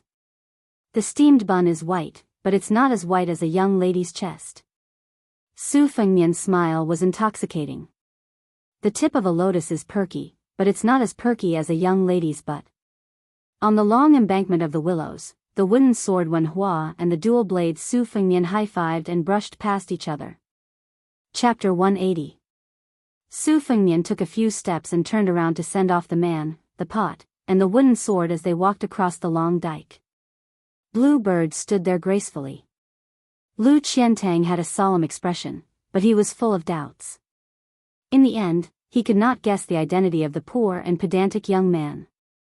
Given the wealth of Su Fengnian on the long dike, which was second only to the current emperor, it could be said that he was surrounded by nobles. The Dongyue swordsmen had seen the liveliness of Bailiang Palace in the first month of the Lunar New Year. Those officials who enjoyed the shade under the big tree of the king of Bailiang could be said to be all feudal officials. When they met His Royal Highness, they had to put on an attentive smile on their faces. Lu Qiantang vaguely felt that the man with the wooden sword came from a humble background, but he did not dare to believe it. Or rather, he did not want to believe it. To this Bailiang servant, he would rather have Su Fengnian be a master who had no shrewdness or shrewdness. That way, it would be easier to serve him. 1 Su de Zugwo was enough for him to not dare to breathe. If Su Fengnian was an ambitious fellow with great talent and bold vision, then being in the king's company was like being in the company of a tiger. Today, he had provoked the king of Jing, and tomorrow, would it be the king of Guangling's turn? The day after tomorrow? How many years could Lu Qiantang, who still had a great pursuit of the way of the sword, live to practice the sword? Walking back to the inn with Blue Bird, Su Fengnian asked and answered his own question. Wenhua did not want to see Li Chungang, but if I mention the name of the old god of swords, don't you think that kid will regret it? Even if I want to roll on the ground, I will still leave. This is where I am not as good as Wenhua. He always knows what he cannot do and does it. Back then, every time there was a martial arts competition for a spouse, he would eagerly go up the arena. When the other chivalrous men jumped up, he had to obediently walk up the stairs. He pretended to be thick-skinned, but in his heart, he cared more than anyone else about those supercilious looks. But no matter how many times he was beaten off the arena, he would still go up the stage whenever he had the chance, just to be able to exchange moves with others. But in the end, I did not see him return what he learned. Why bother? While he was talking to himself, Jiang Ni and the old god of swords just happened to be out sightseeing at the Thin Goat Lake. Su Fengnian kindly threw a smile at them, but no one paid him any attention. After returning to the inn, Su Fengnian ate his breakfast and hid in his room to pick out the moves from the martial arts manuals in his mind. They were all the essence of the top-secret manuals, such as the Greenwater Pavilion Sword Training Manual and the Whale Killing Sword. Originally, it would be best to have Li Chungang to guide him in this kind of technical work. With Su Fengnian's little experience, he was far from being able to give advice. But even with his knees, he knew that the old god of swords, who dared to criticize the outline of 1,000 swords as worthless, would not even bother to move his mouth. Sigh, if only White Fox's face was by his side. However, on the ship, Li Chungang had taught Su Fengnian a mysterious way of flicking the sword. He explained the sword moves and sword aura in simple terms, which had already benefited Su Fengnian greatly. Originally, he was like an idiot who had a mountain of treasures in front of him. After picking and choosing, he finally knew what to do. Yu Yue carried Wu Mainyang and knocked on the door. After Blue Bird opened the door, she said that she wanted to go sightseeing. Su Fengnian did not stop her and instructed Xu Xiu and Lu Qiantang to be her attendants. When Yu Yue saw that Su Fengnian had no intention of going out, her expression became gloomy and her interest was somewhat reduced. Su Fengnian saw this and did not change his original intention. Jiang and I did not have time to study, so Su Fengnian had Blue Bird go to the bookcase and pick out a few secret manuals. Among them, there was a secret manual on spear techniques called Arms Sutra, which was rumored to be written by the horse-racing spear, Wu Kuang. The reason why Su Fengnian was particularly interested in it was because Li Chungang had occasionally mentioned it. The old sword god took a few glances and asserted that this book was a secret record of the spear immortal Wang Xiu's experience when he was young. However, after he became famous, he found it vulgar and refused to admit it. Thus, he used the name of his direct disciple, Wu Kuang. When Su Fengnian flipped through the book, he saw that Blue Bird's expression was abnormal. He asked, "Do you know Wu Kuang?" Su Fengnian was just asking casually. Unexpectedly, Blue Bird nodded her head. Wang Xiu was one of the 4 grandmasters who were equally famous as Li Chungang. At that time, he was known as the world's #1 spear art. His junior brother was now Su Zhao's personal guard. Other than taking in Wu Kuang as his disciple, his most prized disciple, Chen Jibao, had surpassed his master. It was rumored that he had died under the spear of a villain. However, for some unknown reason, Wang Xiu's weapon, the instant spear, had never appeared in the world after this grandmaster's death. Perhaps it was because Chen Jibao's betrayal of his master was too unpopular, or perhaps it was because he wore a white robe and carried a sword all year round. It seemed that no one had ever taken this rumor seriously. When Chen Jibao finished his apprenticeship, he was only in his early 20s. Even Wang Xiu was not as strong as Wang Xianji. The older he got, the more immortal he looked. However, Chen Jibao was indeed worthy of being Wang Xiu's disciple. Just like Wang Xiu's cold and murderous spear art, he pressed forward courageously on the battlefield, leaving no way out for himself or his enemy. However, even with Su Fengnian's identity, he had never seen Chen Jibao's spear art. In his impression, this villain, who seemed to be in love with his second sister, Su Weisheng, only knew how to ride a white horse and wear a white robe. He was very amiable to everyone. Usually, he was gentle and kind like a bodhisattva who saved people from suffering. Su Fengnian was puzzled. "Have you guys fought before?" Blue Bird shook her head. Su Fengnian saw that it was hard for her to say, so he didn't ask anymore. Even though he was extremely curious, he held back his curiosity. Ever since he was young and saw her being led by his mother, he only knew that she was called Blue Bird. After that, he never probed further. He was so used to it that he thoughtlessly forgot that as long as one was a person, they would have a surname and a name. For example, the maidservant's name was Hong Musk. Su Fengnian also knew that she was called Song Xiaofeng. As for whether Blue Bird was her real name or just a nickname, Su Fengnian really didn't know. After returning from his travels, he learned that Wudong Garden was not a small pool where one could see the bottom at a glance. The maidservants were not simple vases without any stories.